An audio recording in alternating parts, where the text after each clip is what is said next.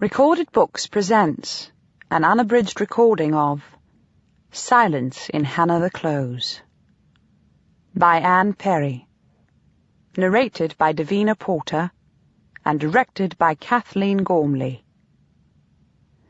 This book is copyrighted 1988 by Anne Perry. This recording is copyrighted 2004 by Recorded Books. Chapter 1. "Police station, sir," the cabby said loudly, even before the horse's feet were still. His voice was thick with distaste. He didn't like these places. The fact that this one was located in the aristocratic elegance of Mayfair was no compensation. Pitt climbed out, paid him, and went up the stone steps and in through the doors. "Yes, sir," the sergeant at the desk said without interest. "I'm Inspector Pitt from Bow Street," Pitt said crisply. "I'd like to see the senior officer in charge." The sergeant took a deep breath, eyeing Pitt critically. He didn't meet the sergeant's conception of a senior officer, not by a long way. He was quite casual. In fact, he was downright scruffy. Clothes all a mismatch, pockets full of rubbish.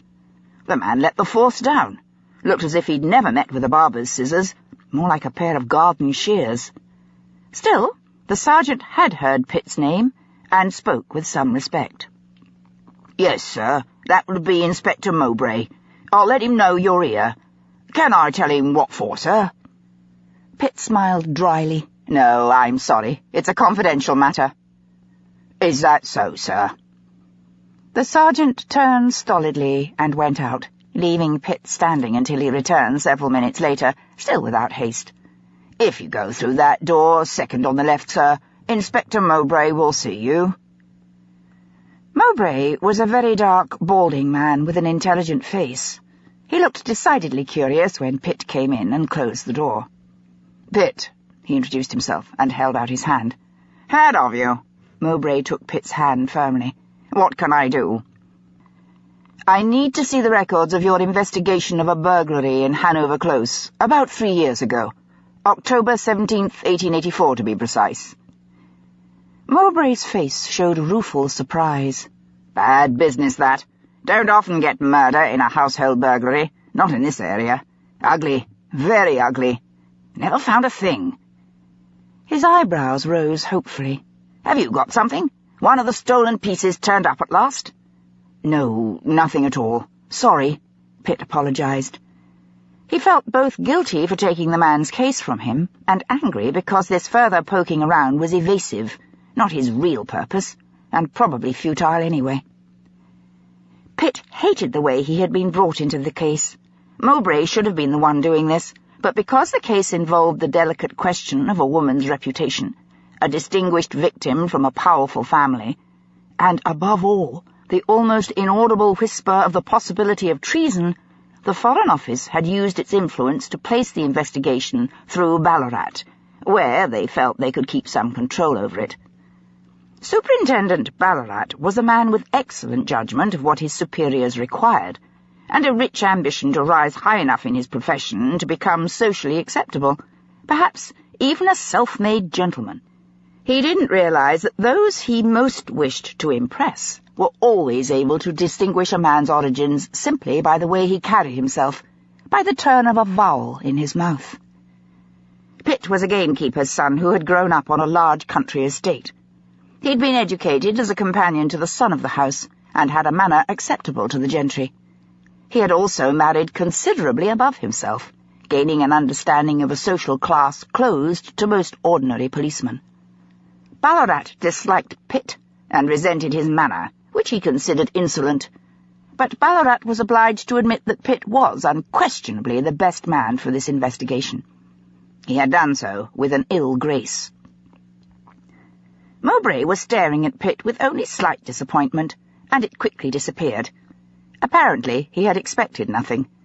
"Oh, well, you'd better speak to Constable Lather first. He found the body. And of course you can read the reports that were written at the time. There isn't much." He shook his head. "We tried hard, but there were no witnesses, and none of the stolen pieces ever turned up. We thought of the possibility of an inside job, We questioned the entire staff and came up with nothing." "I dare say I'll do the same," Pitt said, in an oblique apology. "Have a cup of tea while I send for Lather," Mowbray offered. "It's a vile day. I wouldn't be surprised if it snows before Christmas." "Thank you," Pitt accepted. 10 minutes later, Pitt was sitting in another small, chilly room with a gas lamp hissing on the wall above a scratched wooden table. A thin file of papers rested on it, and opposite Pitt, a stiff, self-conscious constable stood at attention, buttons gleaming. Pitt told him to sit down and be easy. "Yes, sir," Lather said nervously. "I can remember that murder in Hanover Close pretty clear, sir. What is it as you wants to know?" "Everything." Pitt took the teapot and filled a white enamel mug without asking. He passed it to Lather, who took it with round-eyed surprise. "Thank you, sir." He swallowed gratefully, composed himself, and began in a low voice. "It was 3:05 on the morning of October 17th, just over 3 year ago. I were on night duty then, and I passed along Hanover Close." "How often?" Pitt interrupted. "Every 20 minutes, sir, reg'lar." Pitt smiled very slightly. "I know that's what it's meant to be. Are you sure nothing held you up anywhere that night?" He deliberately gave Lather the chance to escape blame if necessary, without telling less than the truth. "No trouble anywhere?" "No, sir." Lather faced him with totally guileless blue eyes. "Sometimes I do get held up, but not that night. I were round exact, give or take no more 'n a minute. That was why I noticed the broken window at number 2 particular, because I knew it weren't broke 20 minutes afore. And it were a front window too, which is kind of funny. Burglars usually goes to the back, with a little nipper skinny enough to get through the bars and whip round and let 'em in." Pitt nodded. "So I went to the door of number 2 and knocked," Lather went on.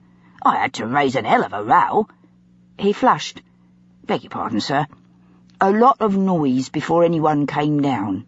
After about 5 minutes, a footman opened up. Half asleep he were, had a coat over his nightshirt. I told him about the window as was broke, and he was startled like, and took me straight to the room at the front, which was the library." The constable took a deep breath, but his eyes held Pitt's without wavering. "I saw immediate that there was trouble. 2 hard-backed chairs was turned over, lying on their sides. There was 6 books knocked on the floor, upset like, and a decanter spilled on a table near the window as was broke, and the glass lying on the floor, shining in the light." "Light?" Pitt asked. "Footman turned up the gas lamps," Lather explained. "He were fair shook, I swear to that." "Then what?" Pitt prompted. "I went further into the room." Lather's face puckered as the memory of that hard stab of human mortality came back to him. "I saw the body of a man on the floor, sir, half on his face, sort of legs bent a bit, like he'd been took by surprise from behind. His head were matted with blood." He touched his own right temple at the hairline. "And there were a big bronze horse on a stand, about 10 inches high, lying on the carpet, about 18 inches away from him. He were wearing a dressing robe over a silk nightshirt, and had slippers on his feet. I went over to him to see if there were anything I could do for him, though I thought he were dead even then." The look of an adult compassion for a child crossed his face. "The footman can't have been more 'n 20, if he were that, and he got took queer and sat down rather sudden. He said, 'Oh, Gord, it's Mr. Robert. Poor Mrs. York.'" "And the man was dead?" Pitt said. "Yes, sir, quite dead, but he was still warm. And, of course, I knew the window hadn't been broke when I passed 20 minutes afore." "What did you do then?"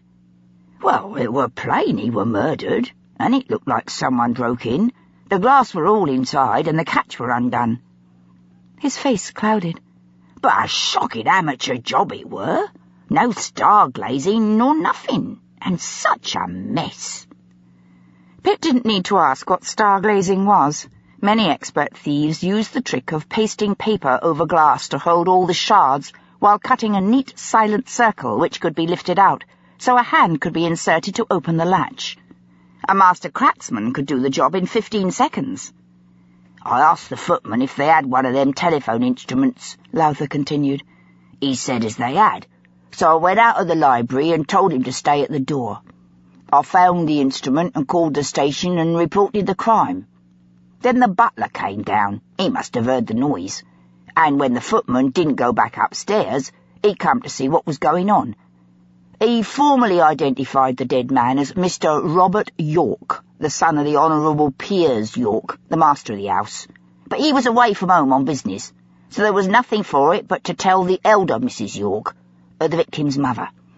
The butler sent for her lady's maid in case she were overcome at the news. But when she came down and we had to tell her, she were very calm, very dignified. He sighed in admiration. Makes you realise what real quality is. She were white as a ghost and looked like she were dead herself, poor soul. But she never wept in front of us, just asked her maid to steady her a bit. Pitt knew of many great women who were bred to bear physical pain, loneliness, or bereavement, by always showing the world a serene face, shedding all their tears in private. They were the sort of women who had sent their husbands and sons to battle on the fields of Waterloo and Balaclava, or to explore the Hindu Kush, or find the source of the Blue Nile, and then to settle and administer the empire. Many had gone themselves into unknown lands, enduring appalling privation and the loss of every familiar sight and sound. In his mind, Mrs. York was such a woman. Lather went on quietly, recalling the sombre house and its grief. I asked them if anything were missing, as they knew. It were hard to have to ask a lady at such a time, but we had to know. She were quite calm and just walked round the room careful-like, and she told us that, as far as she could say, there were 2 silver-framed miniature portraits, dated 1773, a crystal paperweight engraved with a design of scrolls and flowers, a small silver jug used for flowers, and that weren't hard to come at, because the flowers themselves was on the floor, and the water spilled on the carpet. Don't know how we missed seeing it before. And a first edition of a book by Jonathan Swift, she said, as she couldn't see anything else. Where was the book kept? On the shelves with the other books, Mr. Pitt, which means as he knew it were there. I asked, and she said as it didn't look nothing special from the back of it, you'd see ordinary. Ah. Pitt let out his breath slowly. He changed the subject. Was the dead man married? He asked. Oh, yes, but I didn't disturb his wife, poor creature. She hadn't woke, and I couldn't see no point in having to tell her in the middle of the night. Better to let her own family do that. Pitt could hardly blame him. Having to tell the sad news to the loved ones of the victim was one of the hardest duties in a murder case. The only thing even more difficult was seeing the faces of those who loved the guilty when at last they understood. Material evidence, he said aloud. Lather shook his head. Nothing, sir. Least nothing as means much. There weren't nothing in the house as didn't belong. Nothing to show the intruder went anywhere except the library. No footmarks, no hairs, nor bits of cloth. Nothing to see. Following day we asked all the servants in the house, but they heard nothing. No one heard the window break. But then servants sleeps at the top of the house, up in the attics like, so maybe they wouldn't. Anything outside? Pitt pressed. Lather shook his head again. Nothing, sir. No footmarks outside the window, but it were hard frost, wicked that night, and the ground were like iron. Didn't leave no marks myself, and I weighs near 14 stone. Dry enough, so you left no footmarks on the carpet either? Pitt questioned. Not a one, sir. I've thought of that. Any witnesses? No, Mr. Pitt. I saw no one myself, and never did find anyone else as had. You see, Hanover Close is a real close. No through road, so no one as didn't live there 'd have any reason to pass that way, especially in the middle of a winter night. And it's not exactly an harlot's patch. That was more or less what Pitt had expected to hear, but there was always the chance. He tried the last obvious avenue. What about the stolen articles? Lather made a face. Nothing. And we tried hard because of it being murder. Is there anything else? No, Mr. Pitt. Mr. Mowbray took over talking to the family. He could tell you more, maybe. I'll ask him. Thank you. Lather looked puzzled and only slightly relieved.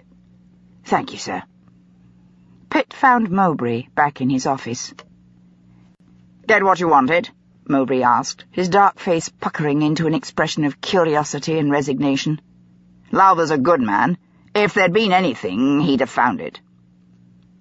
Pitt sat down as near the fire as he could. Mowbray moved fractionally to make room for him and lifted the teapot, offering more tea by raising his eyebrows. Pitt nodded. It was dark brown, stewed, but it was hot. You went the following day. Pitt pursued the subject. Mowbray frowned. Earlier seemed decent. Hate having to do that. Go and talk to people the moment they're bereaved, before they've even got over the first shock. Still, has to be done. Pity. York himself wasn't there. Only the mother and the widow. Tell me about them, Pitt interrupted. Not just the facts. How did they impress you? Mowbray took a deep breath and sighed slowly. The elder Mrs. York was a remarkable woman. Been something of a beauty in her day, I should think. Still fine-looking, very... Pitt didn't prompt him. He wanted Mowbray's own words. Very womanly. Mowbray wasn't satisfied with this description. He frowned and blinked several times. Soft, like one of them flowers in the botanical gardens. His face eased with a flash of memory. Camellias. Pale colours and perfect shape. All ordered, not higgledy-piggledy like a wildflower or one of them late roses that falls open. Pitt liked late roses. They were magnificent, exuberant, but it was a matter of taste. Perhaps Mowbray found them a little vulgar. What about the widow? Pitt kept his voice level, trying not to betray an extra interest. But Mowbray was too perceptive. A very slight smile curved his mouth, and he kept his eyes on Pitt's face. She were hit so hard with shock, she were as white as a corpse herself. I'd swear to that. I've seen a lot of women in times of grief. It's one of the rottenest parts of the job.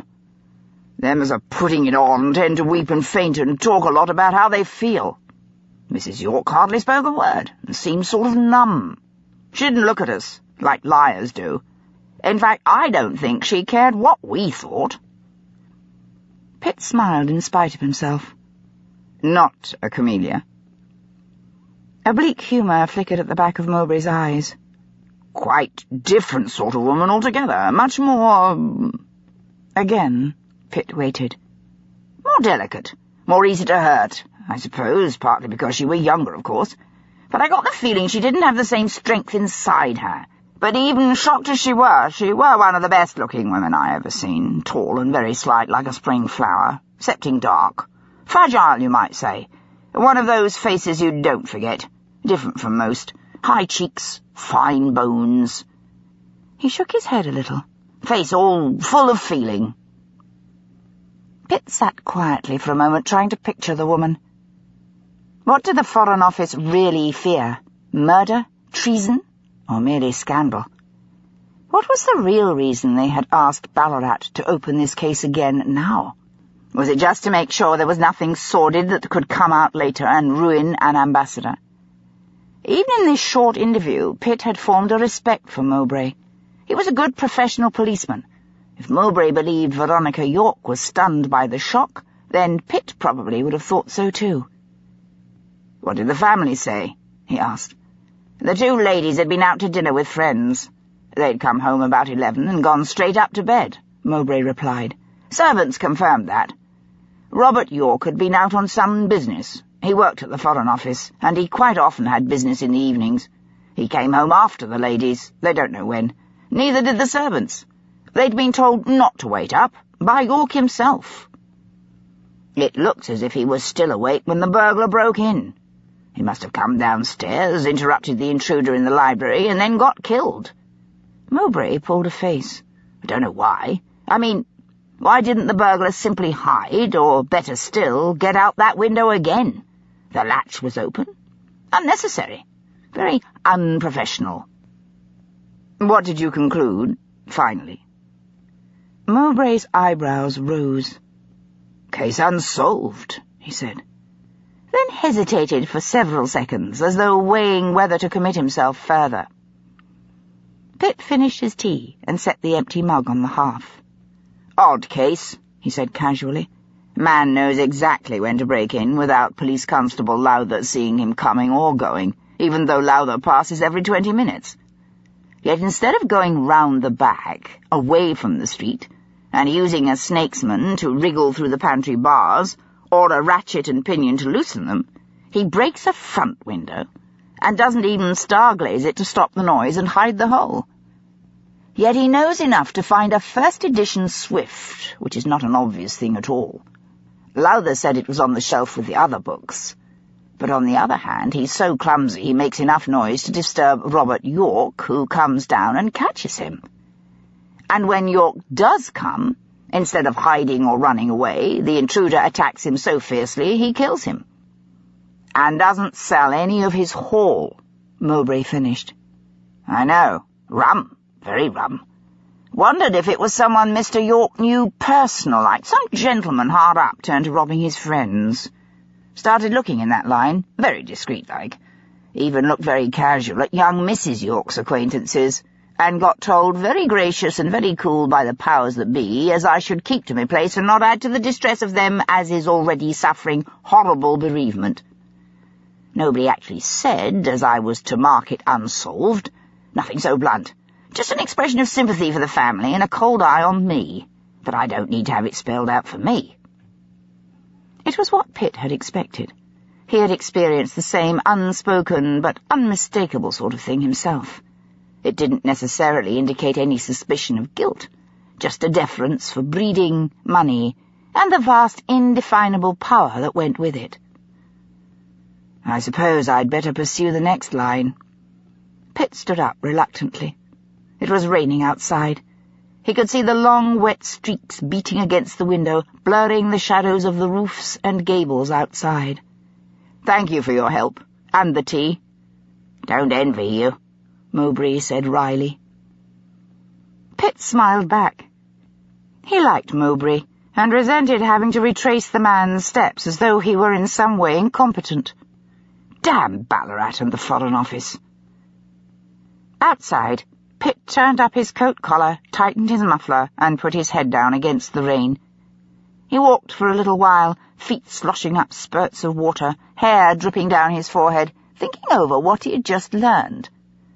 What was the Foreign Office after? A decent resolution of a case which involved one of their own, so it would cause no future embarrassment, as Balorat had said. The widow of Robert York was informally betrothed to one Julian Danvers. If Danvers were headed for an ambassadorship, or higher, no shadow must touch the reputation of any of his family, especially his wife. Or had some new discovery pertaining to the murder of Robert York pointed to treason, and were they using Pitt to unravel it for them? He would take the blame for the tragedy and the scandal which would inevitably follow, the careers and reputations ruined. It was an ugly job, and everything Mowbray had told him only made it uglier. Who had been the other person in the library, and why? Pitt turned from Piccadilly down St. James's, then across the Mall and down the Horse Guards Parade, past the bare trees and wind-whipped grass of the park, up Downing Street to Whitehall and the Foreign Office. It took him a quarter of an hour to persuade the right officials, and finally to reach the department where Robert York had worked until the time of his death. He was met by a distinguished man in his late 30s with black hair and eyes which at first seemed to be equally dark, but as he turned to the light, proved to be a startling, luminous grey. He introduced himself as Felix Asherson, and offered to be of any help within his power. Pitt took that for the limited offer it was. "Thank you, sir. We have had occasion to look again into the tragic death 3 years ago of Mr. Robert York." Asherson's face showed immediate concern, but then it would. in the Foreign Office, where impeccable manners were part of his trade. Have you caught someone? Pitt approached the subject obliquely. No, I'm afraid not, but there were several articles stolen at the time. It seems very possible the burglar was not a casual housebreaker, but a person of education, perhaps after something in particular. Asherson waited patiently. Indeed? And you didn't know that at the time? We did, sir, but I've been asked by certain persons in authority. He hoped Asherson's Whitehall training in discretion was sufficient to keep him from asking who, to pursue the matter again. Oh. Asherson's face tightened almost imperceptibly, just a faint movement of muscles around the jaw, a thickening of the neck, so the stiff wing collar hugged the skin. How can we help you? Interesting how he used the plural, making himself a representative of the office, not personally involved. Pitt selected his words carefully. Since the burglar chose the library and not one of the more obvious rooms, like the dining room where the silver was, we have to consider that he may have been looking for documents, perhaps something Mr. York was working on at the time. Asherson was non-committal. Indeed. Pitt waited.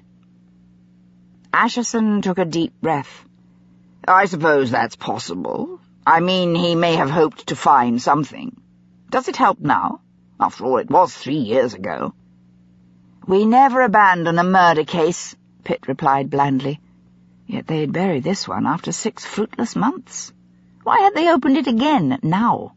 No, of course, Asherson conceded. What can the Foreign Office do to assist you? Pitt decided to be blunt. He smiled very slightly, holding Asherson's eye. Has any information been missed from this office since Mr. York first came to work here? I appreciate that you may not be able to tell when it was taken, only when the discovery was made. Asherson hesitated. You make us sound remarkably inefficient, Inspector. We do not mislay information. It is far too important. So if information has reached unauthorized places, then it was deliberately given, Pitt asked innocently. Asherson breathed out slowly, grasping for time to think. Confusion was momentarily naked in his face. He didn't know what Pitt was leading up to, nor why. There has been information, Pitt said gently, testing, making it something between a question and a statement.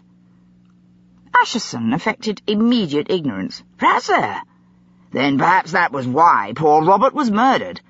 If he took papers home with him and somehow people got to know of it, a thief may have... He left the rest unsaid. Then he could have taken such papers home on several occasions, Pitt pursued. Or are you suggesting it might have been only once, and by some extraordinary chance the thief chose the precise night? It was preposterous, and they both knew it. No, of course not. Asherson smiled faintly. He was caught, but if he was resentful, he hid it superbly. I really don't know what happened, but if he was indiscreet or had friends who were unworthy of his trust, it hardly matters now. The poor man is dead, and the information cannot have reached our enemies, or we should have suffered for it by now. And we haven't. That I can tell you with certainty. If there really were such an attempt, it was abortive. Can't you leave his memory in peace? Not to mention his family. Pitt stood up. Thank you, Mr. Asherson. You've been most frank. Good day, sir. And he left the uncertain-looking Asherson standing on the bright blue and vermilion Turkish carpet in the middle of the floor. Back at Bow Street, in the icy dusk, Pitt climbed the stairs to Balorat's office and knocked on the door. At the command, he went in. Balorat was standing in front of the fire, blocking it. His room was quite different from the functional quarters of the lesser police on the beat, downstairs. The broad desk was inlaid with green leather, the chair behind it was padded and moved comfortably on a swivel. There was the stub of a cigar in the stone ashtray. Balorat was of average height, portly, a trifle short in the leg. but his rich side whiskers were immaculately barbered, and he smelled of cologne. His clothes were perfectly pressed, from his bright oxblood boots to the matching brown tie round his stiff white collar. He was the antithesis of the dishevelled Pitt, whose every garment was at odds with another, pockets weighted down by nameless objects. Even now a piece of string trailed from one, and a hand-knitted muffler half obscured his soft collar. "Well," Balorat demanded irritably, "close the door, man. I don't want half the station listening. The matter is confidential. I told you that before. Well, what have you got?" "Very little," Pitt replied. "They were pretty thorough at the time." "I know that, damn it. I've read the papers on the case." Balorat pushed his short fingers further into his pockets, fists clenched. He rocked back and forth very slightly on the balls of his feet. "Was it a chance break-in? Some amateur who got caught in the act and panicked, killing young York instead of escaping like a professional? I'm sure any connection with the Foreign Office was coincidental. I have been told by the highest authority," and he repeated the words, rolling them on his tongue, "the highest authority, that our enemies have no knowledge of the work York was engaged in." "More probably some friend of York's who ran up a debt and turned his hand to burglary to try to get out of it," Pitt answered frankly, and saw the look of displeasure on Balorat's face. He knew where the first edition Swift was. "Inside help," Balorat said immediately. "Bribed a servant." "Possibly, assuming there was a servant who knew a first edition Swift when she saw it. Not the sort of thing the Honourable Piers York would discuss with the tweenie." Balorat opened his mouth to tell Pitt not to be sarcastic with him, then thought better of it and changed course. "Well, if it was one of their social acquaintances, you'd better be damn careful in your questions, Pitt. This is a very delicate investigation we've been entrusted with. A careless word, and you could ruin reputations, not to mention your own career." He looked increasingly uncomfortable, his face flushed to a dull purplish hue. "All the Foreign Office wants us to establish is that there was nothing untoward, nothing unseemly in Mrs. York's conduct. It is no part of your business to blacken the name of a dead man, an honourable man who gave distinguished service to his Queen and to his country." "Well, there has been information disappearing from the Foreign Office," Pitt said, his voice rising in frustration. "And the burglary at the York house needs a great deal more explanation than it's had so far." "Then get on with it, man," Balorat snapped. "Either find out which friend it was, or better still, prove it wasn't a friend at all. Clear Mrs. Veronica York of the slightest possible mark against her character, and we'll all be thanked." Pitt opened his mouth to retort, but saw the pointlessness of it reflected in Balorat's black eyes. He swallowed his temper. "Yes, sir." He went out with his mind seething. Then the cold air hit his face, stinging with rain, and he was jostled by passers-by on the dark pavements. He heard carriages clattering by, saw shops with windows lit and gas lamps burning in the streets, smelled chestnuts roasting on a brazier.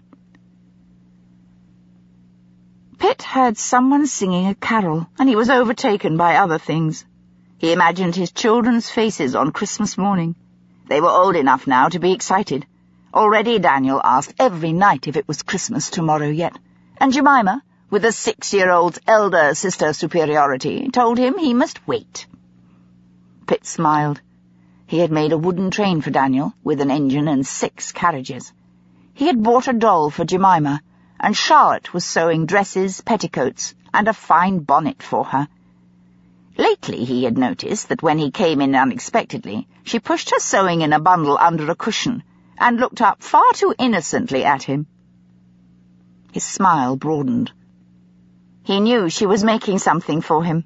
He was particularly pleased with what he had found for her, a pink alabaster vase about 9 inches high, simple and perfect. It had taken him 7 weeks to save up enough. The only problem was Emily, Charlotte's widowed sister. She had married for love, but her husband George had had both title and wealth. After the shock of her bereavement last summer, it was only natural that she and her 5-year-old son, Edward, should come on Christmas Eve to spend the holiday with her sister. But what could Pitt possibly afford to give Emily that would please her? He had still not solved the problem when he arrived at his front door. Pitt took off his wet coat and hung it on the hook, undid his sodden boots, and started towards the kitchen in his stocking feet.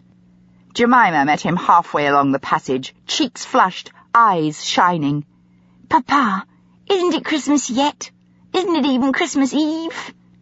"Not yet." He swung her up into his arms and hugged her. "Are you sure?" "Yes, my sweetheart, I'm sure." He carried her into the kitchen and put her down. Gracie, the maid, was upstairs with Daniel. Charlotte was alone, surveying the final touches to her Christmas cake, a wisp of hair curling over her brow. She smiled at him. "Any interesting cases?" "No. An old case that will go nowhere." He kissed her once, then kissed her again with growing warmth. "Nothing?" she persisted. "Nothing. It's only a formality." Chapter 2. At first, Charlotte accepted Pitt's brief dismissal of his new case, because she was preoccupied with Christmas and all the arrangements. There was so much that had to be done in the kitchen: the hiding of carefully wrapped threepenny pieces in the plum pudding, the making of sweets, jam for tarts, and chopped fruits for mince pies. And there were presents to finish and wrap in coloured paper. On top of that, everything must be kept secret, to be a surprise on the day. At any other time she would have been more inquisitive and considerably more persistent. In the past, Charlotte had involved herself in some of Thomas's most complex and personally tragic cases, drawn in by deliberate curiosity or outrage at some event. It was only last summer that her sister Emily's husband had been murdered, and that case had seemed endless. Emily herself had been the main suspect. George had had a short-lived but intense affair with Sibylla March, and Emily was the only one who knew it had ended the night before he died. Who could be expected to believe her when all the evidence was to the contrary? And Emily, in her efforts to win back George's attention, had been so indiscreet with Jack Radley that she had deliberately given everyone the impression that she herself was romantically involved. Charlotte had never been so afraid as during that period, nor felt true tragedy as close. When their elder sister Sarah had died, it had been a loss, sudden and stark, but imposed from outside, a chance event that might have stricken anyone. George's death was different. It had seemed a failure from within. All their assumptions about safety and love had been shattered in a simple reverberating act, touching everything and marring it all with doubt. What lack in Emily, what emptiness in the trust she had thought so deep, had turned George to another woman with such passion?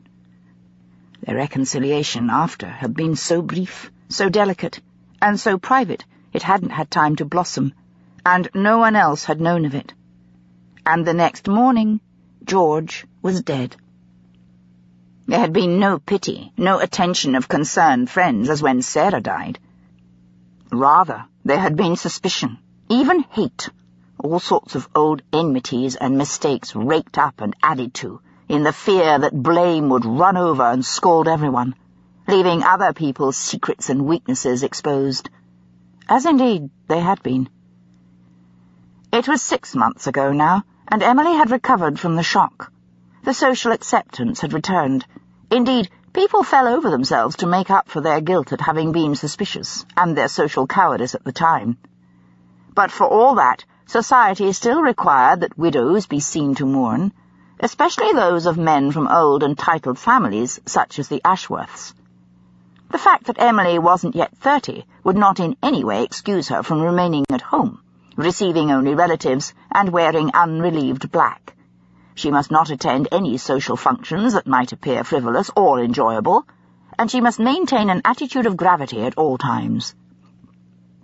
She was finding it almost unendurable. To begin with, as soon as George's murderer was found and the matter closed, she had gone into the country with Edward, to be alone, and spend her time helping him to understand the death of his father and his own new position. With the autumn she had returned to the city, but all the usual parties, operas, balls, and soirees were closed to her.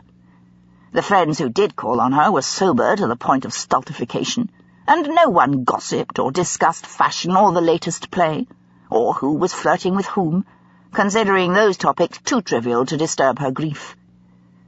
The time Emily spent sitting at home, writing letters, playing the piano, or stitching endless needlework felt like a constant scraping of the skin, the source of a raging discontent. Naturally, Charlotte had invited Emily to come for Christmas with Edward, who would find the company of other children the best present of all. But what about after Christmas? Emily would have to return to the Ashworth townhouse, alone and bored to tears. And to tell the truth, as deeply as she loved her home and her children, 6 months of uninterrupted domesticity was beginning to hang a little heavily on Charlotte also. She had asked Pitt about his new case with more than wifely concern. There was, as well, a desire for adventure in the question. The following evening, Charlotte prepared her ground a little more carefully. She waited until after dinner, when they were sitting in front of the parlour fire. The children were long in bed, and she was carefully stitching butterfly ornaments to put on the Christmas tree. "Thomas," she began casually, "if the case is really nothing of importance, just a formality, as you said, do you think you will be able to leave it over Christmas?" She didn't look up, keeping her eyes on her thread and the delicate gossamer she was sewing. He hesitated. "I think there may be more to it than I supposed." Charlotte kept her curiosity subdued with great difficulty. "Oh, dear. How is that?" "A burglary that's hard to understand." "Oh." This time she didn't need to pretend indifference. Burglaries were impersonal. The loss of possessions held no interest for her. "What was stolen?" 2 miniatures, a vase, a paperweight, and a first-edition book," he replied. "What is difficult to understand about that?" Then she looked up and found him smiling. "Thomas?" Instantly she knew there was more, an element of mystery or concealed emotion. The son of the house disturbed the burglar and was killed. His eyes were steady on hers, speculative. He was amused by her curiosity and her attempts to disguise it, yet he respected her perceptiveness.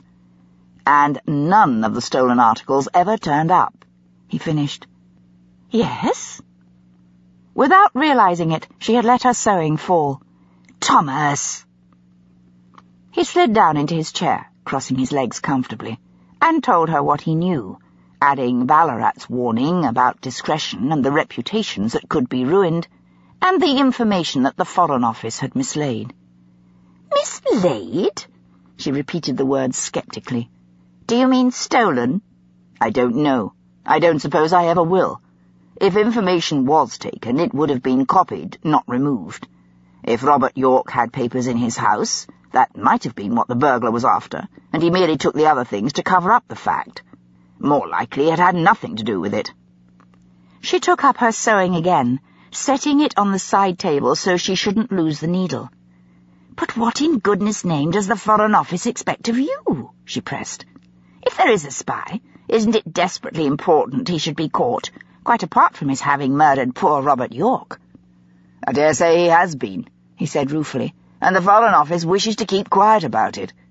What they really want is for us to test their skill, make sure the mislaid information is hidden beyond recall.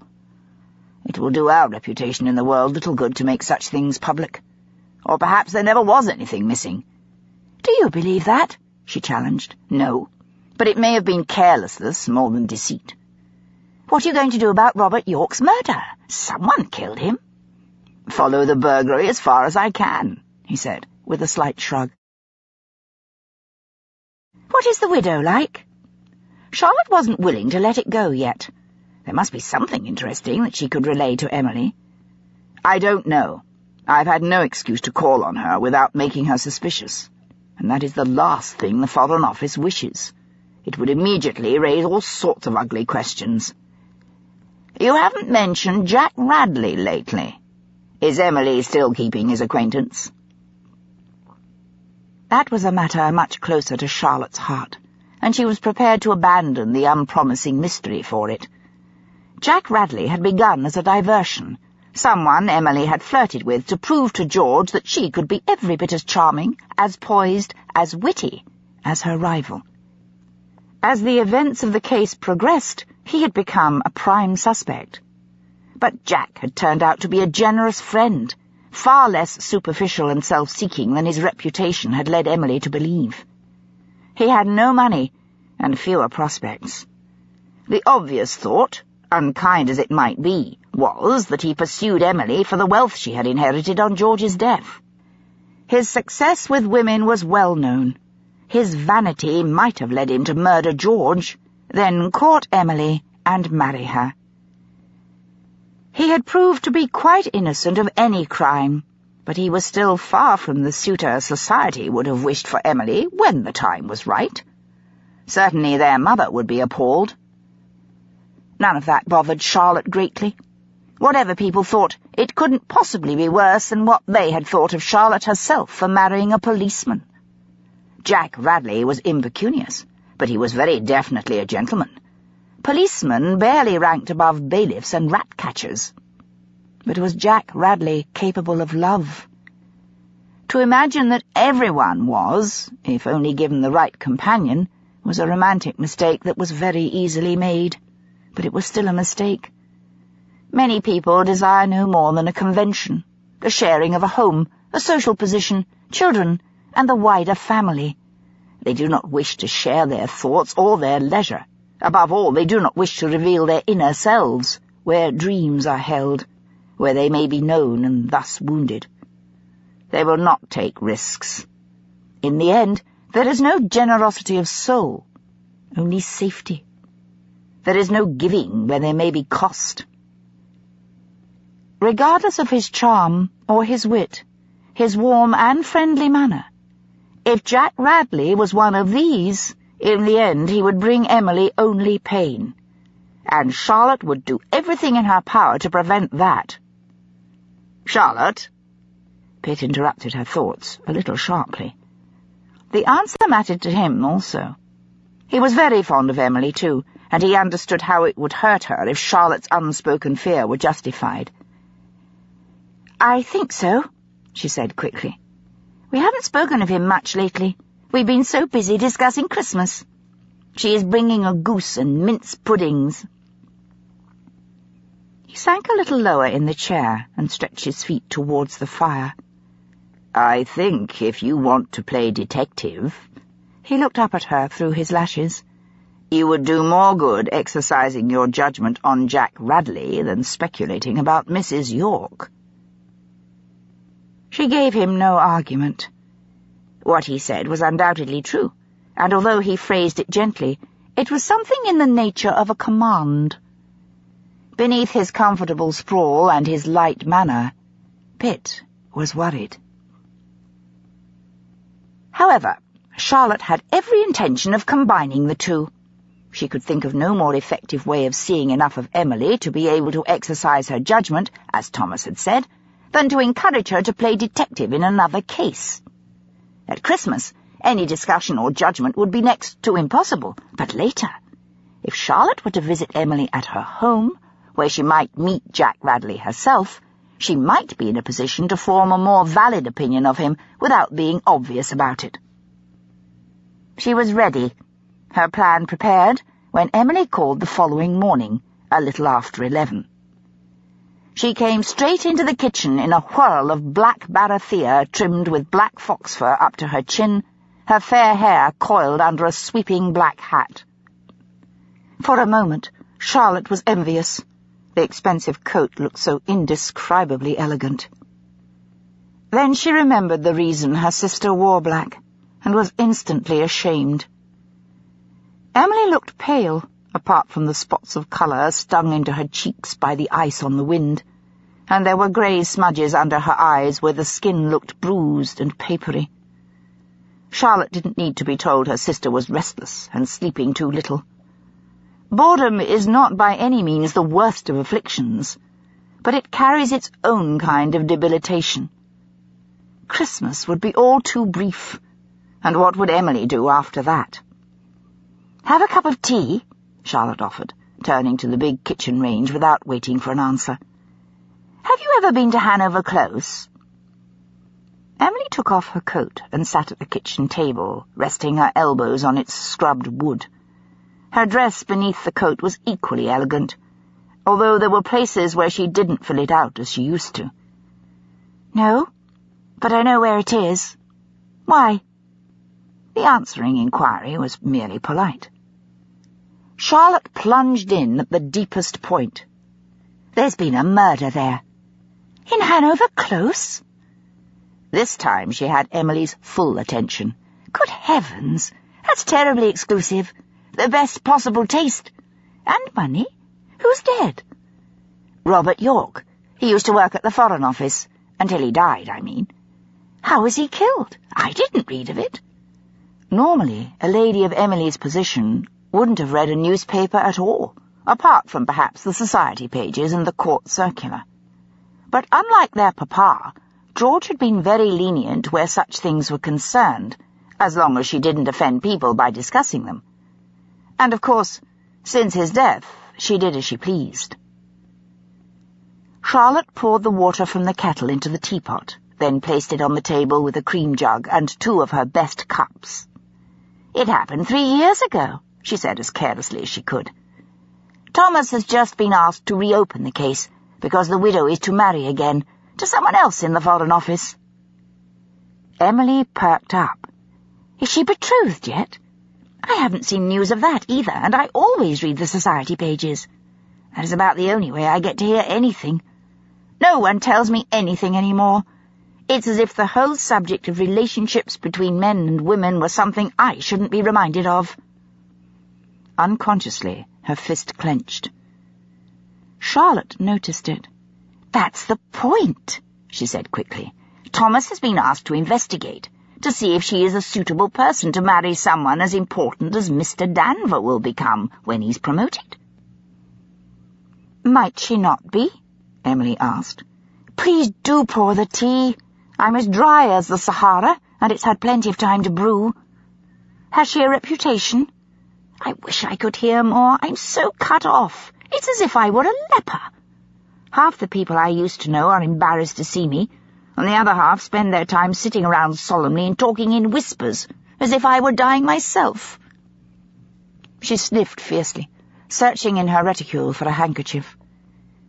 It wasn't self-pity so much as a sudden warmth of the kitchen after the cold air in the carriage which provoked the necessity.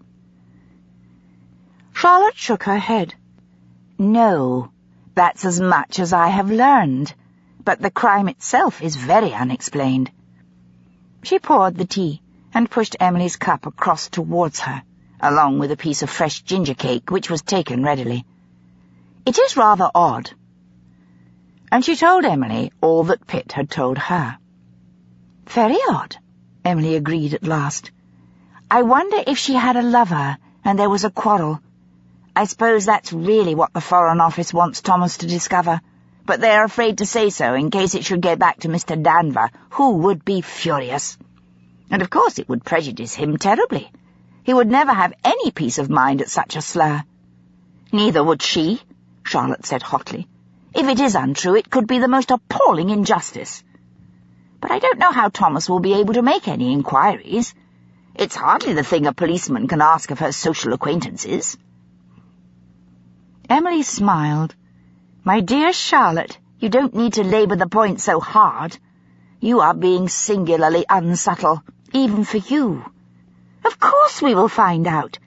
We've done nothing but bake cakes and stitch seams for 6 months, and I'm ready to scream with it. We shall prove Veronica York's impeccable reputation, or ruin it entirely. Where shall we begin?" Charlotte had already anticipated the difficulties. Emily could no longer move in society as she had when George was alive, and Charlotte, as the wife of a policeman, had not the money to dress appropriately, nor the friends upon whom to call. There was only George's great-aunt Vespasia who would understand and assist, but she was over 80, and since George's death had taken a less active part in affairs than before. She was devoted to a number of causes, and believed that the battle against poverty and injustice could be tackled through reform of the law. She was currently engaged in a struggle to improve the working conditions in factories which employed children, especially those under the age of 10. Charlotte poured more tea into her cup and sipped it. "Are you still in acquaintance with Jack Radley?" she asked, trying to sound casual, as if the question were entirely to do with the problem of Veronica York. Emily reached for the ginger cake again. "He calls upon me from time to time. Do you think he might involve himself?" She cut a large slice of the cake and bit into it hungrily. "Perhaps he might help us to arrange a meeting," Charlotte suggested. "Not us." Emily made a face.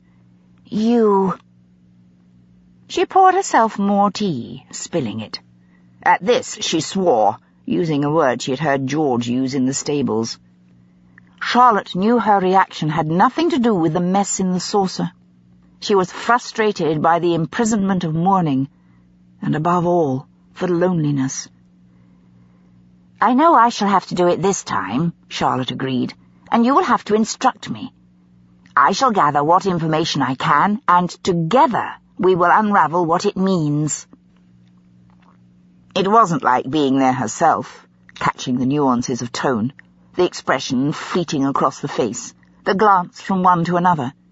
But Emily knew that Charlotte's idea was the best she could hope for, and she was grateful for it. It would have been ladylike to wait until Jack Radley called upon her. She didn't imagine it would be long before he did. He had made his admiration plain enough 6 months ago, and in the intervening time had visited her on many occasions. It wasn't the depth of his regard she doubted, but the quality. Did he court her for herself, or because she was George's widow, with George's position and George's money? She enjoyed his company as much as she had ever enjoyed anyone's, and that was a rather startling admission considering her suspicions. But how close is liking to loving? When she had married George, he had been the catch of the season. Emily had been perfectly aware of his faults. She had considered them part of the bargain, and accepted them graciously. He, in turn, had proved to be all that she had hoped, and had never criticized any of her imperfections. What had begun as a perfect understanding had grown into something much warmer. Her first perception of him had been as the handsome, reckless Lord George Ashworth, the ideal husband.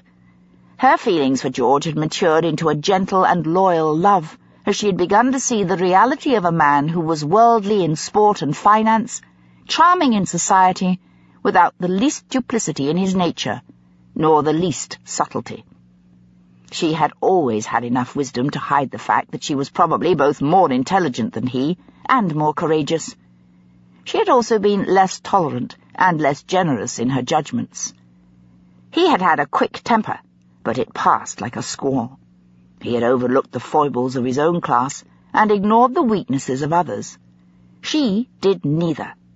Injustice infuriated her, more now than when she was younger. As time passed, she was becoming more like Charlotte, who had always been opinionated, quick to anger, and a fighter against all she perceived to be wrong, even though that perception was sometimes hasty and far too outspoken. Emily had been more sensible, at least until now. Today she sat down and wrote a letter to Jack Radley, inviting him to call upon her at his earliest convenience, and dispatched the footman with it as soon as it was sealed. His reply was satisfactorily rapid. He arrived in the early evening, the hour when in happier times she would have been dressing for an evening at dinner, or perhaps a ball or the theatre. Now she sat by the fire reading Robert Louis Stevenson's The Strange Case of Dr. Jekyll and Mr. Hyde, published the previous year.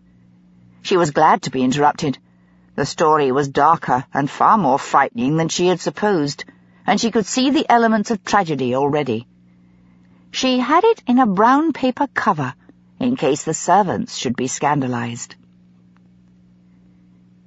Jack Radley entered the moment after the parlour-maid announced him. He was casually dressed, but his tailor was clearly his chief creditor. The cut of his trousers was immaculate. The jacket fit perfectly. It was his smile she looked to, however, and those remarkable eyes, which were full of concern. "Emily, are you all right?" he asked, searching her face. "Your message sounded urgent. Has something happened?" She felt a trifle foolish. "I'm sorry. It's not an emergency, and I'm perfectly well, thank you. But I'm bored to distraction, and Charlotte has discovered a mystery." There was no point in lying to him. He was too like her to be deceived.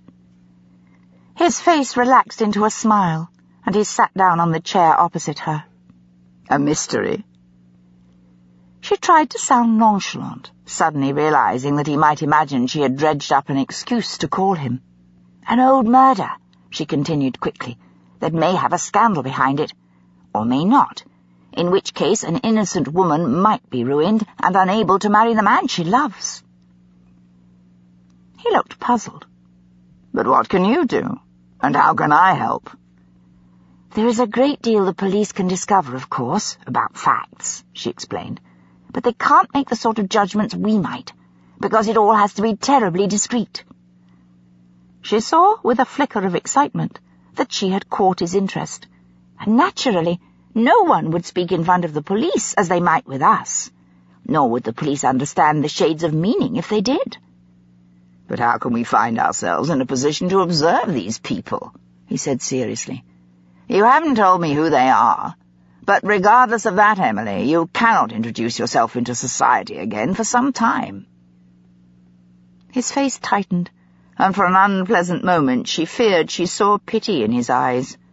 She might have accepted pity from someone else, but coming from Jack, it grated surprisingly, like an abrasion of the skin. "I know I can't," she said, and instantly regretted the tartness in her voice, and yet was unable to stop it.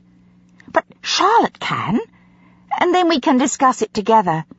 At least, she can if you will be prepared to help her." He smiled a little ruefully. "I'm very good at scraping an acquaintance. Who are they?" She looked up at his face, trying to read his expression. His eyelashes still shadowed his cheek the way she remembered. How many other women had thought precisely the same thing? Really, this was the utmost foolishness. Charlotte was right. She needed some occupation for her mind before it became completely addled. "The man who was murdered was Robert York," she said briskly. "The widow is Mrs. Veronica York of Hanover Close." She stopped. He was smiling broadly. "Not difficult at all," he said confidently. "I used to know her. In fact—" He hesitated, apparently uncertain how indiscreet to be.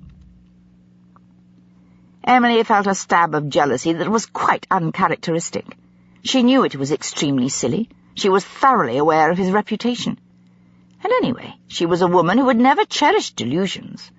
She knew perfectly well that men held themselves accountable to quite a different set of standards from those they expected of women. It was only necessary never to be so flagrant that others couldn't affect ignorance. What they suspected was irrelevant. All realistic people knew as much. Judicious blindness was the only way to preserve peace of mind. But it was a standard Emily was becoming increasingly impatient with, even though she knew her feelings were foolish and highly impractical. "Did you part in a manner which would allow you to take up the acquaintance again?" she said crisply. His face fell. "Certainly." She looked down, not wanting him to guess at any emotion in her, certainly nothing as unattractive as the truth. "Then will you? With Charlotte? As you say, it would be impossible for me." "Of course," he said slowly, and she knew he was looking at her.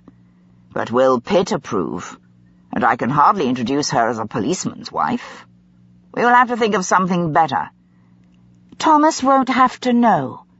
She can come here first, borrow one of my dresses, and go as—" She searched her imagination. "As a cousin of yours up from the country. A close cousin, so it will not be in the least improper for you to accompany her without a chaperone." Will she agree to that?" There was already interest in his voice, and not the incredulity he might have felt towards someone else. Perhaps he was remembering Cardington Crescent. "Oh, yes," Emily said with intense determination. "Certainly she will." 2 days later, handsomely dressed in one of Emily's winter gowns adapted from last season — she had bought nothing but black this winter — Charlotte found herself in a smart carriage bowling along Park Lane towards Hanover Close, with Jack Radley beside her. He had called at the York house immediately upon parting from Emily. He left his card and asked if he might introduce them to his cousin, Miss Elizabeth Barnaby, who was newly come up from the country after nursing her aunt through a long and distressing illness, from which she was at last mercifully recovered. Now Miss Barnaby was in need of a little diversion, and for this reason Jack had presumed on an old acquaintance, in the hope he might introduce her. The reply had been brief, but perfectly civil, quite enough upon which to call. Charlotte pulled the rug tighter round her knees.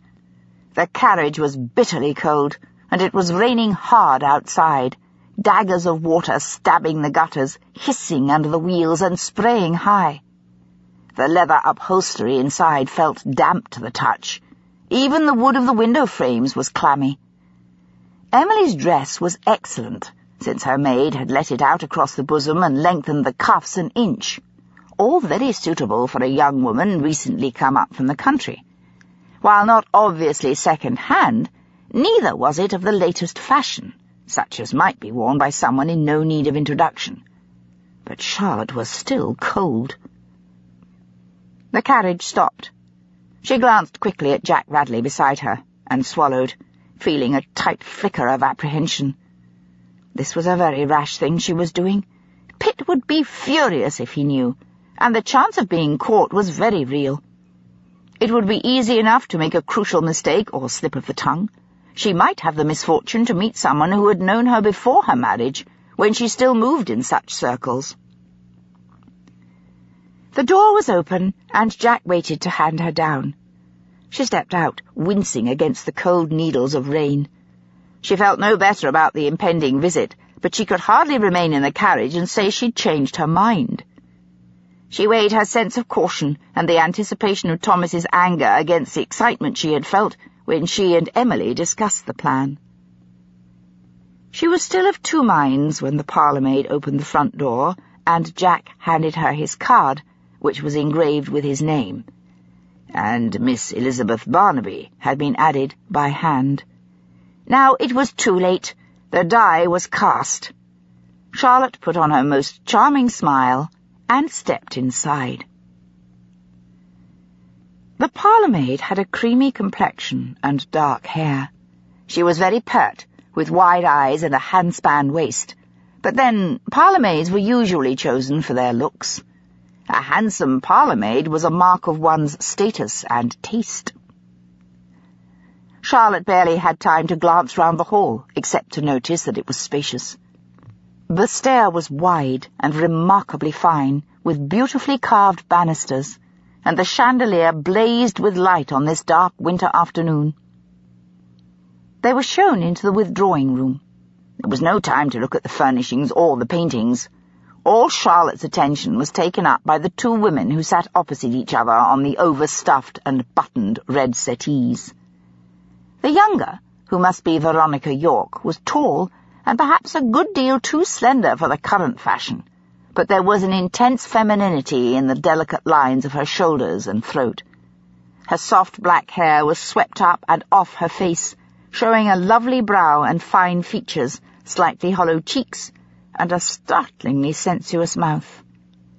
The older woman had thick, curly, light brown hair. Her curls were so rich no rags or irons could have created them, only nature. She looked to be considerably shorter than the other woman. Although she was of heavier build, she was still extremely comely in an embroidered gown of the latest fashion. Her features were regular, and she had obviously been something of a beauty well into her prime. She was only just beyond it now, and the telltale lines on her pink and white skin were few, and round the mouth rather than the eyes. It was a face of arresting strength. This must be Loretta York, the dead man's mother, whom Thomas had said behaved with such dignity on the night of the tragedy. As mistress of the house, she welcomed them, inclining her head to Jack and offering her hand. "Good afternoon, Mr. Radley. How agreeable of you to call and to bring your cousin." She turned to Charlotte with a scrutinizing eye. "Miss Barnaby, I believe you said." Charlotte put on the most innocent air she could imagine, and all but curtsied. She was supposed to be shy and grateful, seeking London society, and, as a single woman of desperate age, a husband. "How do you do, Mrs. York? It is most kind of you to receive us." "I hope we find you as well as you look, ma'am." Jack's flattery was automatic. It was the usual coin of exchange, and he had dined out most of his adult life on his charm. "You make me forget it's winter outside, and several years since we last met." "I see your manners have not changed," she said, a trifle tartly, but there was a flush of pleasure in her cheeks. She might protest, discard it as convention, but she liked it all the same. "Of course, you know my daughter-in-law," she said, indicating the younger woman with no more than a glance in her direction. Jack bowed again, very slightly, but enough for grace. "Of course. I was most grieved to hear of your loss, and I hope that the future will hold some happiness for you." "Thank you." A tiny smile touched the corners of Veronica York's lips. Watching closely, Charlotte could see there was an old understanding between them that had been picked up effortlessly. A thought of Emily flashed into her mind, and she pushed it aside. That was another problem, to be faced at another time. Veronica was looking past Jack and assessing Charlotte, judging the cut of her gown, its newness, its cost, as was Loretta. Charlotte was satisfied that it communicated her new status precisely. It was the gown of a countrywoman somewhat retired from society by duties of compassion, but of good family and more than adequate means. "I do hope you will find London to your liking, Miss Barnaby," Veronica said graciously. "There will be much to divert you, but of course you must take care, because there is also company you would not wish, and it is easy enough to find yourself in distasteful places if you are not wise in your choices." Charlotte seized the chance. She smiled shyly. "That is most kind of you, Mrs. York. I shall be sure to take your advice. A woman's reputation can be so quickly ruined." "Quite," Loretta agreed. "Pray, do be seated, Miss Barnaby." Charlotte thanked her and sat carefully on a stiff-backed chair, arranging her skirt. For a moment she was reminded with unpleasant clarity of the time before her marriage, when she had often been in situations something like this. She had been escorted by her mother to all the right functions, shown off to best advantage in the hope that some eligible man would be attracted, and a suitable marriage arranged. Always she had ended by expressing too forceful an opinion upon something, or laughing inappropriately, or being altogether too wilful and failing to charm, quite often on purpose. But then she had thought herself in love with her elder sister's husband, and the idea of marrying anyone else had been unspeakable. How long ago, how girlish that seemed now.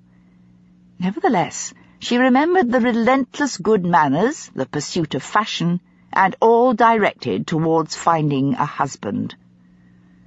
"Have you been in London before, Miss Barnaby?" the elder Mrs. York was inquiring, her cool grey eyes summing up Charlotte's very handsome figure, and noticing the tiny needle-holes where the bodice had been let out. For once, Charlotte didn't mind. This was only a part she was playing, and she must remember to observe closely, so as to have something to report back to Emily. "Oh, yes, but not for some time, owing to my aunt's illness. Happily she's quite recovered, and I am free to take up my own life again. But I do feel I've missed so much. I imagine a great deal has happened in society since." "No doubt," Mrs. York said with a tiny smile. although there is a certain sameness in events from year to year, and only the people's names change." "Oh, I think the people are quite different also," Veronica argued, "and certainly the theatre is." Mrs. York shot her a glance that Charlotte noted with interest, critical, then instantly muted. There was no gentleness in it. "You know very little of the theatre," she pointed out. "You have scarcely been till this year?" She turned to Charlotte. "My daughter-in-law is a recent widow. Naturally, she has remained in mourning until quite lately." Charlotte had already decided to pretend complete ignorance of the affair in Hanover Close, and anything to do with it. She put on an instant expression of sympathy. "I'm so sorry. Please accept my deepest condolences. I shouldn't have troubled you had I known." She turned to Jack, who studiously avoided her eye. "It has been 3 years," Veronica said into the rather awkward silence. She looked not at her mother-in-law's face, but downward to the rich wine-coloured brocade of her own skirt, then back at Charlotte. "We, too, are taking up our lives again." "You are?" Mrs. York's tone made the distinction delicate, but perfectly plain. It was charged with emotion, but try as she might, Charlotte couldn't define it. Was she reminding the younger woman that her own loss of a son was irreplaceable, and somewhat deeper than the loss of a husband, since Veronica planned to remarry? There seemed more in her face than awareness of her daughter-in-law's pain, or even envy, or anything so vulnerable as self-pity. Her small, strong hands were white in her lap, and her eyes were glittering and sharp. Had not such an idea been so out of place, even ridiculous, Charlotte might have thought it a warning of some sort. But that was groundless, and an inaccurate observation. Veronica's full lips curved upwards in a tiny smile. Clearly she understood the significance of the reply. "Indeed. Mr. Radley, you may congratulate me," she said, looking up at him. "I am to be married again." In that instant, Charlotte made a mental note that Veronica York and Jack Radley had certainly had a friendship that was more than merely amicable, at least on her part. Jack smiled as if it were a happy surprise to him. "I hope you will have every blessing and good fortune."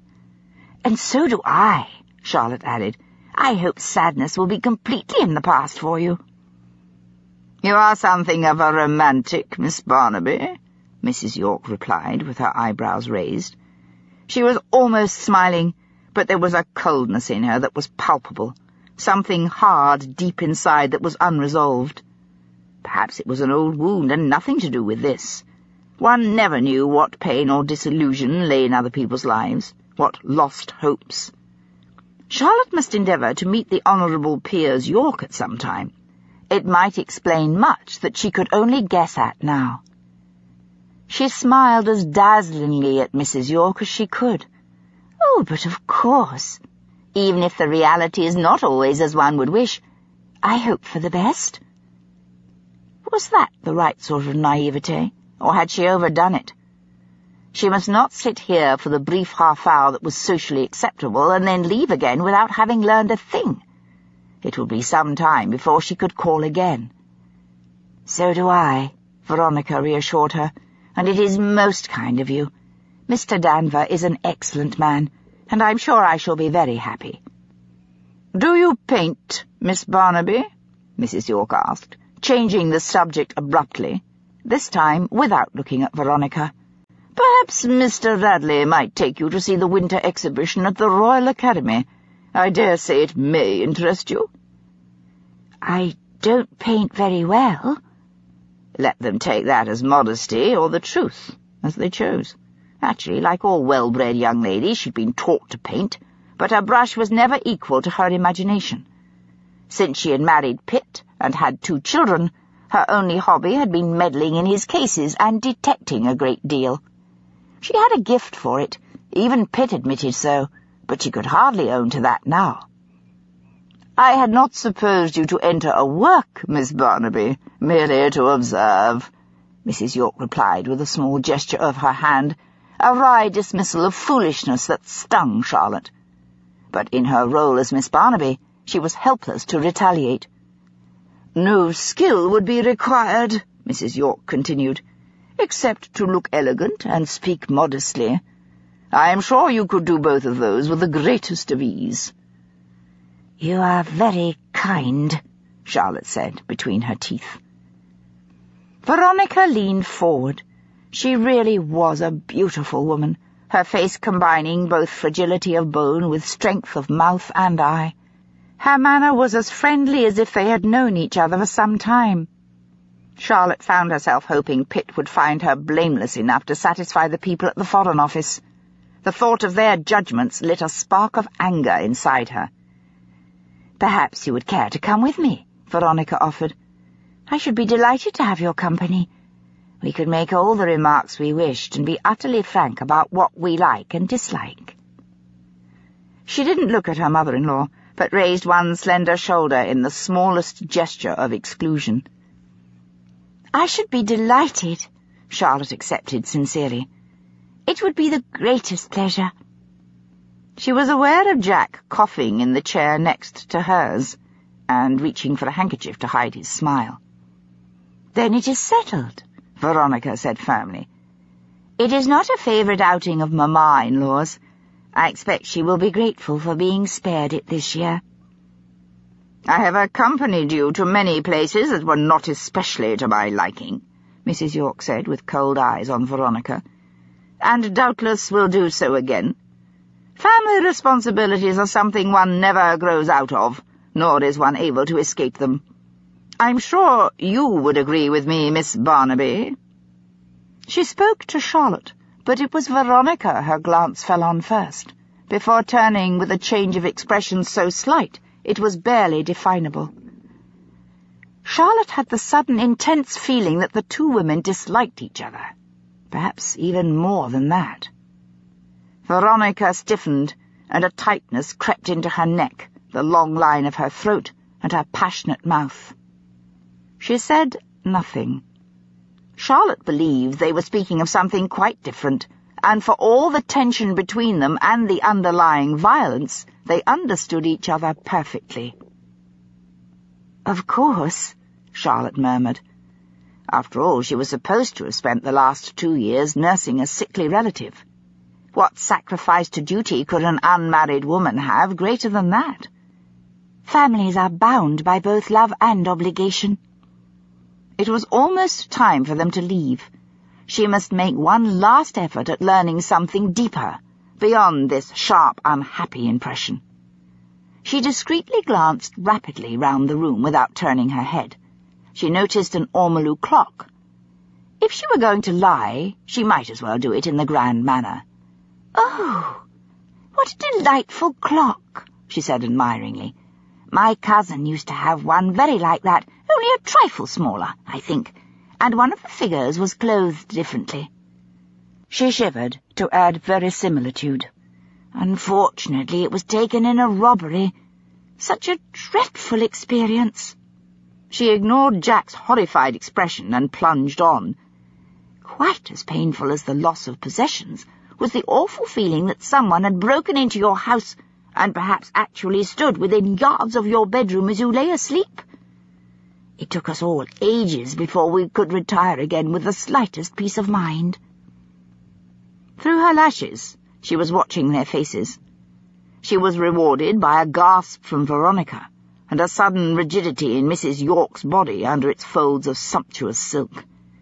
"We called the police, of course," she went on relentlessly, "but no one was caught, and none of our precious things was ever recovered." Veronica opened her mouth, sat perfectly still, then closed it without speaking. "What a misfortune for you!" Mrs. York's voice was quite low, but there was a curious edge to it, and her words were unusually distinct, as if her control over them were precarious. "I'm afraid it is part of present-day life. One is seldom as safe as one imagines. Be thankful, Miss Barnaby, that it was only goods of which you were robbed." Charlotte maintained her facade of innocence, although it stabbed her conscience. She gazed back at Mrs. York in bewilderment.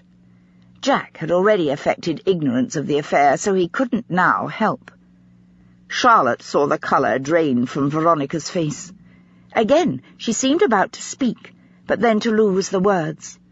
She raised her eyes to her mother-in-law, then, before their glances met, she looked away again. Finally, it was the older woman who broke the hot silence. "My son was killed by an intruder in the house, Miss Barnaby. It is something we still find too distressing to discuss. That is what made me say you were fortunate to have lost only material possessions." "Oh, I am so sorry," Charlotte said instantly. "Please forgive me for having brought you pain. How could I have been so clumsy?" A real feeling of guilt was burning inside her already.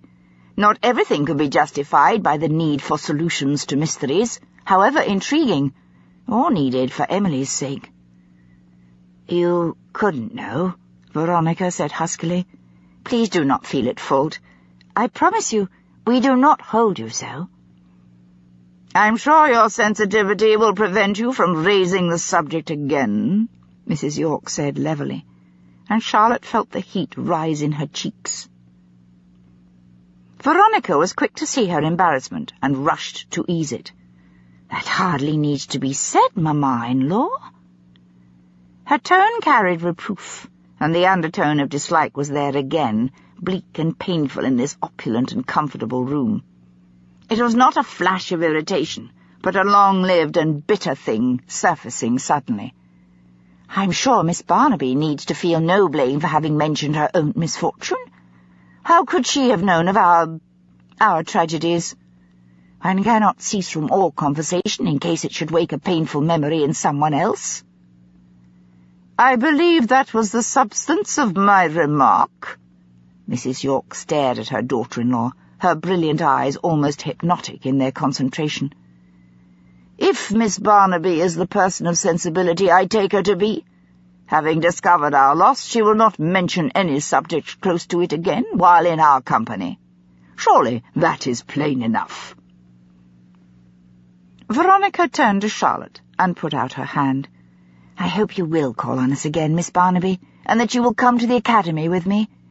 I most sincerely meant my invitation. It was not merely a pleasantry." "I shall be delighted," Charlotte said, taking the offered hand warmly. "It will be the greatest pleasure, and I look forward to it." She rose. It was now time to leave. After that conversation, it was the only possible course. Jack rose also, and together they expressed their thanks and good wishes, and 5 minutes later they were in the chilly carriage with the clatter of hooves and the hissing of wheels in the rain. Charlotte wrapped the rug round herself more tightly, but nothing could keep all the icy spears of the draught away. Next time she borrowed a gown from Emily, she would take a fur muff to go with it. "I assume you will be going to the academy with Veronica," Jack said after a moment or two. "Of course." She turned in her seat to look at him. "Don't you think there is a great deal between Veronica and Mrs. York which the police could never discover? I think they both know something about the night of the burglary, although how we'll ever learn it, I can't imagine." Chapter 3. Pitt had no idea that Charlotte had gone to Hanover Close. He both knew and understood her concern for Emily, and he expected her to use all her powers of judgment and deduction to find out just how Emily felt about Jack Radley, and to measure his worthiness, if Emily truly cared for him. And if it turned out he wasn't satisfactory, there would be the major challenge of either dissuading Emily from pursuing it any further or discouraging Radley himself. Pitt suspected that it might well take all Charlotte's skill to bring the affair to the conclusion that would cause Emily the least pain. Therefore, he didn't mention the York burglary or Robert York's death to Charlotte again, nor keep her up to date on his own pursuit of a solution. Balorat was evasive about the precise reason for opening the case again.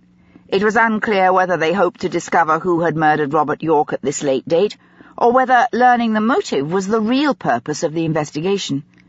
Perhaps they wanted to establish beyond a doubt that it had been no more than a simple robbery that had erupted into unplanned violence, putting an end to the rumours of treason once and for all. Or were they really concerned that Veronica York was somehow involved, the unwitting catalyst of a crime of passion inexpertly covered to look like robbery? Or did they know the truth, and simply wished to make doubly sure it was successfully concealed forever by having the police tested, and if it didn't break, then they could rest easy that it was buried beyond anyone's recall? Pitt found this last possibility acutely distasteful, and possibly he wronged his superiors by letting it enter his mind, but he was determined to think it through until he could present Balorat with an answer that was beyond denial or dispute.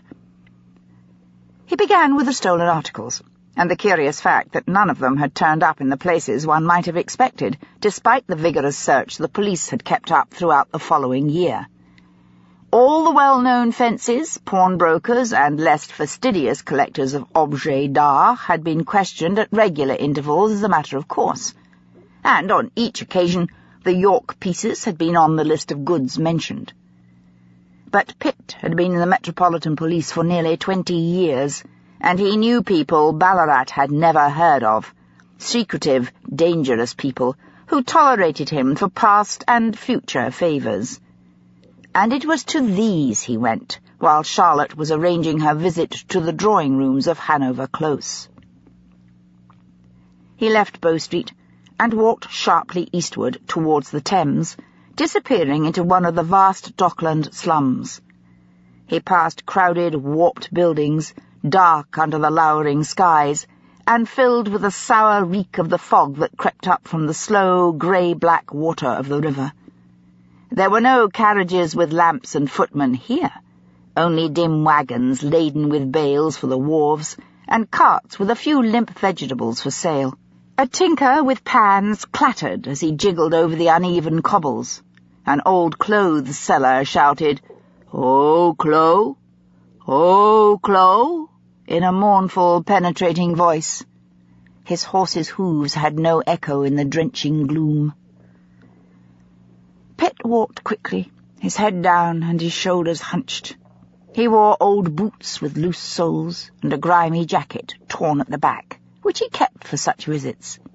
He pulled the thin collar up round his ears now, but still the rain trickled down his neck to his back, a wandering icy finger that made him shudder. No one paid him any attention, apart from the occasional glance when a peddler or coster half hoped he might buy something. But he didn't look like a man who had the means to purchase, and with face averted and body tight with the knowledge of the warmth he had left behind, he hurried deeper into the alleys and passages of the warren. Finally, he found the door he sought, its wood black with age and dirt, metal studs worn smooth by countless hands. He knocked sharply twice, and then twice again. After a moment or two, it opened 6 inches on a chain, stopping with a clunk as it reached its limit. Even though it was mid-morning, the daylight scarcely penetrated these narrow alleys, their jettied stories almost meeting overhead, eaves forever dripping in incessant, uneven rhythm. A rat squeaked and scuttled away. Someone tripped over a pile of rubbish and swore. In the distant street, the wail, "Oh, Clo!" came again, and down on the river the moan of a foghorn. The smell of rot filled Pitt's throat. "Mr. Pinhorn," he said quietly, "a matter of business." There was a moment's silence, then a candle flame appeared in the gloom. He could see little beyond it but the outline of a large, sharp nose and the black sockets of 2 eyes. But he knew Pinhorn always answered the door himself, afraid that his apprentices would keep the trade for themselves and do him out of a few pence. "It's you," Pinhorn said sourly, recognizing him. "What you want? I've got nothing for you." "Information, Mr. Pinhorn, and a warning for you." Pinhorn made a sound deep in his adenoids as if he were going to spit, then changed it into a bark. It expressed ineffable contempt. robbery's one thing and murder's another," Pitt said carefully, not at all disturbed. He had known Pinhorn for over a decade, and this reception was exactly what he expected. "And treason is a third thing, nastier than both." Again there was silence. Pitt knew better than to push his case. Pinhorn had fenced stolen goods for 40 years. He understood his risks perfectly, or he wouldn't still be alive. A prisoner only of poverty, ignorance, and greed. He would be in one of Her Majesty's prisons, like Coldbar Fields, where labour, such as the treadmill or passing the shot, would have broken even his thick, hard body. The chain rattled as he took it off, and the door swung wide noiselessly on oiled hinges. "Come in, Mr. Pitt." He locked the door behind him and led the way down a passage piled with old furniture and smelling of mould, round a corner, and into a room that was surprisingly warm. A fire in an open grate shed a flickering light on the stained walls. A piece of heavy red carpet, no doubt garnered from some burglary, lay before the grate between two plush-covered armchairs. All the rest of the room, apart from that cleared space, was piled with dimly perceived objects. Carved chairs, pictures, boxes, clocks, pitchers and ewers, piles of plates. Balanced at a crazy angle, a mirror caught the firelight and winked a red eye. "What do you want, Mr. Pitt?" Pinhorn asked again, eyeing Pitt narrowly. He was a big man, barrel-chested, bullet-headed, his grey hair in a terrier crop such as prisoners wore, although he had never actually been caught or tried. In his youth he had enjoyed something of a reputation as a bare-knuckle fighter, and he was still capable of beating a man senseless if he lost his temper, which happened suddenly and violently from time to time. "Have you seen a pair of miniature portraits?" Pitt asked. "17th century, a man and a woman? Or a silver vase? A crystal paperweight carved with a design of scrolls and flowers? And a first edition of Gulliver's Travels by Jonathan Swift?" Pinhorn looked surprised. "That all? You come all the way here to ask me that? That ain't worth much." "I don't want them. I just want to know if you've heard of them." "About 3 years ago, probably." Pinhorn's eyebrows shot up incredulously. 3 years ago, you bleeding idiot. Do you think I remember that sort of all for 3 years? "You remember everything you've ever bought or sold, Pinhorn," Pitt said calmly. "Your trade depends on it. You're the best fence this side of the river, and you know the worth of everything to the farthing. You'd not forget an oddity like a Swift first edition. Well, I ain't had none." "Who has?" "I don't want it. I just want to know." Pinhorn screwed up his little black eyes and wrinkled his great nose suspiciously. He stared at Pitt for several seconds. "You wouldn't lie to me, Mr. Pitt, now, would you? It'd be very unwise, as then I wouldn't be able to help you no more." He tilted his head to one side. "Might not even be able to stop you getting hurt on your little expeditions into places where rozzers isn't natural. Like here." "Waste of time, Mr. Pinhorn," Pitt replied with a smile. "Same as you lying to me. Have you heard of the Swift?" "What's it you said about murder and treason? They're strong words, Mr. Pitt." "Hanging words, Mr. Pinhorn," Pitt elaborated distinctly. "There's murder for certain. Treason only maybe. Have you heard anyone speak of the Swift? Anyone at all? You hear most things this side of the river." "No, I ain't." Pinhorn's face remained in the same tortured expression of concentration. "If anybody's fenced anything like that, they done it outside of the smoke, or they done it private to someone as they already know has wanted it. Although why anybody'd want it stole, I don't know. It ain't worth that much. You said first edition, didn't you? Not handwritten, no nothink?" "No, just a first edition printing." "Can't help you." Pitt believed him. He was not ingenuous enough to believe past gratitude for small favours would have any weight, but he knew Pinhorn wanted him on his side in the future. Pinhorn was too powerful to be afraid of his rivals, and he had no conception of loyalty. If he knew anything that it was in his own interest to tell Pitt, he would undoubtedly have done so. "If I hear anything, I'll tell ya," Pinhorn added. "You owe me, Mr. Pitt." "I do, Mr. Pinhorn," Pitt said dryly, "but not much." And he turned round to make his way back to the great wooden door on the dripping alley outside. Pitt knew many other dealers in stolen goods.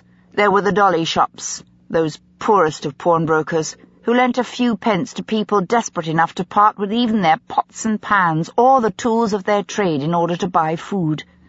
He hated such places, and the pity he felt was like being kicked in the stomach. Because he was helpless, he turned to anger as being better than weeping.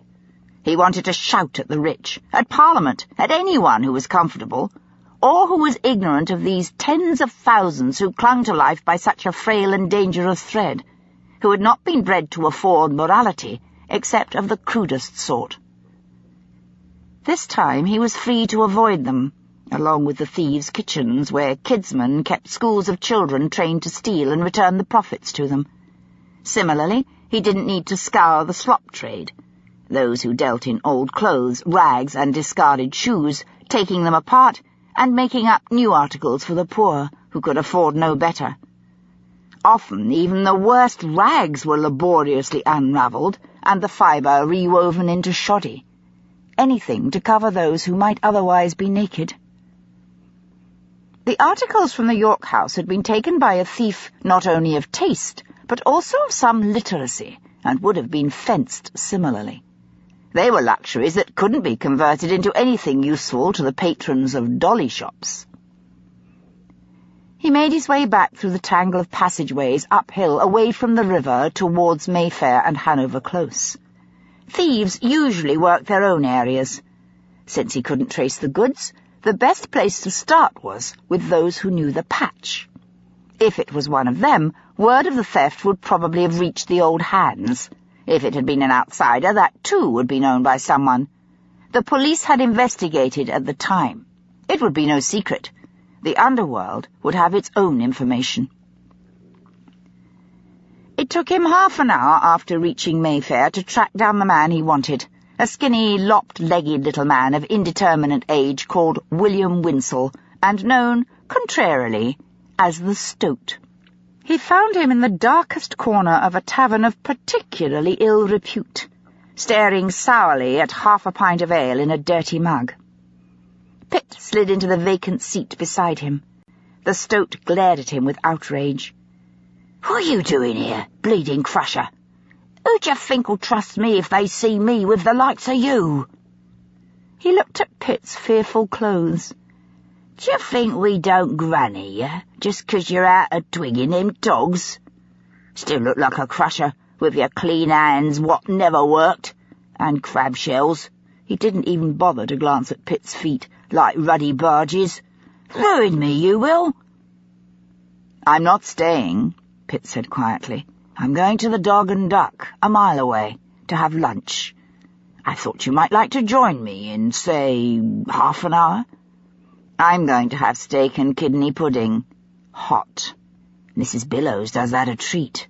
And spotted dick made with suet and lots of raisins and cream. And maybe a couple of glasses of cider brought up from the West Country." The Stoat swallowed hard. "You're a cruel man, Mr. Pitt. You must want some poor bastard cropped." He made a sharp gesture with his hand at the side of his throat, like a noose under the ear. "Perhaps, in the end," Pitt agreed. "Right now it's only burglary information. Dog and Duck, half an hour. Be there, Stoat, or I shall have to come and see you somewhere less agreeable and less private." He stood up, and without looking backwards, head down, he pushed his way through the drinkers and out into the street. 35 minutes later he was in the more salubrious parlour of the Dog and Duck, with a mug of cider, bright and clear as an Indian summer, in front of him, when the stoat crept in nervously, ran his fingers round his grimy collar as if easing it from his neck, and wriggled onto the seat opposite him. He glanced round once or twice, but saw only dull, respectable minor traders and clerks. No one he knew. "Steak and kidney pudding?" Pitt offered unnecessarily. "What do you want off of me first?" the stoat said suspiciously, but his nostrils were wide, sucking in the delicious aroma of fresh, sweet food. It was almost as if the steam itself fed him. "Who are you after?" "Someone who robbed a house in Hanover Close 3 years ago," Pitt replied, nodding over the stoat's head to the landlord. The stoat swivelled round furiously, his face suddenly creasing with outrage. "Who are you signing at?" he snarled. "Who's that?" "The landlord." Pitt raised his eyebrows. "Don't you want to eat?" The stoat subsided, vaguely pink under the grey of his skin. "A robbery 3 years ago in Hanover Close," Pitt repeated. The stoat sneered. 3 years ago? Bit slow, ain't ya? Running behind these days, are we? What was took?" Pitt described the articles in some detail. The stoat's lip curled. "You ain't after them things. You're after who croaked the geezer what caught 'em at it." "I'd be interested," Pitt conceded. "But primarily I'm concerned to prove someone innocent." "That's a turn-up," the stoat said cynically. "Friend of yours?" "Hungry?" Pitt smiled. The landlord appeared with 2 steaming dishes piled high with meat, gravy, and feather-light suet crust. A few green vegetables decorated the side, and a maid stood by with an earthenware jug of cider, sweet as ripe apples. The stoat's eyes glazed a little. "Murder's not good for business," Pitt said very quietly. "Gives robbery a bad name." "Bring on the scran," the little man snapped, then licked his lips and smiled. "You're right. It's clumsy, and it ain't necessary." He watched with rapture as his plate was set in front of him, inhaling the delicate steam and sucking his teeth as the cider was poured, eyeing it right to the brim of the tankard. "What do you know about it, stoat?" Pitt asked before he took the first mouthful. The stoat's eyes opened very wide. They were a clear grey, the redeeming feature of a cramped face. They must once have been handsome. He filled his mouth with food and chewed slowly, rolling it round his tongue. "Nothing," he said at last. "And that ain't nothing, if you sees what I mean. Usual you hears a word, if not straight off, then in a month or 2. Or if he's in lavender, 'cause it turned a bit nasty, then a year maybe. But this un's clean mizzled." "If he was in lavender in some netherskin, you'd know," Pitt pressed. In lavender meant in a hiding place from the police, but the stoat was indicating that this particular thief had vanished. The stoat filled his mouth again and spoke round the food with difficulty. "Course I'd know," he said contemptuously. "Know every slap-bang, lurk, netherskin, flash house and paddyken for miles." Pitt understood him. He was referring to cheap eating houses, hiding places, low lodging houses, criminal pubs, and tap rooms. "And I'll tell you this," the stoat went on, sipping his cider appreciatively. "He weren't no professional. From what I hear, he got no crow, no snakesman, and who'd but a fool go in the front like he did in a place like Hanover Close? You gotta know the crushers be round every bleeding 20 minutes. A snakesman was a thin or underdeveloped child who could creep through the bars of a window and, once inside, open the doors for the real thief. A crow was a lookout, frequently a woman, to warn of police or strangers approaching. Pitt already knew the thief was no professional from Police Constable Lather, but it was interesting that the stoat knew this also. "So, he was an amateur," he said. "Has he done anything else? Anything since?" The stoat shook his head, his mouth full. He swallowed. "Told ya. mizzled. Never done nothing afore nor since. He isn't on our patch, Mr. Pitt. I never heard of them things fenced. No one in Lavender, 'cause the feller topped. And they would be. It's no stretch in Coldbath, nor even taking a boat like it used to be. Murder's cropping business. No cockchafers nor Scroby, just Newgate, and a long drop early one morning with a rope collar. A long drop and only the devil to catch her. Cockchafer was the graphic term for the treadmill used in prisons, a device to keep a man perpetually in motion. Scroby meant the prison sentence of the lash. The stoat sat back and patted his belly. "That was a fair tightener, Mr. Pitt," he said, gazing at his empty plate. "I'd help you if I could. The best I can tell you is to look for some toff what thought as thieving was simple and tried his hand at it and found it weren't." He pulled over the plate of spotted dick pudding, thick with fruit, and dipped his spoon in it, and then looked up with a sudden idea. "Or maybe the lady of the house had a lover, and he did away with her husband, and it weren't nothing to do with thieving at all. Had you thought of that, Mr. Pitt? It ain't one of the family, that I know."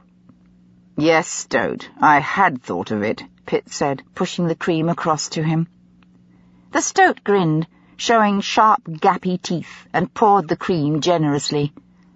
"You ain't daft for a crusher, is ya?" he said with grudging respect. Pitt believed the Stoat, but even so he felt compelled to pursue any other contacts he had right up until Christmas Eve. He found nothing but a blank ignorance and a total absence of fear, which was in itself a kind of evidence. He tramped miles through dingy alleys behind the grand facades of the great streets. He questioned pimps, fences, footpads, and keepers of bawdy houses, but no one told him anything of a thief who had broken into Hanover Close and tried to sell or dispose of the missing property, or who was hiding from a murder charge. The whole underworld turned a dirty, conniving, but quite innocent face to his inquiries. It was a fine, sharp evening, dark by 4:30 after a pale green sunset. Gas lamps burned yellow, carriages rattled back and forth over a shining film of ice on the cobbles. People called out greetings, drivers shouted abuse, and street sellers cried their wares. Hot chestnuts, natches, bootlaces, old lavender, fresh pies, penny whistles, toy soldiers. Here and there little knots of youths sang carols, their voices thin and a little sharp in the frosty air. Pitt felt a slow, blessed cleanliness wash over him as the smell of despair receded, and the greyness was infused with the beginnings of colour. The excitement around him drove out memory and buoyed him up, even expunging the pity and guilt he usually felt when leaving the rookeries and returning to his comfortable home. Today he cast off those feelings like a soiled coat, and was left with only gratitude. He flung open the front door and shouted out, "Hello!" There was an instant's silence. Then he heard Jemima jump from her stool, and the clatter of shoes on linoleum as she ran up the hall to meet him. "Papa!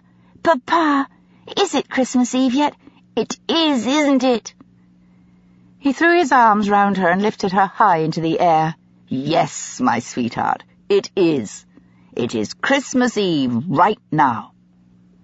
He kissed her and held her on his arm, striding into the kitchen. All the lights were blazing. Charlotte and Emily sat at the table, putting the finishing touches on the icing of a great cake, and Gracie was stuffing the goose. Emily had arrived an hour earlier with a footman in tow, laden with coloured paper, boxes and ribbons. Edward, Daniel, and Jemima had clustered round him, speechless with excitement. Edward hopping up and down from one foot to the other, his blonde hair flopping on his head like a silver-gold lid. Daniel was doing a little dance on the floor, round and round in circles, until he fell over.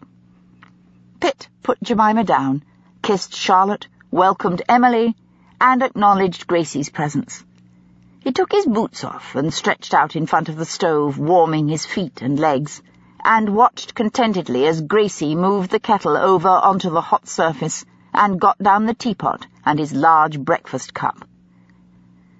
After the meal he could hardly wait for the children to go to bed so he could bring out his carefully hidden gifts and begin to wrap them up.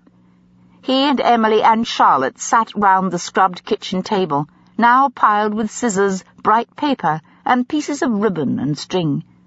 Every so often someone would disappear into the parlour, demanding not to be disturbed, and returning with a satisfied smile and gleaming eyes. They went to bed a little before midnight, and Pitt only heard Charlotte get up once in the pitch darkness when a small voice on the landing asked plaintively, "Isn't it morning yet?" He woke properly at 7 to find Daniel at the door in his nightgown, and Charlotte, fully dressed, at the window. "I think it's snowing," she said softly. "It's too dark to see, but there's a sort of gleam in the air." She turned round and saw Daniel. "Happy Christmas, darling," she said, bending over to kiss him. He stood still. He was nearly 5 and not sure about being kissed any more, at least not in front of other people. "Is it Christmas?" he whispered into the soft hair around her cheek. "Yes, yes it is. Get up, Thomas, it's Christmas." She held out her hand to Daniel. "Do you want to come and see what is under the tree in the parlour before you get dressed?" He nodded, his wide eyes never leaving her face. "Then come on!" And she whisked him out, leaving the door wide open behind her and calling for Edward and Jemima to follow. Pitt scrambled out of bed, pulled on his clothes in even worse disarray than usual, and after splashing his face from the pitcher on the dresser, ran downstairs. Charlotte, Emily, and the children stood in the parlour, staring at the tree and the pile of bright parcels under it. No one spoke. "Breakfast first, then church, then we'll see what's in there," Pitt said, breaking the spell. He didn't want Emily to turn and see his face and think of George. Jemima opened her mouth to protest, then thought better of it. "Where's Gracie?" he asked. "I sent her home last night," Charlotte replied. "With 2 of us we can do everything quite easily." "Wouldn't she rather have been here with us?" Pitt thought of the difference between Gracie's home and this house with its warmth, its happiness, and the goose in the oven. "Maybe," Charlotte agreed, leading the way to the kitchen. "But her mother wouldn't." "Emily gave her a chicken," she added under her breath, then went on briskly, "Breakfast in 30 minutes. Everyone go and get dressed. Come on!" She clapped her hands, and Emily took the children back upstairs while she went to prepare porridge, bacon, eggs, toast, marmalade, honey, and tea. Pitt went back up to shave. Outside there was a fine dusting of snow and banners of pearl-grey cloud across the winter blue of the sky between the rooftops. They walked together to the church 1/2 mile away. Everywhere bells were ringing. The cold air was full of the sound. The service was short, and they sat packed together in the narrow pews while the vicar told the familiar story, the organ pealing out all the familiar hymns, "O come, all ye faithful," and "God rest ye merry, gentlemen," and everyone sang until the sound seemed to roll round them like an ocean. They walked back in a shower of snow, making footprints in its newness, taking another look at the pile of parcels under the tree. Then, after a short stage of flurry in the kitchen, they all sat down to roast goose with savoury stuffing and all the trimmings, crisp brown roast potatoes and parsnips, and a good French wine, and plum pudding fired with brandy to the delight of the children, and covered with cream. Charlotte had made it and cut it with great care, so everyone got a silver 3d. Finally the presents could be kept no longer. Bursting with excitement, they all trooped into the parlour to portion them out and watch as 3 children tore off paper, scattered it in mounds, and were lost in a daze of boundless wonder. For Daniel, there were the engine and wagons Pitt had made him, and a jack-in-the-box Emily had brought. For Edward, a box of bricks of every colour, shape, and size which Pitt had carved and painted, and a set of tin soldiers from Emily. And for Jemima, a doll for whom Charlotte had sewn 3 different outfits of clothing, and from Emily a kaleidoscope which, when she shook it and held it to her eye, presented an ever-changing magic world of glittering designs. From Charlotte's mother they each had books. Lewis Carroll's Alice's Adventures in Wonderland, for Jemima, Charles Kingsley's The Water Babies for Daniel, and Robert Louis Stevenson's Treasure Island for Edward. Charlotte was thrilled with her pink alabaster vase and the garnet brooch Emily gave her, and Emily was equally delighted with the lace collar from Pitt and Charlotte. Pitt was totally happy with the shirts Charlotte had sewn for him, and the gleaming leather Wellington boots Emily had brought. He thanked her for them sincerely, not only for the gift, but for the tact she had shown in not giving too much. She knew quite well that as a constable, Pitt had earned about the same as a chimney sweep, and even now, as an inspector, his entire month's salary was less than her month's dress allowance. Emily, in turn, was grateful for the emotional warmth and the sense of belonging, and she let them see her pleasure as the most delicate way of thanking them. When the flurry of gifts and thank-yous subsided at last, they sat in front of the fire, sparing no expense in letting it roar red and yellow up the chimney. Emily and Charlotte talked, and Pitt dozed with his feet on the fender. In the evening, when the children had gone up to bed exhausted, clutching their presents, Charlotte, Pitt, and Emily took out a giant jigsaw puzzle of the coronation of Queen Victoria. They sat up till midnight, when Emily finally put in the last piece with a crow of triumph. 2 days later, in a crisp north wind that froze the slush on the pavements into slippery, crackling ridges and scattered ice from the gutter like broken glass, Pitt went back to work. After leaving various instructions regarding the other burglaries in his charge, he left Bow Street for Hanover Close. He was increasingly curious to meet the Yorks, and he had an idea. A somewhat surprised cabby set him down in the calm, elegant close with its Georgian facades and the complicated filigree of bare, black trees against a heavy white sky. He opened his mouth to ask Pitt if he was sure that this was where he meant to be, then saw the look on his face and changed his mind. The cabby took the money and slapped the reins on the horse's faintly steaming rump. Pitt walked up to the front door, prepared for the scorn of the footman, who would tell him a policeman's place, if he must come at all, was at the tradesman's entrance in back. He was used to this sort of treatment, but he still felt his shoulders tighten. The door opened almost immediately, and a footman in his late 20s failed to keep the slight surprise out of his face. "My name is Thomas Pitt." Pitt didn't mention rank yet. "It is possible I may have information about a matter of interest to Mr. York. I would be obliged if you would ask if I may see him." The footman didn't dare turn down such a request without reference to his master, a fact which Pitt had counted on. "If you will wait in the morning room, sir, I will inquire." The footman stepped back and opened the door invitingly. He had a tray in his hand, but Pitt didn't have a card to place on it. Perhaps that was something he should consider. Just a plain one, with his name and nothing else. The morning room was spacious and comfortable, a man's room, with cool green furnishings and sporting prints on the walls.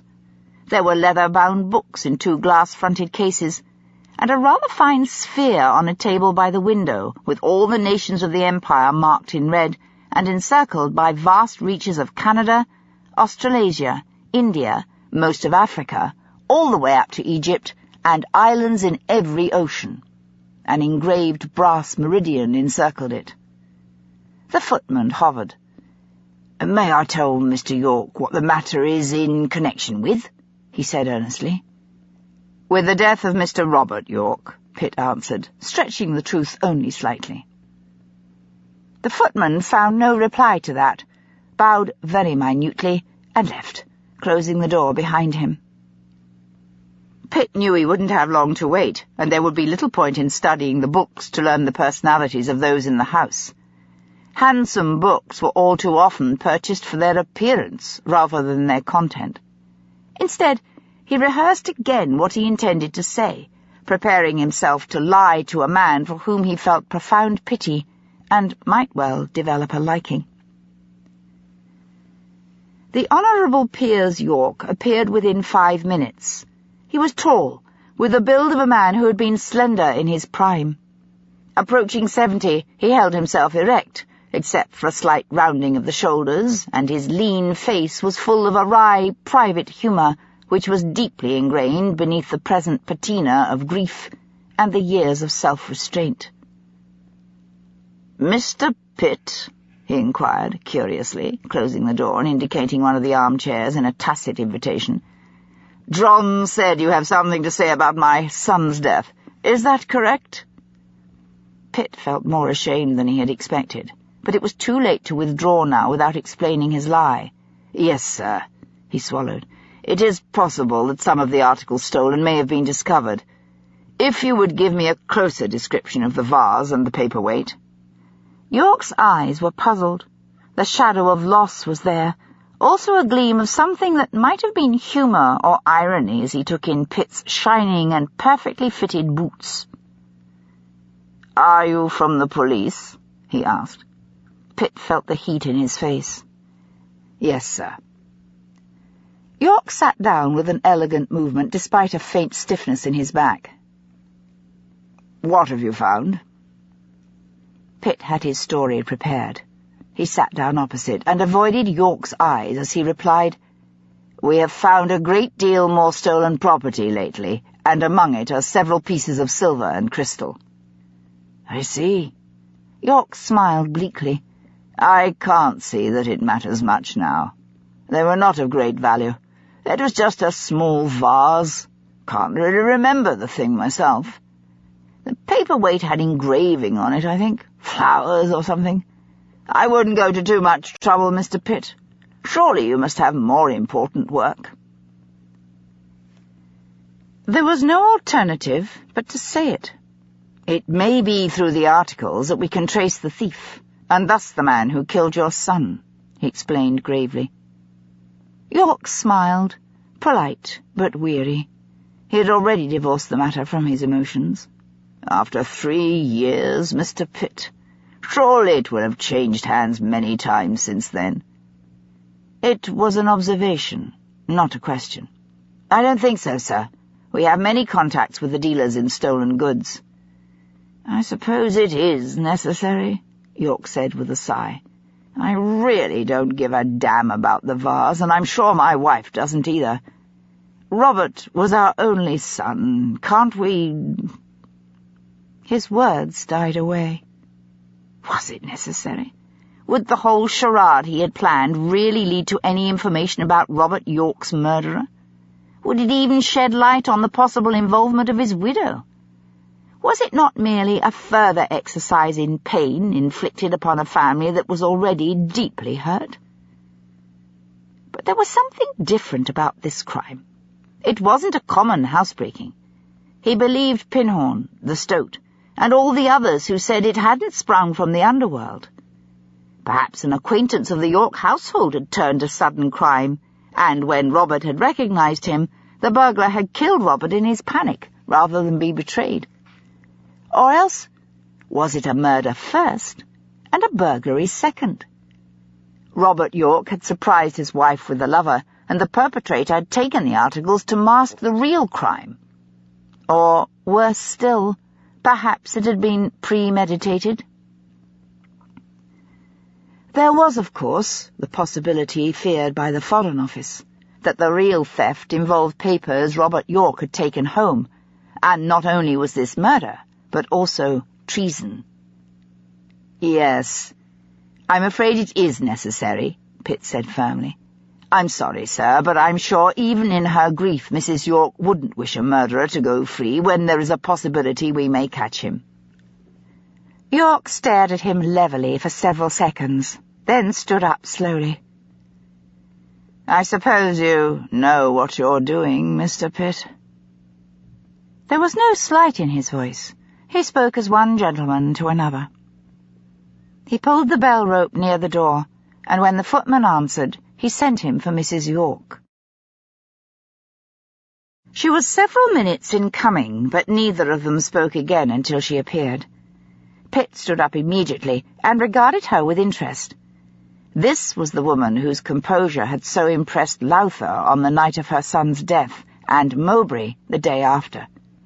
She was of barely average height, her slender build a little thickened at the waist, with well-covered shoulders and a white neck draped in lace, not an old lady's lace, but expensive, heavy French lace, such as Great-Aunt Vespasian might have chosen. Even from a distance of several feet, Pitt could smell the faintest aroma of an elusive sweet perfume, like gardenia. She had smooth, rounded features, an almost Greek nose, and lips that were still well-defined. Her skin was flawless, and her hair, though faded in colour, still rich-textured and full, with natural wave. She had been a beauty, in her own fashion. She regarded Pitt with cold surprise. "Mr. Pitt is from the police," York said in explanation. "He may have found some of our belongings that were stolen. Can you describe the silver vase? I'm afraid I wouldn't know if I saw it." Her eyes widened. "After 3 years you may be able to return me 1 silver vase? I am unimpressed, Mr. Pitt." The criticism was just, and he knew it. Pitt's voice sounded sharper than he intended. "Justice is frequently slow, ma'am, and sometimes the innocent suffer as well. I'm sorry." She forced herself to smile, and he respected her for that. "It was about 9 inches high, on a round base, but squared up the body with a fluted lip. It was solid silver and took about 5 or 6 stems. I usually put roses in it." That was very precise. There was nothing vague or distorted about her description. He looked at her closely. She was intelligent, in complete command of herself, but there was no lack of emotion in her face. In fact, Pitt could easily imagine great passion there. He glanced down at the small, strong hands at her sides and saw that they were stiff, not clenched. "Thank you, ma'am. And the crystal paperweight?" "Spherical, with 2 Tudor roses engraved on it, and something else, a ribbon or scroll. It was about 3 or 4 inches high, and heavy, of course." Her brow puckered. "Have you found the thief?" There was a slight tremor in her voice now, and a tiny muscle flickered under the pale skin of her temple. "No, ma'am." At least that was the absolute truth. "Only property, through a dealer in stolen goods. But he may lead us to the thief." York was standing several feet away from her. For a moment, Pitt thought he was going to reach out to her in a gesture of comfort, or merely of companionship. But he changed his mind, or else Pitt had misunderstood the slight movement. What lay behind his wry patrician face, her regular, carefully preserved beauty? Did they suspect that their daughter-in-law had had a lover? Or that their son had been murdered for his country's secrets? Or that some associate, even a family friend, had fallen deeply into debt and had turned in desperation to robbery rather than face the disgrace and perhaps even imprisonment brought by financial ruin? He would learn nothing from staring at them. All their nurturing in the cool, obedient childhood of the aristocracy had bred into them self-mastery, the knowledge of duty to dignity and to class. Whatever fear or grief lay inside, no policeman, no gamekeeper's son was going to see it naked in a wavering voice or a shaking hand. Pitt almost wished Charlotte could see them. She might be able to read far more into their manner. He couldn't prolong it any more, and he could think of no appropriate excuse to meet the widow. He thanked them, and allowed the footman to show him to the door and the grey, ice-whipped street. It took him 3 days to find a vase that fit Mrs. York's description, and even then it was an inch and a half short, and had 5 sides rather than 4, but it was near enough. The paperweight was impossible. The stolen goods hauls presented nothing remotely like it, and he would betray his deceit if he brought one that differed vastly from the description he had been given. It was New Year's Eve and snowing hard. He rode through muffled streets, the wheels of the hansom almost silent in the pall, and stepped out at No. 2 Hanover Close a little after 3. He had asked the constable on the beat, and knew that this was the best opportunity to catch the younger Mrs. York at home, while the elder Mrs. York was out visiting. This time the door was answered by a pretty young snip of a parlour-maid with a crisp lace apron and a cap on her dark head. She eyed Pitt up and down suspiciously, from the tousled hair poking out under his tall hat and his well-cut but ill-used coat, its pockets stuffed with all manner of objects he had thought he might find useful, to Emily's beautiful boots. "Yes, sir?" He smiled at her. "I've called to see Mrs. York. She is expecting me within these few days." She considered his smile more than the information, which she found hard to believe. "Mrs. York has company at the present, sir, but if you come into the morning room I'll inform her you are here." "Thank you." He stepped in and handed her one of the cards he had acquired since his last visit. Perhaps it was a trifle presumptuous for a policeman to have a card, but he liked it, and it might justify its expense one day. He hadn't told Charlotte about it, in case she secretly thought him foolish. The morning room was unchanged, a banked-up, slow fire glowing in the grate. This time Pitt deliberately opened the door to the hall after the maid had gone, and stood a little out of the way of it so that he could overhear any conversation unseen. The visitors were probably irrelevant, but he was curious. There had been no carriages outside, so they must intend staying long enough to be worth sending them round to the mews at the back.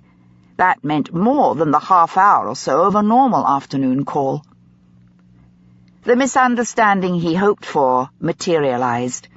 It was the younger Mrs. York, the parlour-maid informed, and after nearly 10 minutes it was she who came, accompanied by a fair-haired man of about 40, with a face not handsome, but of intelligent and compelling cast. They were both civil, but extremely guarded. Veronica York was indeed a beautiful woman, very slender, with delicate shoulders and bosom, and she moved with an unusual grace. Her face was more sensitive than her mother-in-law's, more finely boned. It appealed to Pitt instinctively.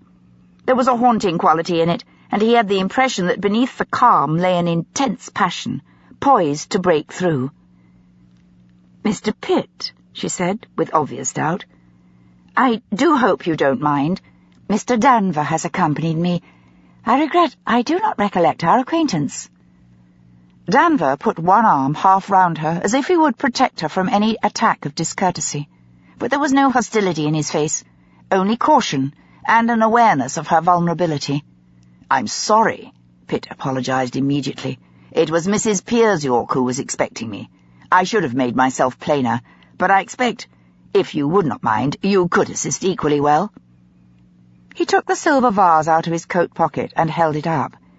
"It is possible that this is the vase stolen from you some 3 years ago. If it is, would you be kind enough to assure yourself, and then confirm it to me?" The blood fled from her face, and her eyes widened as if he had held up something appalling and incomprehensible. Danvers tightened his arm round her as though he feared she might faint. Then he turned on Pitt furiously. "For heaven's sake, man, have you no pity at all? You walk in here without the least warning and hold up a vase that was stolen the very night Mrs. York's husband was violently murdered?" He looked at Veronica York, and his voice rose as he saw her anguish deepen. "I shall complain to your superiors about your gross insensitivity. You might at least have asked for Mr. York." Pitt did feel compassion for her, but he had felt it for the guilty as well as the innocent many times before. For Julian Danvers it was different. Either he was a superb actor, or it hadn't occurred to him that the truth was anything other than what had already been presumed. "I'm sorry," Pitt apologized honestly. "Mr. York told me on a previous visit that he would not know the vase again. It was Mrs. Piers York who described it to me. I can ask a servant, if you prefer, with your permission." Veronica was struggling to master herself. "You are being unfair, Julian," she said with some difficulty. She swallowed dryly and caught her breath. She was still bloodlessly pale. "Mr. Pitt is only doing his duty. It would not be any less distressing to mother-in-law."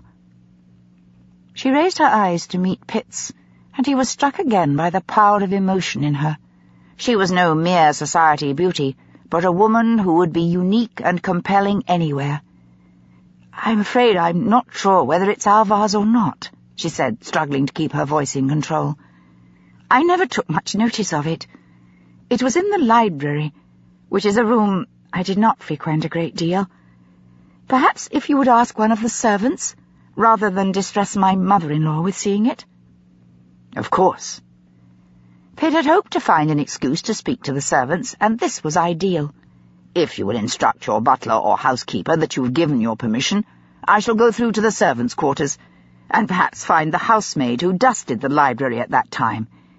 "Yes," she agreed, unable to hide her relief. "Yes, that would be an excellent idea." "I'll attend to it," Danvers offered. "Would you prefer to go to your room for a while, my dear? I'll make your apologies to Harriet and Papa." She swung round quickly. "Please, don't tell them." "Of course not," he assured her. "I'll merely say you felt a little faint and went to lie down for half an hour, and will rejoin them later. Would you like me to call for your maid or your mother-in-law?" "No." This time there was a fierceness in her voice, and her hand on his arm was claw-like in its grip. "No, please don't. I shall be perfectly all right. Don't disturb anyone else. I shall go up for a little eau de cologne and then return to the withdrawing room. If you will be kind enough to call Redditch and explain to him about Mr. Pitt and the vase." He acquiesced with some reluctance. Uncertainty still plain in his face. "Good afternoon, Mr. Pitt," she said courteously, turning away. Danvers opened the door for her, and she disappeared into the hall. Danvers rang for the butler, a mild, slightly anxious-looking man of middle age who still retained some of the bewildered innocence of extreme youth. It was an odd combination in the dignity and responsibility of his position. Pitt's errand was explained to him. Danvers excused himself, and Pitt was conducted across the hall, through the green baize door, and into the housekeeper's sitting room, which was unoccupied at present.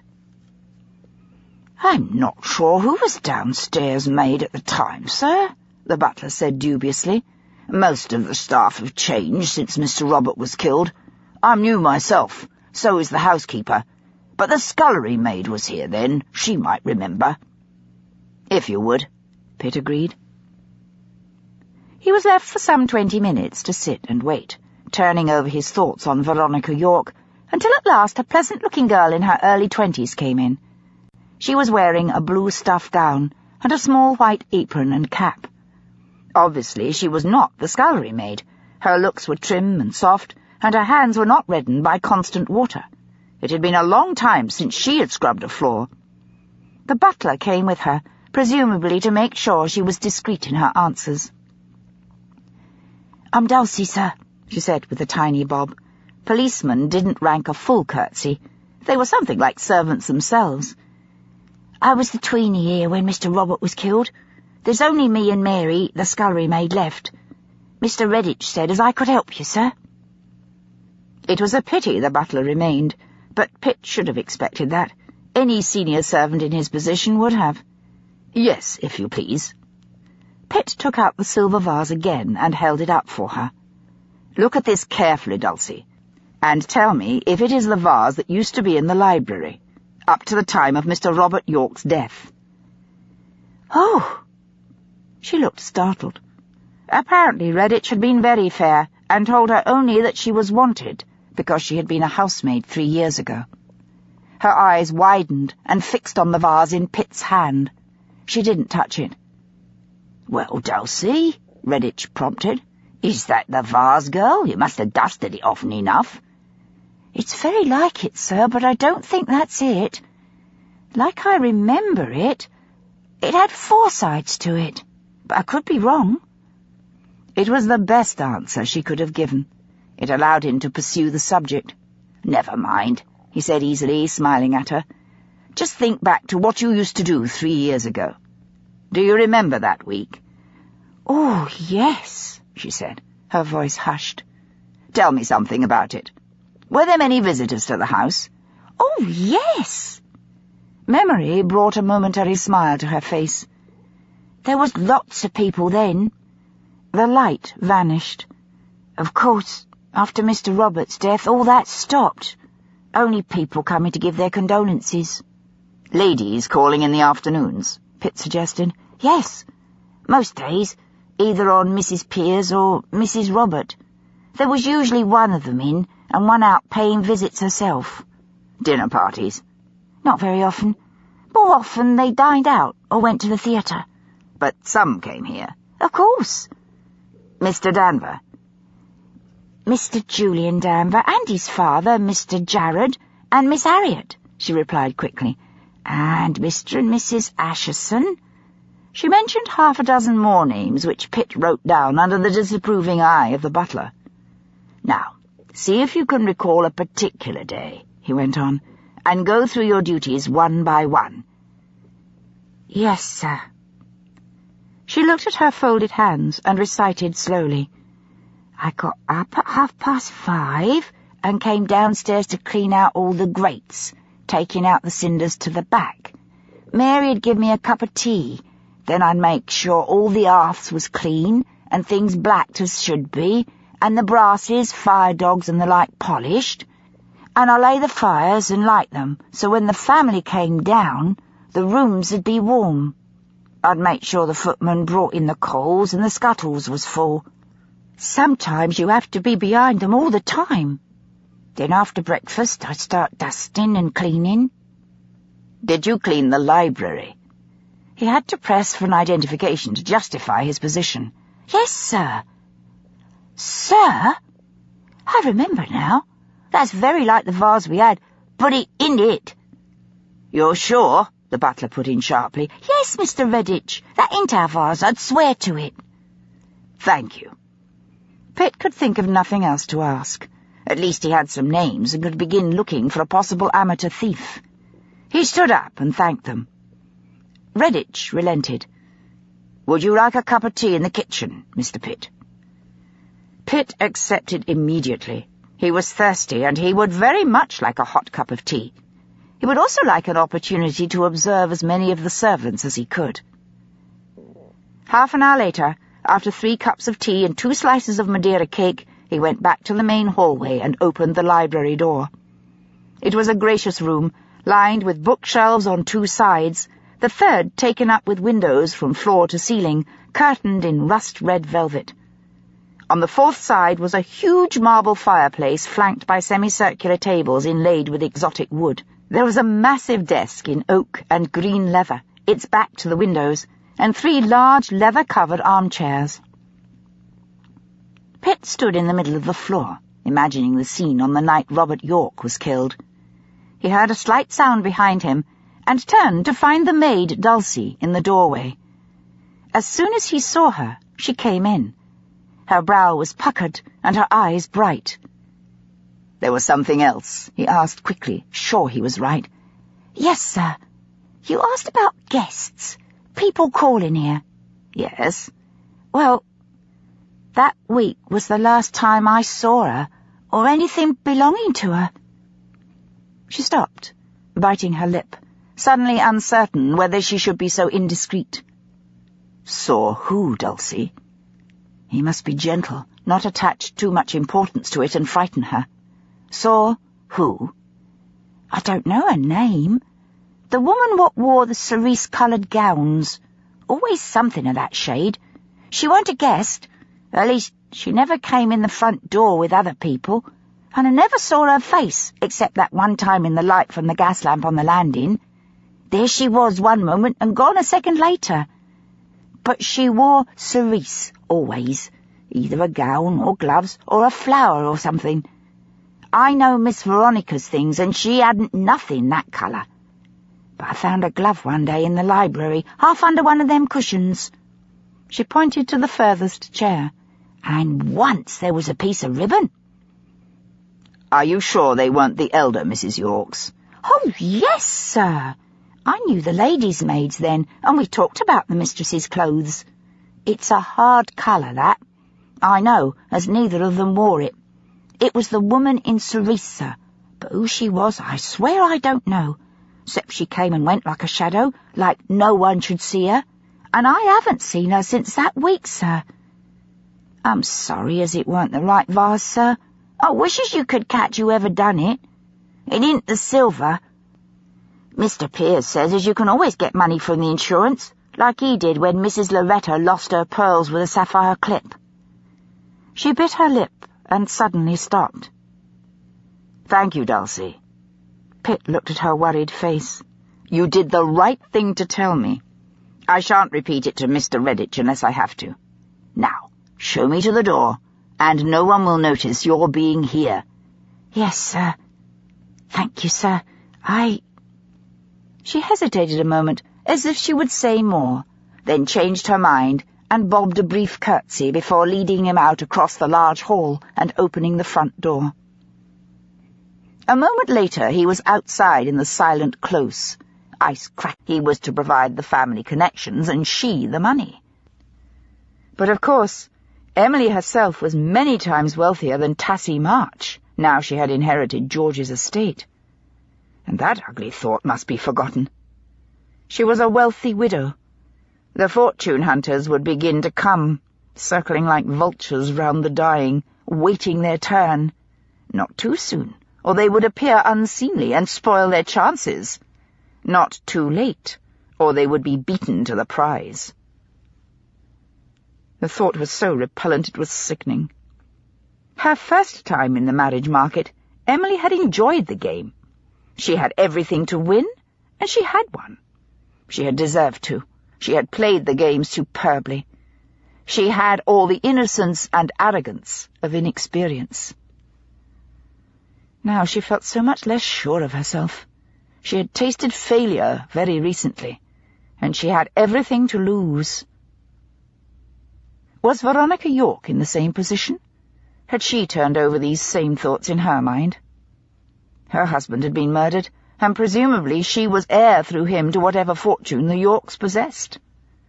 Did she now regard admirers with suspicion, in her imagination devising tests for them, to see if their love was truly for her, or merely for her means?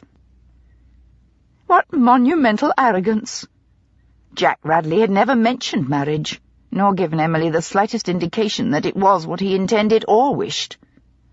She must control her thoughts, or she would end up saying something idiotic in front of him and betraying herself completely, which would make this entire situation impossible.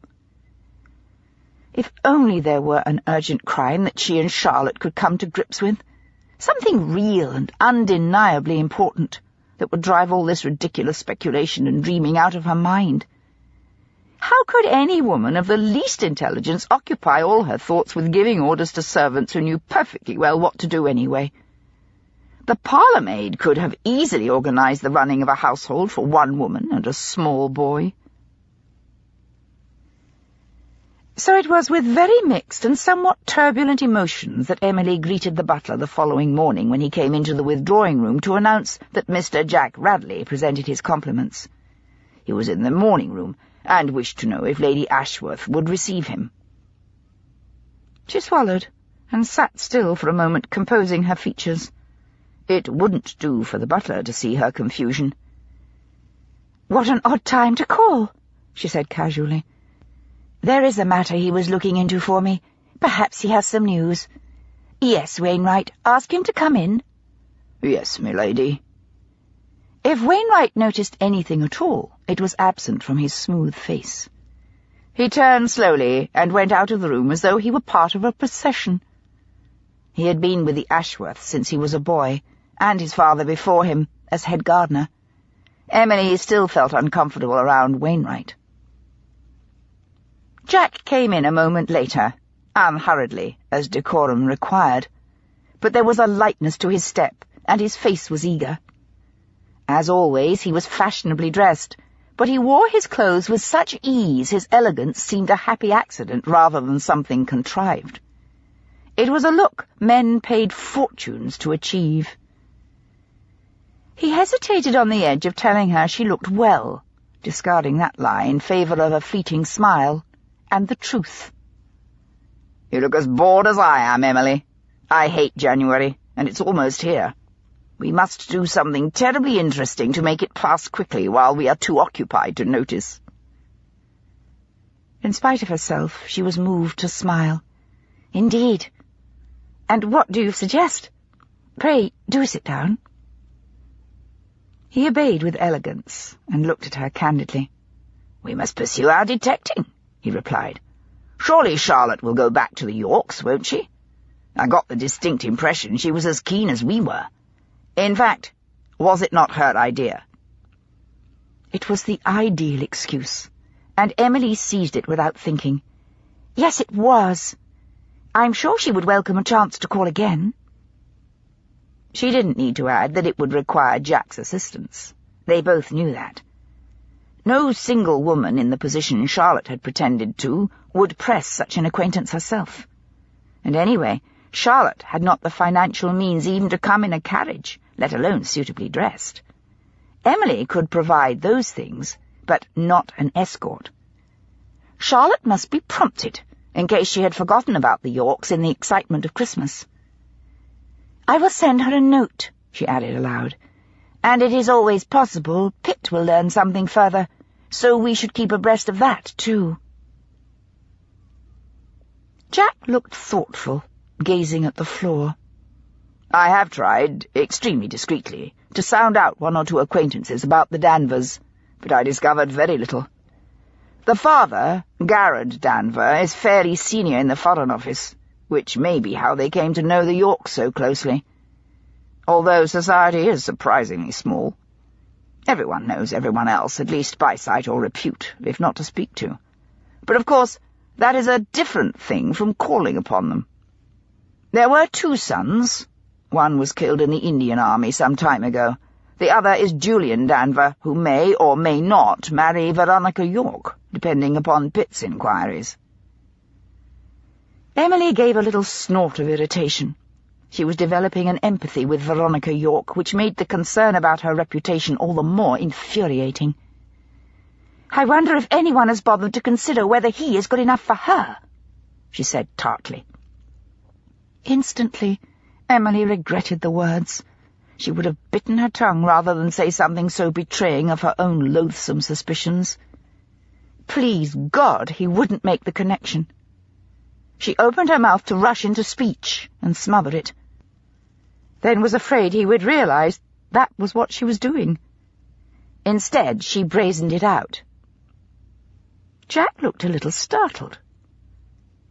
"You mean his reputation?" Now she had no answer. To expect a man's reputation to have the same purity as a woman's was absurd. She would mark herself as eccentric to the point of idiocy if she suggested such a thing. But the alternative was the truth, and that was worse. But how could she back out of this discussion without being caught in a lie? She could feel the hot blood in her cheeks. She must say something. The silence positively prickled. "Well, they might be concerned that he was a man of honour as much as he seems," she said, scrambling for something that sounded better, more specific. "Some men have most disreputable habits. Perhaps you don't know, but having assisted in the investigation of 1 or 2 crimes, I have learned of some terrible things which were quite unknown to their families." She forced herself to look at Jack. She was talking too much. "Would it have anything to do with Robert York's murder?" he asked. His eyes revealed nothing. "No," she said slowly. "Unless, of course, he killed him." "Julian Danver?" "Why not?" "Because he was already Veronica's lover." He took her point. "Yes, that's possible." He said it with assurance. Apparently the idea didn't seem far-fetched to him. Divorce wouldn't have been open to Veronica even with grounds such as proven adultery, let alone no grounds at all. Emily knew that. Only men could divorce for unfaithfulness, and even then the woman was ruined. Women were expected either to prevent such a misfortune or else to put up with it with grace. And if Veronica herself were cast aside as an adulteress, then Julian Danvers would lose all prospect of a career if he were to marry her.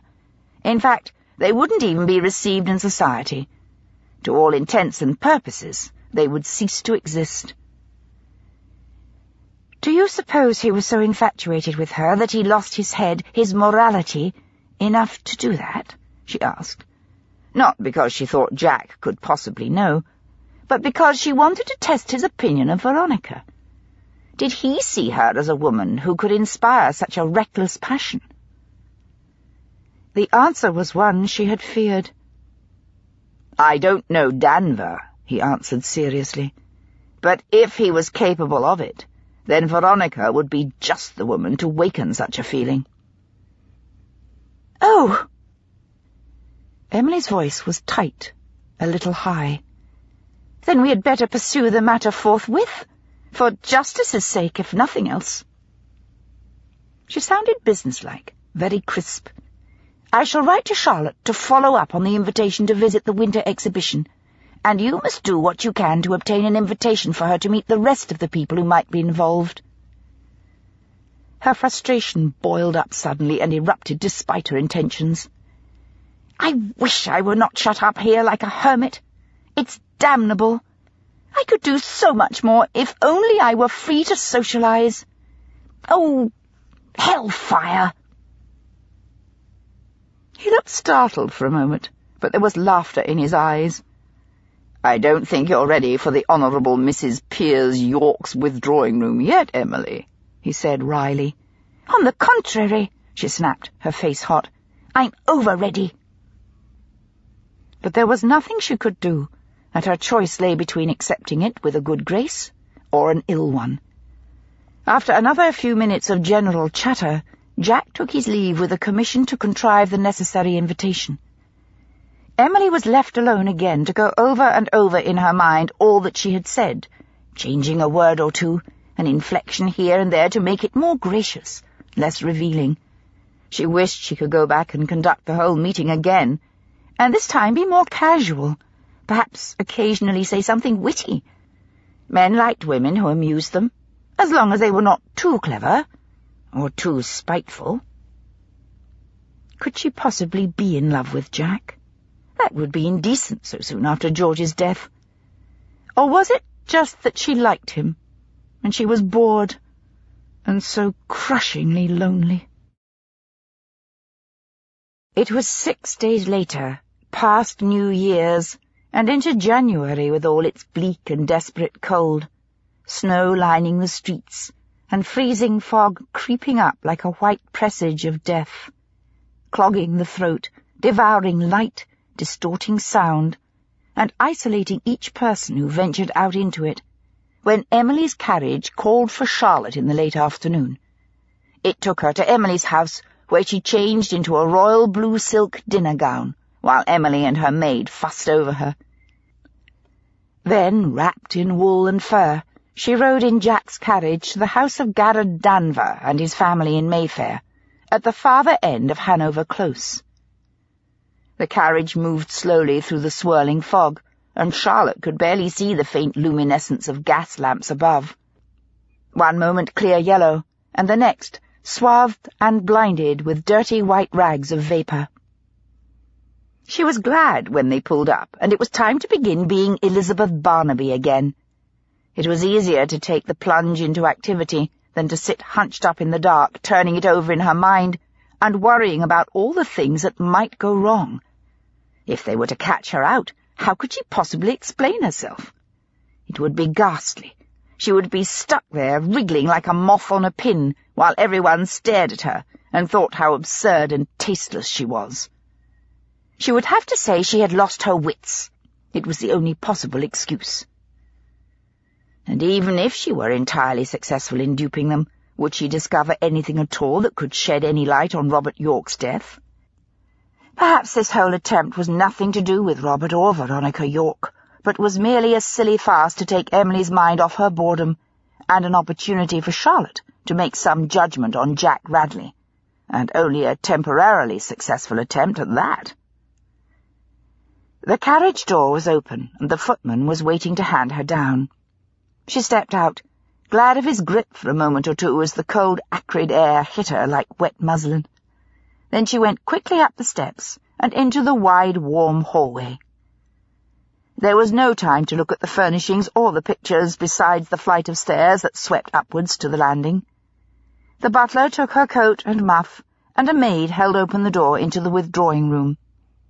Charlotte took Jack's arm and tried to sweep in with confidence, holding her chin high, her silk skirt swishing, or, to be accurate, Emily's silk skirt. Jack nudged her sharply, and she realized she was overdoing it. She was supposed to be modest and obliged for their help. She lowered her gaze with a sense of irritation. She was tired of being obliged. They were the last to arrive, which was very suitable, since they were the only ones not known closely to the others already. The 6 people in the room turned to look at them with varying degrees of interest. The first to speak was a young woman in her late 20s, with a most individual face, which only just missed being pretty. Her nose was tip-tilted too far from the classic, and there was a frankness in her dark eyes that seemed out of place in an unmarried woman. Her figure wasn't nearly rounded enough for fashion, but her dark hair was shining and thick enough to have pleased anybody. She came forward to greet Charlotte with a good-mannered smile. "How do you do, Miss Barnaby? I'm Harriet Danvers. I'm so pleased you were able to come.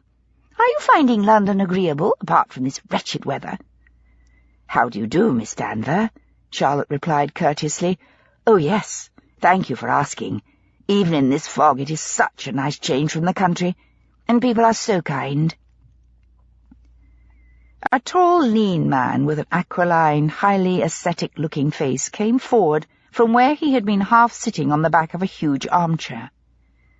Charlotte judged him to be in his mid-40s until he passed directly under the chandelier, and she saw that the greying at the temples touched the rest of his head as well. The lines on his face were finer and more numerous than the shadows had betrayed. "I am Garrett Danvers." His voice had a fine timbre to it. "I'm delighted to meet you, Miss Barnaby." He didn't take her hand, but instead smiled at Jack, bidding him welcome also, and introduced them to the remaining people in the room. Of these, the most interesting by far was Julian Danvers. Indeed, he was the principal reason Charlotte had been so keen to come. He was about the same height as his father, with a more athletic build, but it was his face that held her attention. He must have gotten his features from his mother, because Charlotte could see no family resemblance to Garrett at all, whereas in Harriet it was quite recognizable, especially about the eyes. Julian was fair. His eyes were grey or blue, she couldn't tell in the light of the chandelier, and his hair was brown, with a fair streak across the front. His features were strong, and there was intelligence and restraint in his bearing. She could well imagine that Veronica York found him most attractive. The last member of the Danvers family was Garrett's maiden sister, Miss Adeline Danvers. She was rakishly thin, her deep green dress failing to mask the sharp bones of her shoulders. Her features exaggerated the flaws in Harriet's face. Her chin was smaller, her nose more prominent, but she had the same dark eyes and fine head of hair, more faded but still thick. "Aunt Adeline is hard of hearing," Harriet whispered softly to Charlotte. "If she says something odd, please smile and disregard it. She frequently gets quite the wrong sense of what is said." "Of course," Charlotte murmured politely. The only other guests were Felix Asherson and his wife. A striking man with black hair and unexpectedly vivid grey eyes, he worked in the Foreign Office with Julian Danvers. But it was his mouth, Charlotte noticed. She couldn't make up her mind about it. Was it sensuous and strong, Or was that wide lip a sign of self-indulgence? His wife, Sonia, was a handsome woman with bland, regular features, empty of expression, the sort of face fashion advertisers like because it sets off a hat without drawing the eye from it in the least. Her figure was well proportioned, and on this occasion she wore a gown in a most becoming shade of coral pink, revealing plump, milk-white shoulders. After the formal greetings had been exchanged, the usual small talk began. Since all the others were known to each other, it centred upon Charlotte and Jack Radley, and Charlotte concentrated on giving answers that made sense factually, and were also in keeping with the character she had created for herself. She was supposed to be a young woman of modest means and good breeding, and, naturally, in search of a husband. Maintaining this role required all her attention, and it wasn't until they were at dinner, round a table gleaming with silver and crystal, partaking of a rather too salty soup, that she was able to take time to observe the rest of the company. The conversation was still very general, comments upon the unpleasantness of the weather, then minor points of news, nothing political or even remotely contentious, and then remarks about a play that most of them had seen. Charlotte replied only when good manners demanded, which gave her time to think. She might not get this opportunity again, so she must take full advantage of it. The things she hoped to discover were few, but they would add to the little she had learned from Pitt. How long had Julian Danvers and Veronica been acquainted? Did their love predate Robert York's death, and thus cause it?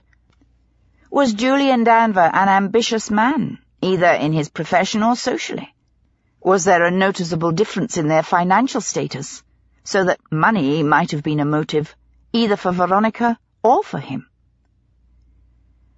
Charlotte had grown up in a home where quality was intensely admired, even on those occasions when it couldn't be afforded. It was one of a well-bred young lady's attributes that she should be able to distinguish the excellent from the merely good, and, naturally, also its cost. She had been in the hall and withdrawing room of the York house, and she judged that they had had money long enough to be comfortable with it. There was none of the tendency to show off, which so often accompanied recent acquisition. They felt no necessity to parade new furnishings or decorations, or put objets d'art in prominent positions. Of course, she was quite aware that people's circumstances can change. She had seen many houses with fine rooms where guests were received, while the rest of the building lacked even a carpet, and grates didn't know a fire from one Christmas to another. And some preferred to keep a full complement of servants while they themselves eat barely enough to keep alive, rather than be seen to have a poor establishment. But Charlotte had noticed the women's clothes. They were of the latest cut, and there were no worn places on cuffs or elbows. Nothing had been altered to fit another season, or turned to hide patches. And she had done enough of that kind of thing herself to know precisely where to look for the telltale needle-holes, the slightly different shading of fabric. Now, as she pretended to listen to the conversation across the table, she glanced as discreetly as she could at the dining room and its furnishings. The whole effect was silver and blue, pale on the immaculate wallpaper, dark royal blue in the curtains, which seemed to be without the usual faded marks that the sun so quickly made in blues, which meant they were not above a season old. Perhaps that indicated a tendency to extravagance.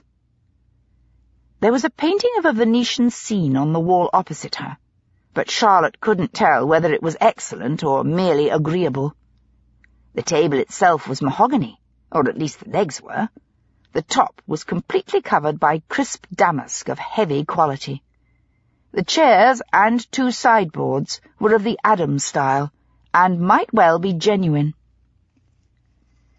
After checking that no one was watching her, she took a quick look to see the hallmark on the reverse of her silver spoon. Perhaps the salty soup was a mere mischance. Even the best people could have an accident with a cook. Perhaps they even liked it like this. She considered the women's clothes again, with an eye to cost as well as to the indication to character they might show. Presumably, both Harriet and Aunt Adeline, as unmarried women, were dependent upon Garrod for their support. Adeline's gown didn't have the panache of high fashion, but then nothing she wore ever would. She wasn't that kind of person, and Charlotte guessed she never had been. Nonetheless, the dress was well cut and of excellent fabric. Much the same could be said of Harriet's gown. No, unless there was some hidden factor, some inheritance or the like, it didn't seem as if money entered into the match. "Don't you, Miss Barnaby?" She realized with a start that Felix Asherson was talking to her, but what on earth had he said?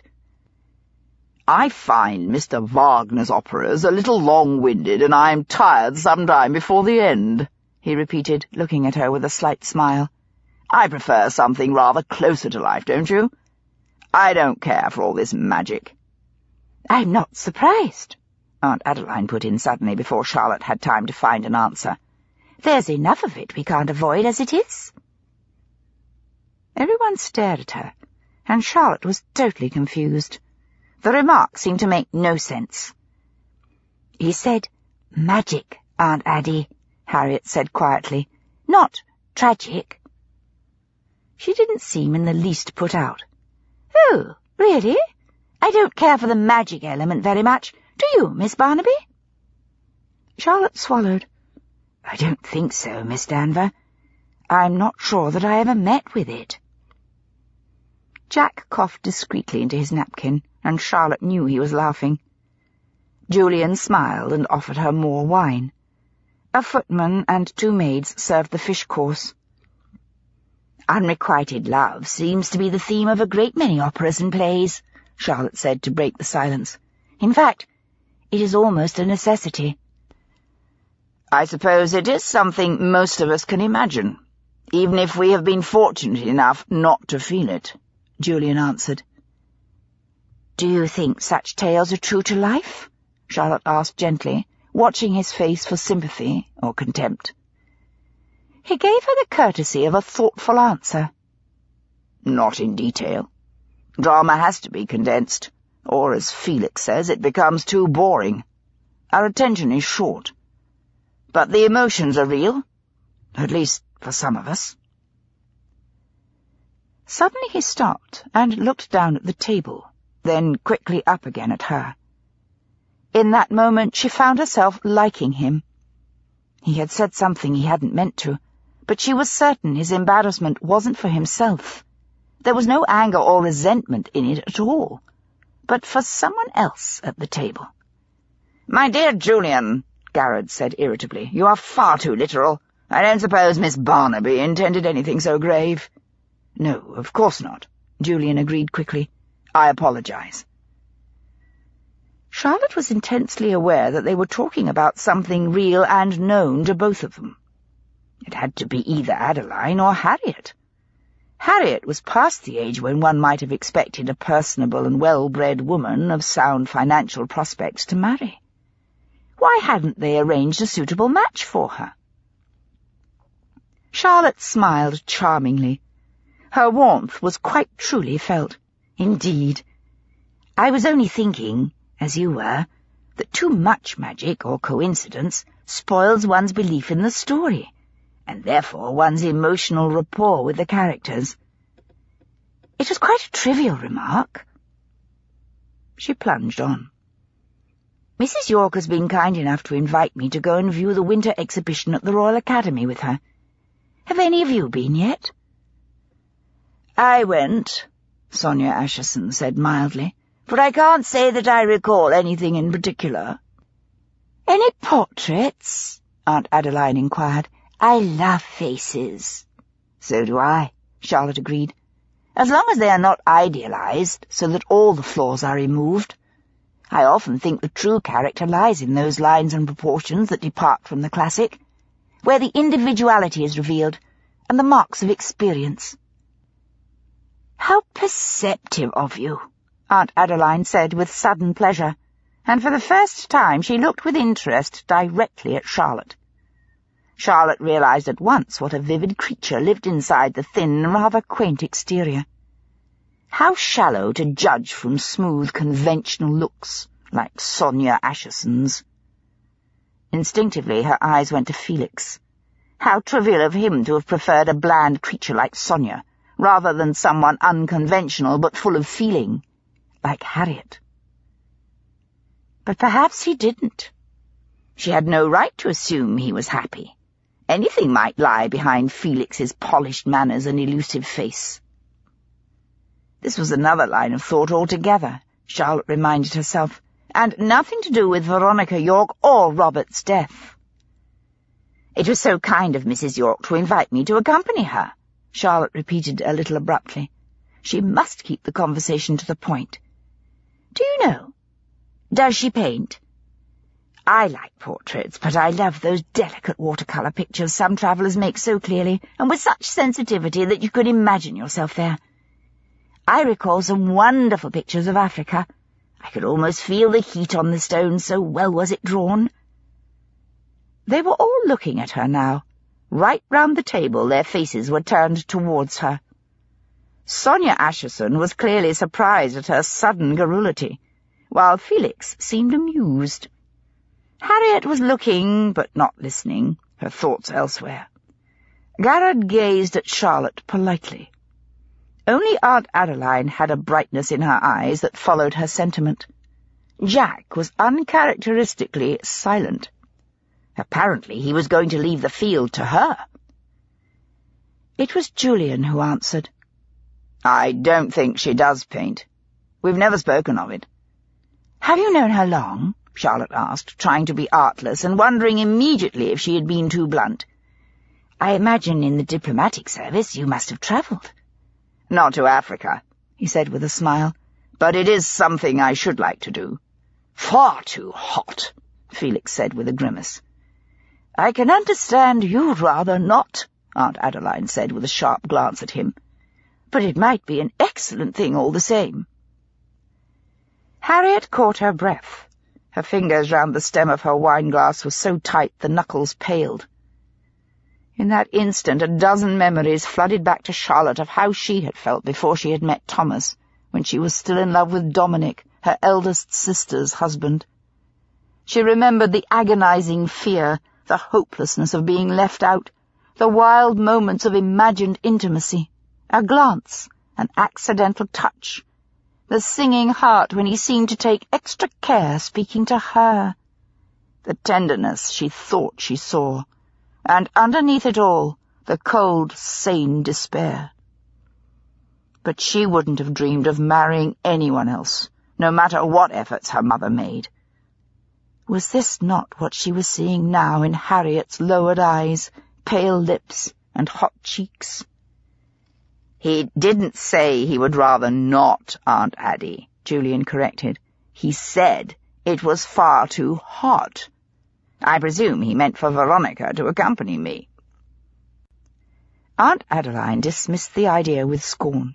"Nonsense! Some Englishwoman, I forget her name, went up the Congo all by herself. I'd love to do that." "What an excellent idea," Garrard said waspishly. "Shall you go in the summer or the winter?" She looked at him with bright eyes of disgust. "It is on the equator, my dear, so it hardly matters. Don't they teach you anything in the Foreign Office?" "Not to row up the Congo in a canoe," he retorted. "It doesn't seem to serve any purpose. We leave it to spinster ladies who, according to you, have a taste for it." "Good," she snapped. "You had better leave us something." Jack came to the rescue. He turned to Julian. "I knew Mrs. York several years ago, before her marriage to Robert, but I can't remember whether she was interested in travel. And of course, one may change. I dare say marrying into the Foreign Office will have broadened her knowledge and perhaps her ambitions." Charlotte silently blessed him, and composed her face into an expression of great interest. "Was Mr. York a traveller?" There was a moment's silence. A knife clinked on someone's plate. Out in the hall, a servant's footsteps sounded quite clearly. "No," Julian replied. "No, I don't believe he was, although I didn't know him well. I came to the department in the Foreign Office only a couple of months before his death. Felix knew him better." "He liked Paris," Sonia Asherson said suddenly. "I remembered him saying so. I wasn't at all surprised. He was such a charming man, elegant and witty. Paris would be bound to please him." She looked at her husband. "I wish we could go abroad sometimes, to somewhere sophisticated like that. Africa would be terrible, and India only marginally better." Charlotte looked at Harriet, and this time she was almost sure her guess was right. The dark, hollow look in her eyes, the aura of loss surrounding her, was exactly what Charlotte herself had once felt when Sarah and Dominic had talked quite lightly of moving away. Yes, Harriet was in love with Felix Asherson. Did he know it? Dominic had never had the faintest idea of the turmoil he had caused in his sister-in-law, the agony, the embarrassment, or the idiotic dreams. She looked at Felix Asherson, but he was staring at the white damask cloth in front of him. "I shouldn't anticipate anything," he answered her irritably. "I can't imagine any circumstance in which I should be sent to any part of Europe, except perhaps Germany. All the interest in my department is with the Empire, particularly Africa, and who colonizes there. And if I went there, it would be on business. I should be there and back in weeks, and most of the time would be spent on the voyage." Harriet was still too absorbed in trying to hide her feelings from the company to say anything. Garrod was leaning backwards in his chair, admiring the sparkle of the wine in his glass as the light from the chandelier caught it. A little self-consciously elegant, Charlotte decided, although she felt there was more emotion behind that highly individual face than she had first imagined. Deeper lines round the mouth, a sharper curve to the lips, gestures that told of control mastering an inner restlessness. He was not as unlike Adeline as he had seemed at first. "I must ask Mrs. York about Paris," she said, smiling dazzlingly at no one in particular. "I have never travelled, and I dare say I will not have the opportunity, but I love to hear about other people's experiences." "Mostly experiences of barbarous food and plumbing that doesn't work." Garrod looked at her with irony. "A much overrated occupation, I assure you, Miss Barnaby. You will usually be too hot or too cold. Someone will mislay your baggage. The channel crossing on the steamer will make you ill. And once you reach Calais, you will not understand a word anyone says." Charlotte was about to retort with asperity that she spoke French, when she realized she was being teased, and for his amusement, not hers. "Indeed?" She raised her eyebrows. "All experiences I'm quite used to in England, except for the Channel crossing. Perhaps you have not lately left London, Mr. Danvers." "Bravo!" Aunt Adeline said with satisfaction. "She has your measure, my dear." His smile touched only his mouth. "Indeed," he said, but he left it more a question than a concession. "You shouldn't spoil people's dreams, Papa," Julian began eating again, slowly. "Anyway, Miss Barnaby may find things quite different if she comes to travel. I remember Robert's mother used to enjoy it. She mentioned Brussels in particular." "Was that recently?" Charlotte asked eagerly. "Perhaps things have improved since you were there, Mr. Danvers." His face hardened. The light shone on the smooth, tight skin of his cheeks, and Charlotte sensed a powerful anger inside him. Why on earth should he be abraded by something so trivial? No one had proven him mistaken, merely expressed a different opinion. Was his temper so unstable? "Perhaps my dreams will never be realized," she said quietly, "but it is pleasant to have them." "God preserve us from dreaming women!" Garrod raised his eyes to the ceiling, and there was an edge to his voice that Charlotte would ordinarily have called him to account for. "It is frequently the only way we can get anything," Aunt Adeline said, picking up her glass and sniffing at her Chablis. "But of course you wouldn't realize that." Everyone looked nonplussed. Felix glanced at Julian. Sonia's face, with its regular features and flawless skin, registered what Charlotte was convinced was stupidity, although it was totally unfair to judge her so harshly. She was being too partisan towards Harriet, and she knew it. "I beg your pardon, Miss Danvers," Jack said with a frown. "Not at all your fault," she said graciously. "I dare say you are in a similar position." Jack turned to Charlotte, totally confused. "What are you talking about, Aunt Addie?" Harriet asked gently. "Scheming women."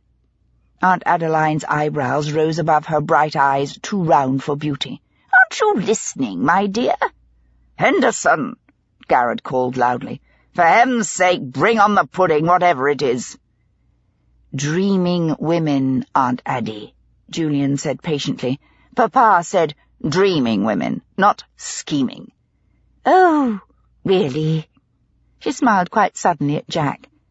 "I apologize, Mr. Radley. Do forgive me." "Nothing to forgive," he assured her. "One can very easily lead to the other, don't you think?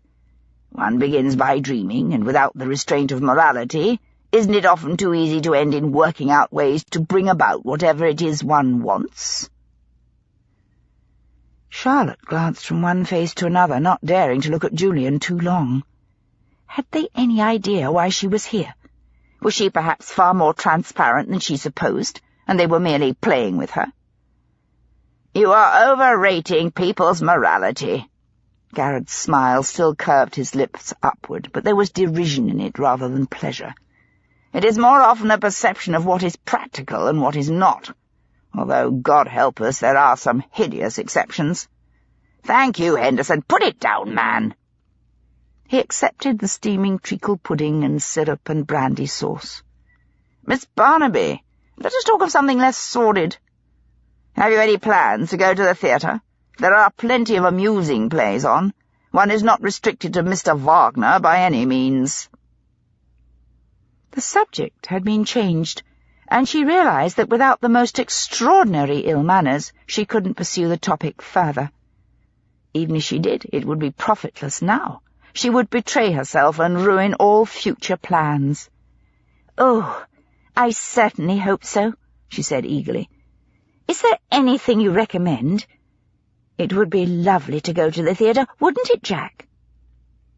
And so the meal concluded, and nothing more was said that seemed to have any bearing upon Robert York's life or death, or the Danvers family's relationship with the Yorks. The ladies left the table before the port was brought in and returned to the withdrawing room. Charlotte had expected the conversation to be stilted, as she sensed what Harriet's feelings for Felix were. Whether Sonia was aware of them or not, they couldn't possibly feel at ease with each other. As for Felix himself, Charlotte hadn't yet decided whether he knew of Harriet's love, or whether he returned it, and if so, with what sincerity or honour. Aunt Adeline's sharp tongue and dull hearing were unlikely to help matters. Charlotte was ready to do her best to smooth the awkwardness with small talk, but she found her assessment mistaken. Apparently they had all known each other long enough to have found their own accommodation. Either by trial or by instinct, they knew what harmless comments to make on fashion, what gossip of mutual acquaintances to exchange, and which short stories in the London Illustrated News they all had read. Charlotte didn't have the time or the money to take the Illustrated News, nor had she ever heard of their friends. She sat with a smile of polite interest, which became more fixed and less natural as the minutes dragged by. Once or twice she caught Aunt Adeline's eye, saw a flash of amusement there, and looked away. Finally, Aunt Adeline stood up. "Miss Barnaby, you expressed an interest in art. Perhaps you would care to see one of the landscapes in the boudoir. It was my sister-in-law's favourite room, and she was quite fond of travel. She hoped to visit so many places." "And did she?" Charlotte asked, rising also. Adeline led the way. "No, she died young. She was 26. Harriet was barely walking. Julian was 7 or 8. Charlotte was touched with a sudden sharp sense of loss for the woman whose life had ended when she was on the brink of so much. A husband and children, one a mere baby. How would she feel if she had to leave Daniel and Jemima and Thomas to manage alone? "I'm so sorry," she said aloud. "It was a long time ago," Aunt Adeline replied half over her shoulder as she crossed the hall, going down a wide passage and opening the door into a lady's sitting room known as a boudoir. It was decorated in cream and a muted tone the colour of dry sand, with touches of cool liquid green, and one splash of pale coral provided by a single chair. It was most unusual, and rather out of character with the rest of the house. It led Charlotte to a sudden thought that perhaps the young Mrs. Danvers hadn't felt at home here. Perhaps she had made this room into an island for herself, contrasting it with the other rooms as strongly as she dared. On the wall opposite the fireplace was a painting of the Bosphorus, looking down from the Topkapi Palace on the Golden Horn. Fleets of little boats plied the blue-green waters, and in the distance, blurred by the haze of heat and the dazzle of the sun, loomed the shore of Asia. A strong man might easily swim as far, as Leander had done for Hero. Had young Mrs. Danvers thought of that when she chose it? "You say nothing," Aunt Adeline remarked. Charlotte was very weary of triteness. She wanted to discard the convention-imprisoned Miss Barnaby, and be herself, especially with this woman, whom she liked more and more. What could I possibly say that could meet the loveliness of this, or all the ideas and dreams one might find in it? She demanded. I refused to add any more platitudes to the evening. "Oh, my dear child, you are doomed to disaster," Adeline said candidly. "You will take wings like Icarus, and like Icarus fall into the sea. Society does not permit women to fly, as you will doubtless discover. For heaven's sake, do not marry suitably. It may well be like walking into cold water, inch by inch, until it covers your head." Charlotte had a tremendous impulse to tell Adeline she had already married, highly unsuitably, and was extremely happy. Remembering Emily, she held her tongue at the last moment. "Shall I marry unsuitably if I can?" she asked, with only half a smile. It was wry, and she knew it, a little painful. "I don't suppose your parents will allow it," Aunt Adeline demurred. "Mine wouldn't." Charlotte drew breath to say again that she was sorry, then knew it would sound too condescending. Adeline was not the sort of person for whom one should feel ever the most glancing touch of that pity which has no fellow feeling. She didn't believe that Adeline Danvers had shrunk from any decision out of cowardice, but even if she had, passing judgment on it now was none of Charlotte's right nor desire. Instead, she drew a little on truth, remembering what had actually happened to her. "My grandmother is the one who would make the worst fuss," she said. Adeline smiled bleakly, but her eyes held no self-pity. She sat sideways on the arm of one of the big sand-coloured chairs.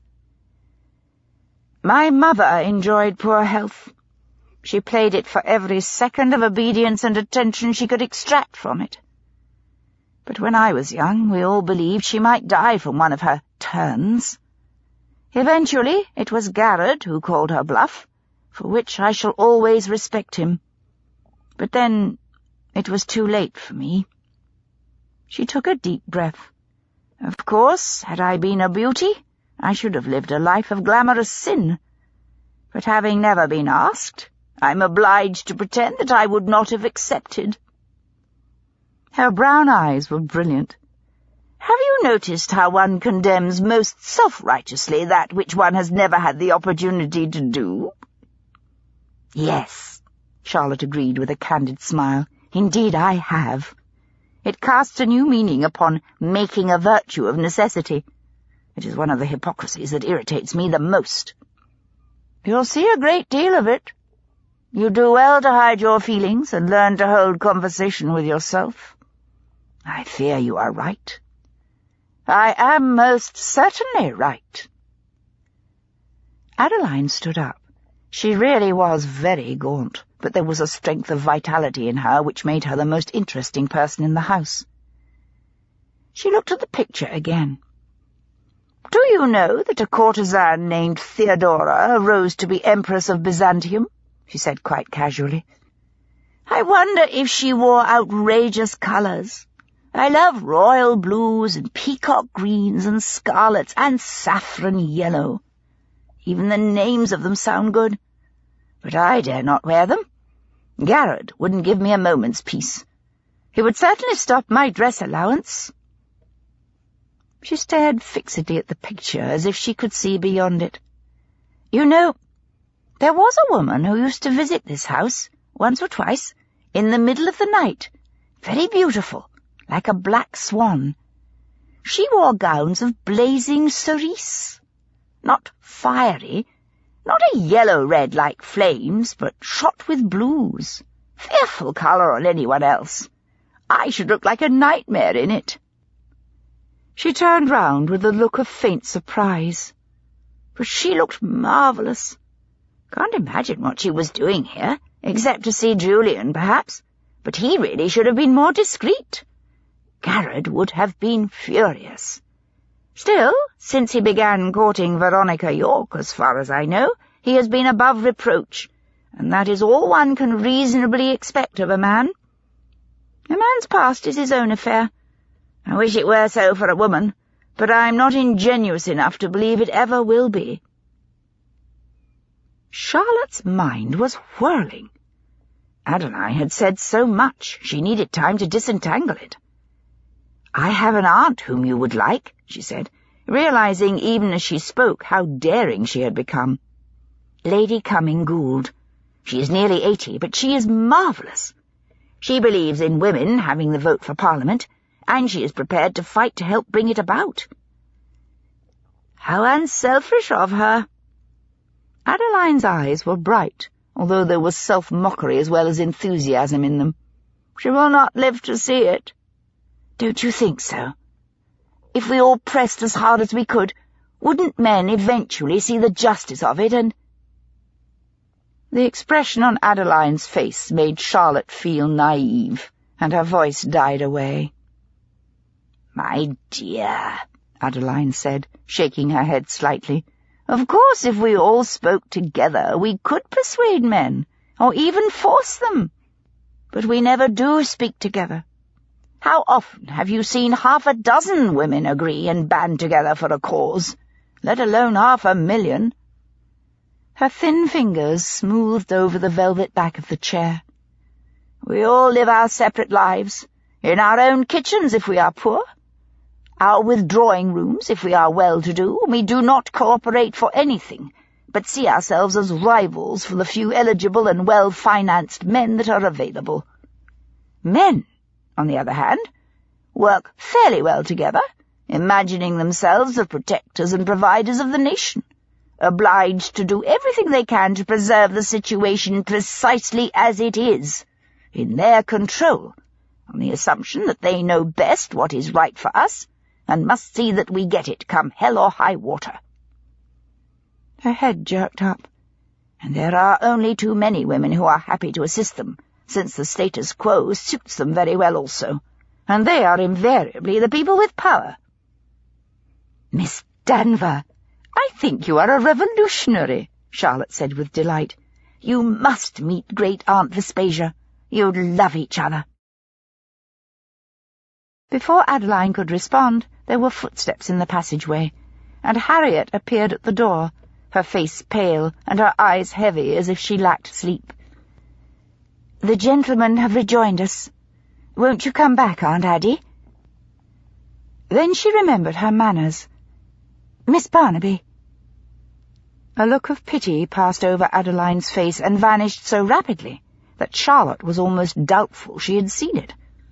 Perhaps she had only imagined an echo of her own quick understanding. Of course." Adeline moved towards the door. "We were admiring your mother's painting of the Bosphorus. Come, Miss Barnaby, asylum is over for this evening.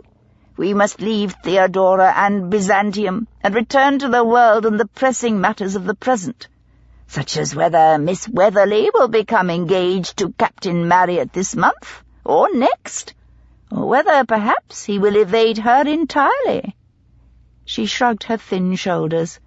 "And go to sea in a sieve." Harriet looked puzzled, glancing uncertainly at Charlotte. "Edward Lear?" Charlotte hazarded an explanation. "Their heads were blue and their hands were green, or the other way round, and they went to sea in a sieve, I think. But he was also an excellent artist. His paintings of Greece are beautiful." "Oh." Harriet looked relieved, but no wiser. "Well?" Jack asked her as soon as they were alone in the carriage, huddled together in biting cold, breath white as steam. Outside the wind moaned and rattled, and the gutters were filled with freezing slush, dark with mud and frozen manure, for once odourless. The horses' hooves thudded heavily on the ice. "All sorts of things," she replied with chattering teeth. She decided not to tell him that Harriet was in love with Felix Asherson. It was young Miss Danvers' own private heartache, and if he hadn't noticed it, then it should remain so. They seem to have quite as much money as the Yorks, so that isn't a motive. And apparently the two families have known each other for some time, so Julian and Veronica might have fallen in love before Robert died. On the other hand, and this really is most interesting, Aunt Addie—" "Whom you like enormously," he interrupted. "Whom I like enormously," she agreed. "But that doesn't blind my wits." "Of course not." "It doesn't." Aunt Adeline said that twice at least she had seen a strange and beautiful woman in the house at night, up until 3 years ago, but not since. She wore an outrageous shade of cerise, always. "You mean both times?" "All right, both times. But who was she? Maybe she was the spy, after Julian's secrets from the Foreign Office. Perhaps she unveiled him." "Then why hasn't she been seen since?" "Perhaps after Robert York's death she went away, or into hiding. Or maybe he was the one with the secrets, and since he is dead, there's nothing for her any more. Maybe Julian Danvers wouldn't fall for her. He loved Veronica. I don't know." "Are you going to tell Thomas?" She took a deep breath and let it out slowly. Her hands deep in Emily's muff were numb with cold. It was so late that she was going to have to stay the night with Emily and go home tomorrow, which wouldn't please Pitt. She could tell him Emily was upset, so she had remained, which was true after a fashion, but she hated lying to him, and it was a lie at heart. The alternative was to tell him the truth and the reasons for pursuing the York murder. "Yes," she said slowly. "I think so." "Are you sure that's wise?" he said doubtfully. "I'm an awfully bad liar, Jack." "You amaze me," he said, his voice rising mockingly. "I would never have guessed it." "Pardon?" she asked sharply. "I should say I'd witnessed a bravura performance this evening." "Oh, that's quite different. It doesn't count." He started to laugh, and although she was furious, she liked him for it. Perhaps Emily would be all right. Charlotte got up before dawn the following morning, and by 7 o'clock she was at home in her own kitchen, frying prime bacon and fresh eggs, a peace offering from Emily. "Is Emily ill?" Pitt looked worried, but she knew he was on the edge of losing his temper if her answer was not satisfactory. She knew perfectly well that she looked too excited, too pleased with herself to have been up all night by a sickbed. "Thomas..." She had thought about this a long time, at least an hour of the short night. "Yes?" His voice was guarded. Emily isn't ill, but she is very lonely, and being in mourning is pretty wretched." "I know that, my dear." Now there was compassion in his voice, and it made her feel guilty. "So? I thought we should get involved in something," she hurried on. She poked the bacon, and it hissed gently, sending out an exquisite aroma. "Something?" he pressed with heavy scepticism. He knew her far too well for this to succeed. "Yes, something totally absorbing, like a mystery. So we started to look into Robert York's death, which you told me about." She reached for an egg and cracked it into the pan, then another. "Jack Radley, and that's another reason. I really do want to get to know him rather better. Just in case," she hurried on, taking a deep breath, "Emily considers marrying him. Someone has to look after her interests." "Charlotte!" "Well, I did have 2 reasons," she insisted, then went on hastily. "Anyway, I went to tea with Veronica York and her mother-in-law. Emily arranged it so that Jack Radley took me. That way I was able to observe him while making some discoveries about the Yorks." She could feel Pitt's presence behind her as she turned the eggs gently, then took them out and put them on his plate next to the bacon. "There you are," she said, smiling sweetly. "Last night I dined with the Danvers. I met them all, and they are most interesting. By the way, the Yorks and the Danvers appear to have about the same financial status, so neither Veronica nor Julian Danver would marry the other for money." As she spoke, she made the tea and set it on the table, all without meeting his eyes. "And Aunt Adeline told me the oddest thing. She saw a beautiful, glamorous woman wearing an outrageous shade of cerise in the house. Do you suppose she was a spy?" At last she looked at her husband, and was immensely relieved to see amazement in his face. His eyes were wide, and his hand had stopped halfway to his mouth. "A woman in cerise," he said, after a moment's silence. "Did she say in cerise?" "Yes." "Yes, why? Have you heard of her? Is she a spy? Thomas?" "I don't know. But the maid at the Yorks saw her, too." Charlotte slipped into the seat opposite him and leaned forward, forgetting her own bacon. "What did she say? When did you see her? Do you know who she is?" "No. But I shall go back and speak to the maid again, I think, and ask her for a closer description and exactly when she saw this woman. I must find out who she is, if I can." But before he went to Hanover Close again, he called by at the Bow Street station to attend to a few other inquiries, particularly a burglary in the Strand. He was halfway through reading the reports when a constable came in, a mug of tea in one hand. He put it down on Pitt's desk. "Thank you," Pitt said absently. "Thought you'd like to know, Mr. Pitt," the constable said with a sniff as he reached for a large cotton handkerchief, sneezing into it and blowing his nose. "Been a haccident yesterday, sir, at Hanover Close. Very sad. One of the upstairs maids fell out of the window, poor soul. Must have leaned out too far for something or other, maybe to call to someone. Anyhow, the poor girl is dead, sir." "Dead?" Pitt looked up, startled and chilled. "Who?" The constable looked down at the paper in his hand. "Dulcie Mabbott, sir. Lady's maid." Chapter 5. When Charlotte left to go back home, Emily was wide awake, an endless day stretching ahead and nothing planned. She tried to go back to sleep again. 5:45 was far too early, but her mind was restless. At first she contemplated Charlotte's evening with the Danvers. Who was the mysterious woman in the cerise gown? Probably just an old love of Julian's he had been indiscreet enough to entertain under his father's roof. No, that wouldn't do.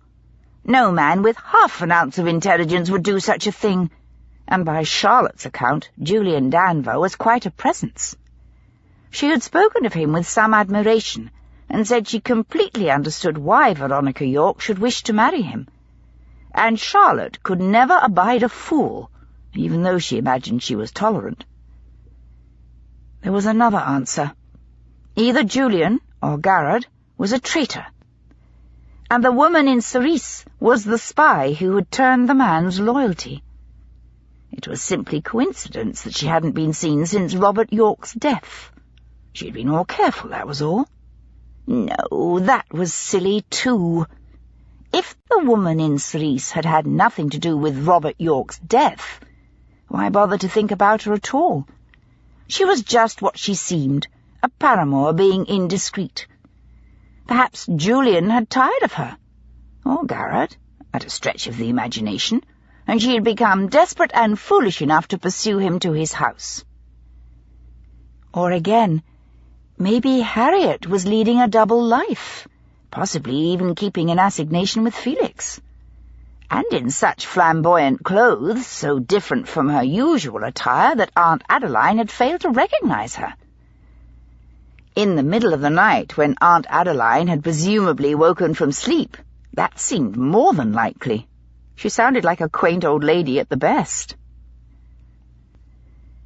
Would Emily herself grow into a quaint, lonely old lady, visiting relatives too often, and so bored she lived other people's lives vicariously, misunderstanding everyone, and seeing things that weren't there? With this wretched thought, Emily decided to get up, even though it was still only 5 minutes to 7. If the servants were startled, let them be. It would do them good. She rang for her maid and had to wait several minutes for her to come. Then she had a bath and dressed carefully as if she were to entertain someone of great importance. It was good for her morale, and went downstairs. Of course, her lady's maid had warned the rest of the house, so she took no one by surprise. Whatever they felt, there was nothing in their faces but bland good mornings. Carrying in the poached eggs, Wainwright looked like a church warden with a collection plate, and he put it down in front of her with the same reverence. She would have loved to startle him enough to make him drop it. When she had finished breakfast and had taken 3 cups of tea, she went to the kitchen. She thoroughly irritated the cook by interfering with the week's menus, and then tried the patience of her own maid by checking on the mending and ironing of her gowns. When she finally realized how unfair she was being, she went into her boudoir, closed the door, and began to write a letter to Great-Aunt Vespasia, simply because she would have liked to talk to her. She was on the 4th page of her letter when the footman knocked and came in to tell her that her mother, Mrs. Ellison, was in the morning room. "Oh, ask her in here," she answered. "It's much brighter." She covered the letter and with mixed feelings prepared to welcome her mother. Caroline came in a moment later, dressed in a fashionable wine-coloured barathea trimmed with black fur, and a rakish hat which made her look more elegant than Emily could remember.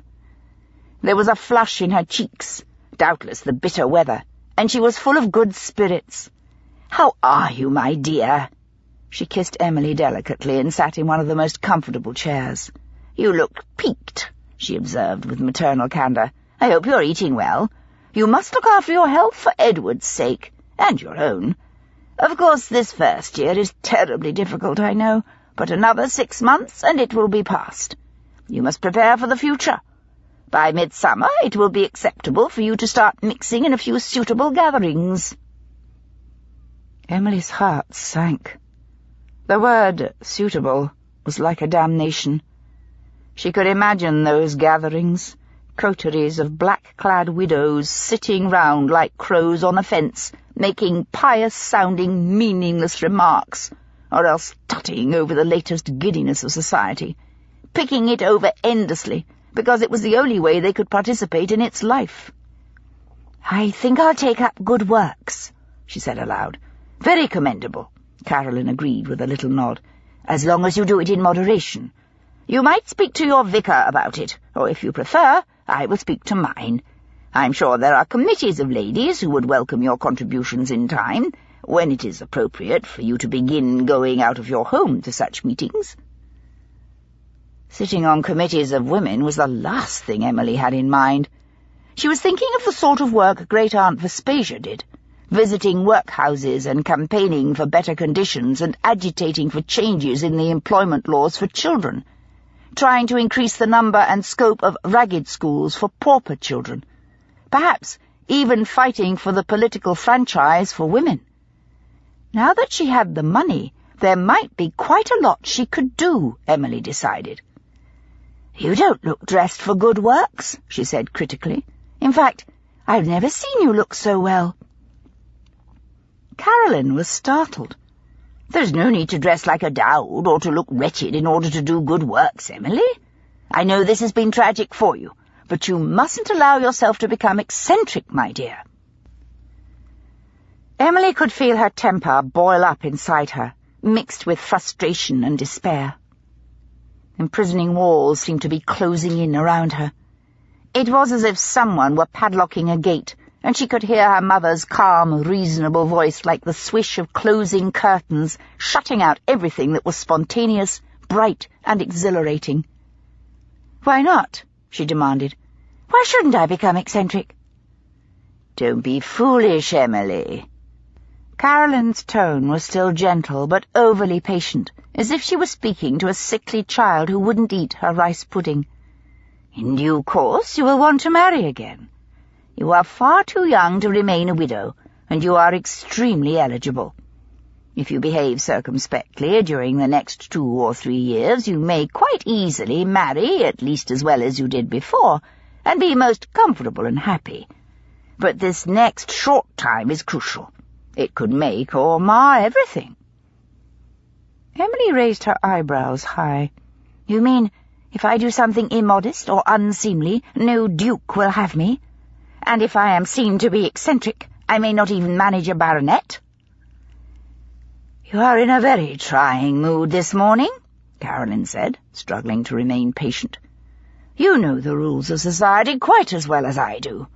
Really, Emily, you used to be the most sensible of the 3 of you, but you seem to be getting more like Charlotte every time I see you.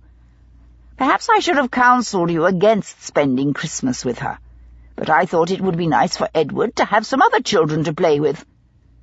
And to be quite frank, I know Charlotte must have been grateful for all the financial assistance you were able to give her." Discreetly.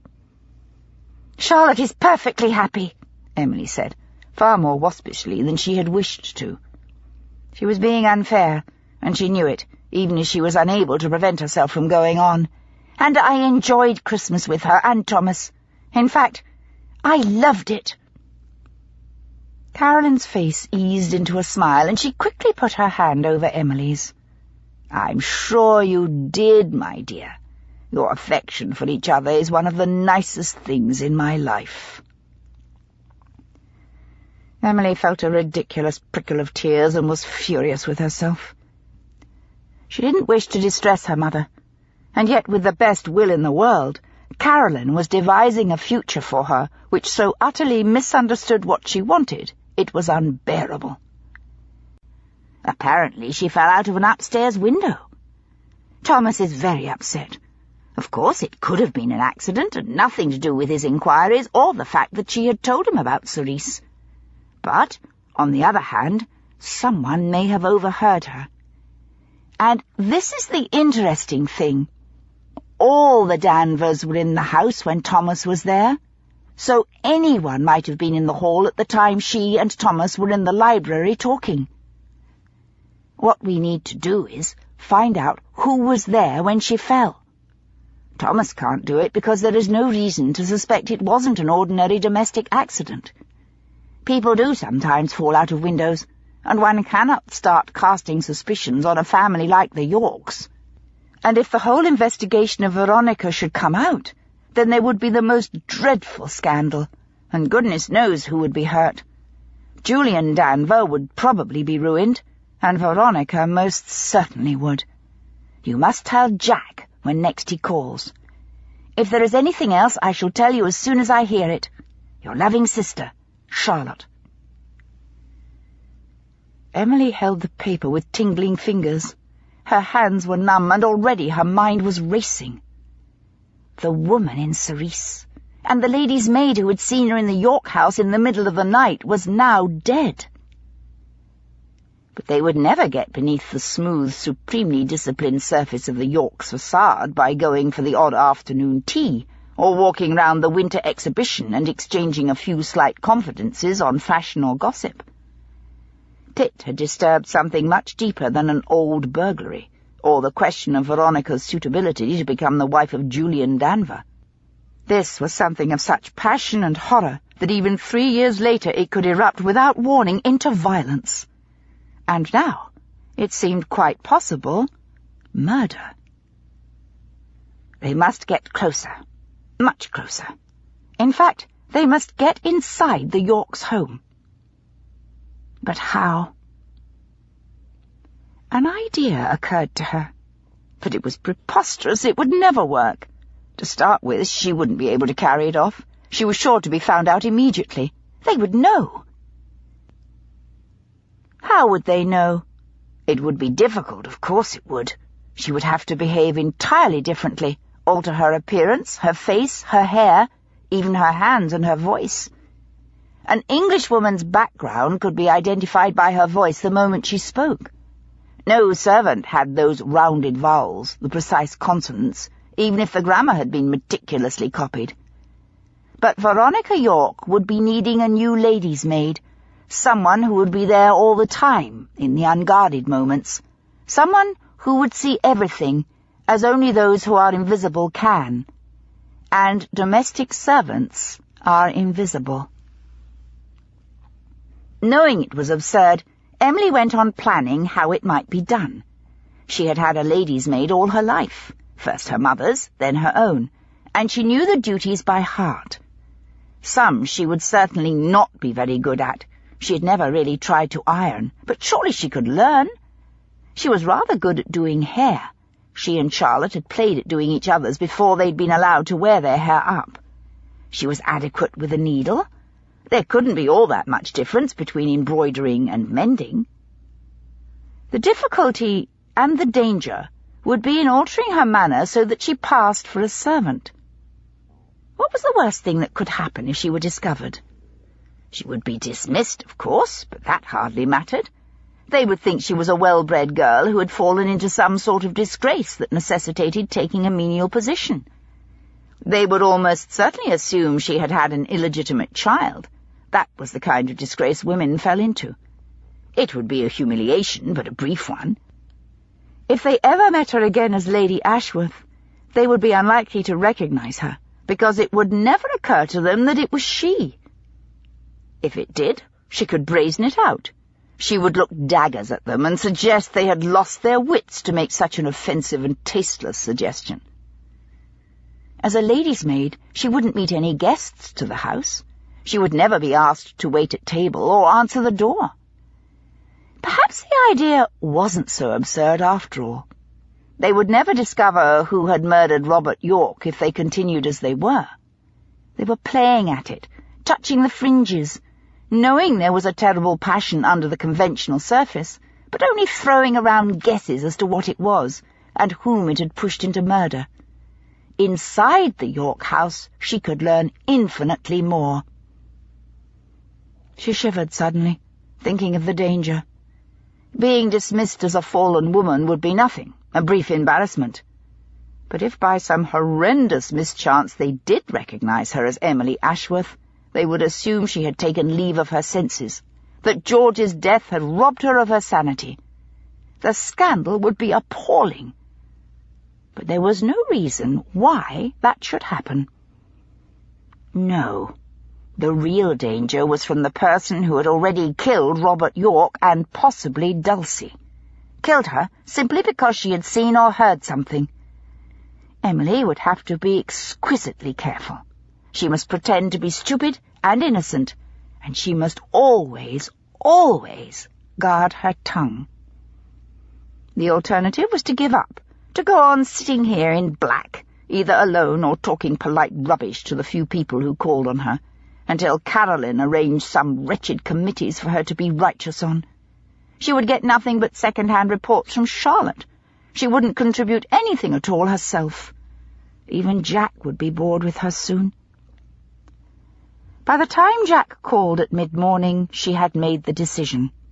Thank goodness she had not sent that wretched letter to Aunt Vespasia. She was going to need her help. She would call on her that afternoon. "I'm going to the Yorks," she announced as soon as Jack came in. "I don't think you can do that, Emily," he said with a slight frown. "Oh, not socially." She waved her hand, dismissing the notion. "Their lady's maid saw Aunt Addie's woman in Sice at the Yorks house as well, in the middle of the night. She told Thomas, and now she's dead." "The maid?" "Yes, of course, the maid," Emily said impatiently. "The woman in Sice has vanished, and she must have something to do with treason, and almost certainly Robert York's murder. We must find out all we can, and we shan't do that by calling for tea now and then." "What else? We can hardly walk in and start interrogating them," Jack pointed out. "Even if we could, that wouldn't do any good." Emily was excited now. Whatever Jack said, it wasn't going to put her off. For the first time since George's death, she was going to do something totally outrageous, which he would certainly have forbidden, and she was glad there was no one who could command her obedience. "We must be subtle," she continued. "We must observe them when they have no idea, and little by little they may betray themselves." He was at a loss to understand, and with delight she dropped her bombshell. "I am going to take the position of lady's maid. I shall write one reference myself, and get another from Great Aunt Vespasia." He was stunned. "Good God! You can't! Emily, you can't go as a servant." "Why not?" The first minute spark of humour lit in his eyes. "You wouldn't know how, for a start," he said. "I would." Her chin came up, and she knew she must look and sound ridiculous. "For goodness sake, Jack, I've had a very good lady's maid for years. I know perfectly well what she does, and I can do it myself in a pinch. I certainly had to learn how when I was a girl." He started to laugh, and at any other time she would have thought it a delightful sound, full of joy and vitality. Now she heard derision in his laughter, and it was extremely provoking. "I'm not saying it will be easy," she said sharply. "I'm not used to having people tell me what to do, and I shan't like being at someone else's beck and call, but I can do it. It will be something of a change from sitting here all day doing nothing at all." "Emily, they'll find you out." His laughter vanished as it dawned on him that she might be serious. "Oh, no, they won't. I shall be a model of good behaviour." This belief was written all over his face. "Charlotte has got away with being Miss Barnaby," she carried on determinedly, "and I'm a far better liar than she is. I shall go this afternoon, otherwise I may be too late. I have written myself a glowing reference, and I shall obtain another from Aunt Vespasia. I've already telephoned her. Did I tell you I have acquired a telephone? It's a wonderful thing. I don't know why I didn't get one before, and she's expecting me this afternoon. She will write an introductory letter for me if I ask her." She wasn't at all sure that Aunt Vespasia would do anything of the sort, but she would do all she could to persuade her. Now he looked really concerned. "But, Emily, think of the danger. If what you are supposing is true, then someone murdered the maid. If they have even a suspicion of you, you could end up the same way. Leave it to Thomas." She swung round on him immediately. "And what do you suggest he do? Go as a footman?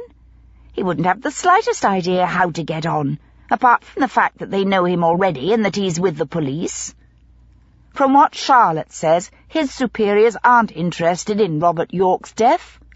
All they want to do is make sure Veronica is suitable to marry Julian Danvers." "Oh, come on." Jack turned sideways in the chair opposite her. "That's what they said, but it's obviously an excuse. They don't care in the least what Veronica does, if she's discreet about it. And if she weren't, they'd know without anyone's finding out for them. They're suspicious about York's death, and whether Veronica had a lover or not, and if he or even Veronica herself murdered Robert. They're just too devious to have said so outright." She stared at him. "Are they?" What about treason? What about the woman in Sice? He thought for a moment. Well, that could have been Veronica herself after an assignation with Julian Danvers, if they were lovers then. Then it was Julian who killed Robert York? Possibly. The fact that he's an agreeable fellow is irrelevant. Some of the worst cads I've known have been charming, as long as you didn't stand in their way. Or it could have been Harriet leading a double life with Felix Asherson. She's obviously in love with him. Charlotte didn't tell you that. My dear girl, she didn't need to. Do you think I'm a complete fool? I've seen too many flirtations not to know when a woman's in love. She was polite. She pretended he was a friend and of no romantic interest. She avoided his eyes and looked at him whenever he was turned away. She was so careful it must matter to her very much. She had had no idea he was so perceptive. It came as a sobering surprise, puncturing her confidence. Indeed, she said coldly. And of course, you are never mistaken. You can read women just like that. She tried to snap her fingers, and failed to make the sharp sound she wished, producing instead only a faint thump. Hellfire, she said under her breath.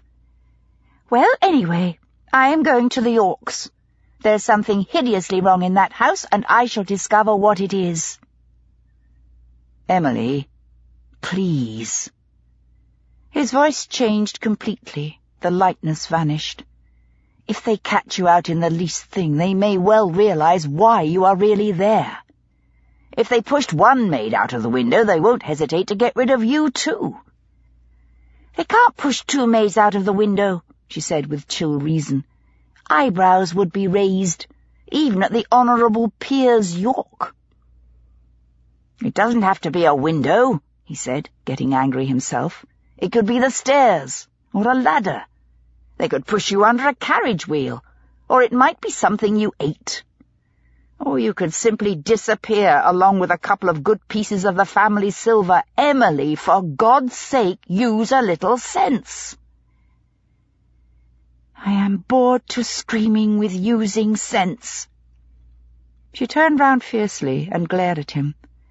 I have worn black, seen no one, and been sensible for 6 months, and I'm beginning to feel as if it was me they buried. I'm going to the Yorks to be a maid and discover who murdered Robert York and why. Now, if you wish to come to Great Aunt Vespasia's with me, you are welcome. Otherwise, will you please excuse me because I have work to do. I'm telling my own staff that I'm going to stay with my sister for a while. Of course I shall tell Charlotte the truth. If you want to help, that will be very nice. If not, if you prefer to disassociate yourself, I shall understand completely. Playing detective is not for everyone, she finished with immense condescension.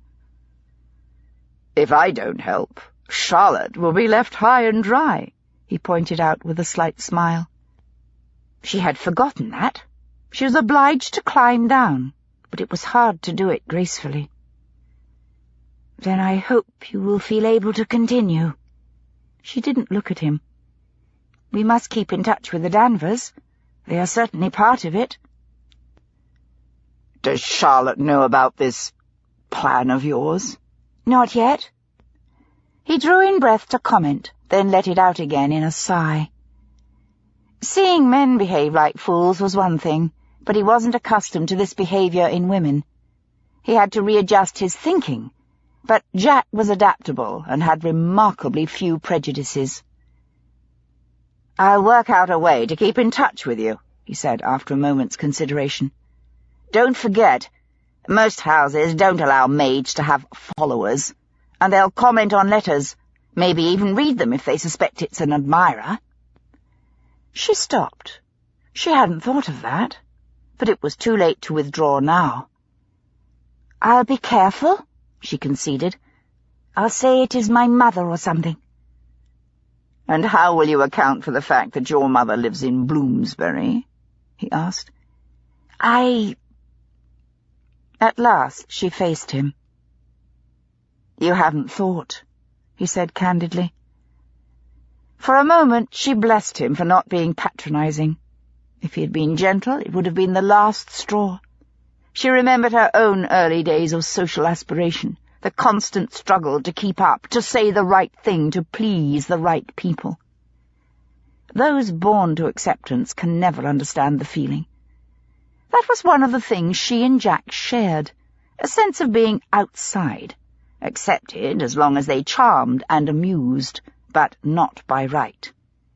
He had felt the sting of unconscious superiority too often to practice it himself. He was waiting for her to flare up. Instead, Emily was reminded of how much she liked him. He had said nothing of the risk to her social position. "No," she agreed, with a small smile, quite calmly. "I would be obliged if you would help me sort out such details. I shall have to say my sister is in service if they ask me. There are plenty of residential servants in Bloomsbury." "Then she must have the same surname. What are you going to call yourself?" Amelia." "Amelia what?" "Anything. I can't use Pitt. They might remember it from Thomas. I once had a maid called Gibson. I'll use her name." "Then you'll have to remember to write to Charlotte as Miss Gibson, too." "I'll tell her." "Thank you, Jack. I really am very obliged." He grinned suddenly. "I should think so." "You are going to do what?" Great Aunt Vespasia's silver eyebrows arched high above her hooded eyes. She was seated in her spare, elegant withdrawing-room, dressed in mulberry silk, with a pink fichu at the neck that was fastened with a seed-pearl star. She looked frailer than before, thinner since George's death, but some of the fire had come back into her glance, and her back was as straight as ever. "I'm going to go to the Yorks as a lady's maid," Emily repeated. She swallowed hard and met Aunt Vespasia's eyes. Aunt Vespasia stared unflinchingly back at her. "Are you? You won't like it, my dear. Your duties will be the least part of your burden. Even obedience will be less irksome to you than assuming an air of meekness and respect towards the sort of people you normally treat as equals, whatever your private thoughts may be. And do remember, that goes for the housekeeper and the butler as well, not just the mistress." Emily could not dare to think of it, or her nerve would desert her. A small, timorous voice inside her wished Aunt Vespasia would come up with some unanswerable reason why she couldn't possibly go. She knew she had been unfair to Jack. He had been concerned for her, that was all. She would have been hurt if he hadn't objected to the plan. "I know," she admitted. "I expect it to be difficult. I may not even last very long, but this way I can learn things about the Yorks that years of visiting couldn't achieve. People forget servants. They think of them as furniture. I know. I do it myself." "Yes," Aunt Vespasia agreed dryly. "I dare say your own maid's opinion of you might be a salutary thing for you to learn, if you ever get above yourself. No one knows your vanity nor your frailties quite like a maid. But remember, my dear, for precisely that reason one trusts a maid. If you break that trust, do not expect to be forgiven. I do not imagine Loretta York is a forgiving woman." "You know her?" "Only in the way everyone in society knows everyone else.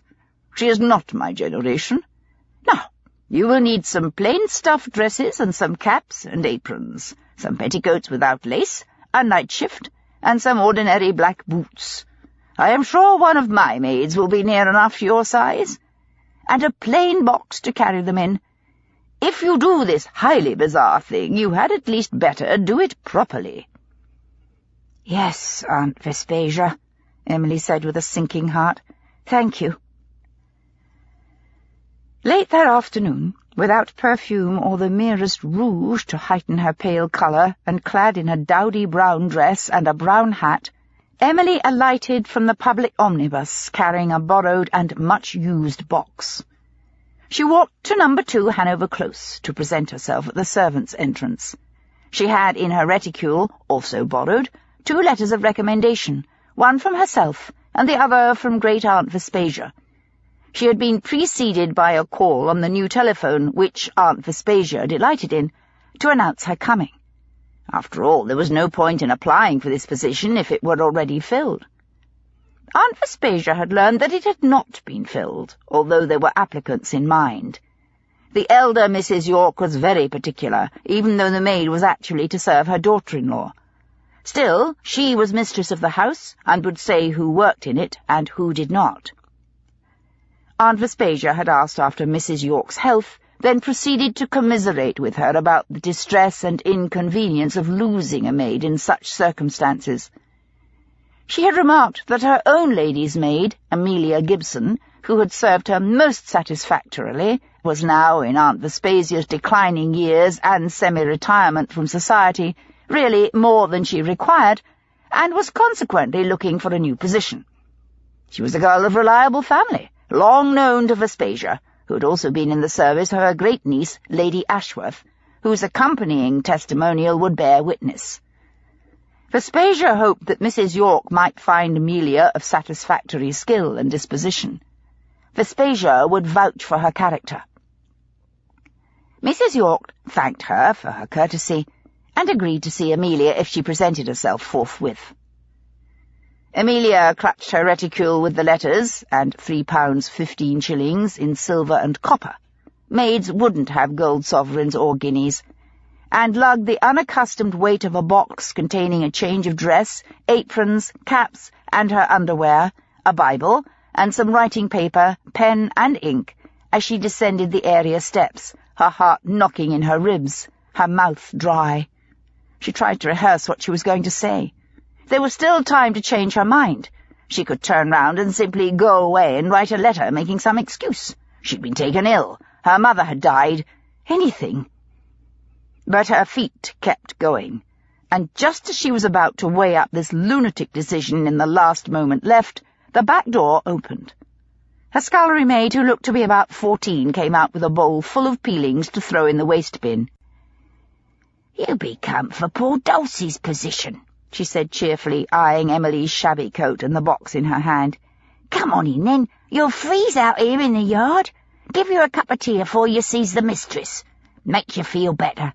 You look half-starved in the cold, you do. Here, give that there box to Albert. He'll carry it for you, if you stay in."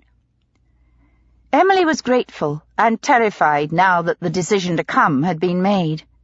She wanted to thank the girl, but her voice simply refused to obey. Mutely, she followed the scullery maid up the steps into the back kitchen, past the vegetables, the hanging corpses of 2 chickens and a brace of game birds complete with feathers, and into the main kitchen. Her hands were numb in her cotton gloves, and the sudden warmth engulfed her, bringing tears to her eyes and making her sniff after the stinging cold on the walk from the omnibus stop. "Mrs. Melrose, this is someone applying to be the new lady's maid, and she's fair perished, poor thing." The cook, a narrow-shouldered, broad-hipped woman with a face like a cottage loaf, looked up from the pastry she was rolling and regarded Emily with business-like sympathy. "Well, come in, girl. Put that box down in the corner. Out of the way. We don't want folk falling over it. If you stay, we could have it taken upstairs for you. What's your name? Don't stand there, girl. Cat got your tongue." She dusted the flour off her bare arms, flipped the pastry the other way on the board, and began again with the rolling pin, still looking at Emily. "Amelia Gibson, ma'am," Emily said falteringly, realizing she didn't know exactly how deferential a lady's maid should be to a cook.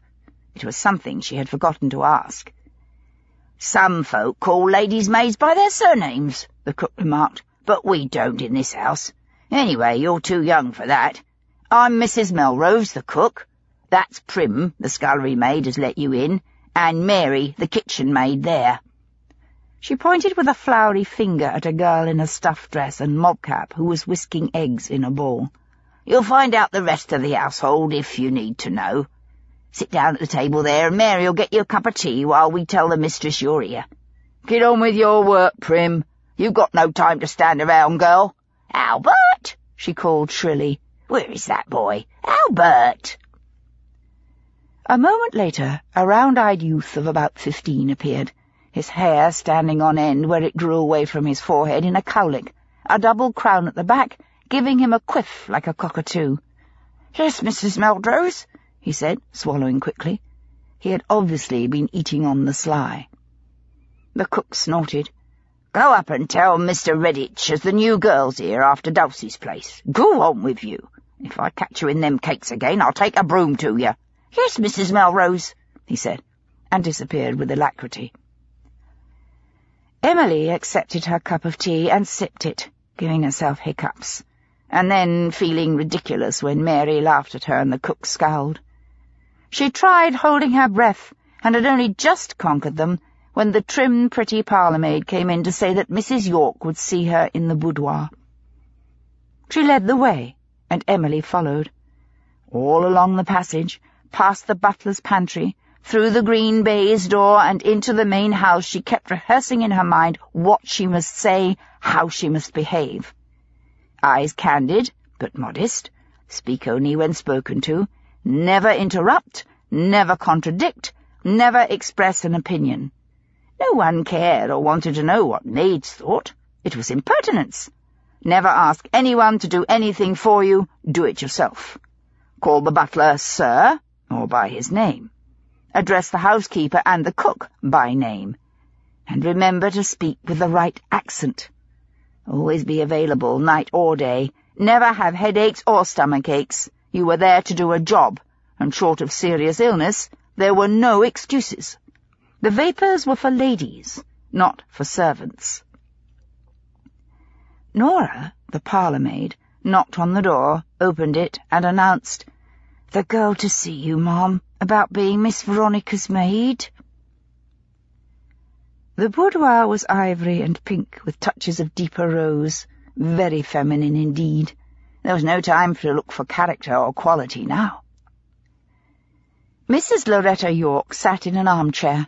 She was a small woman, a little plump around the shoulders, an inch or two thicker at the waist than she probably wished, but otherwise the beauty she had been in her youth was excellently preserved.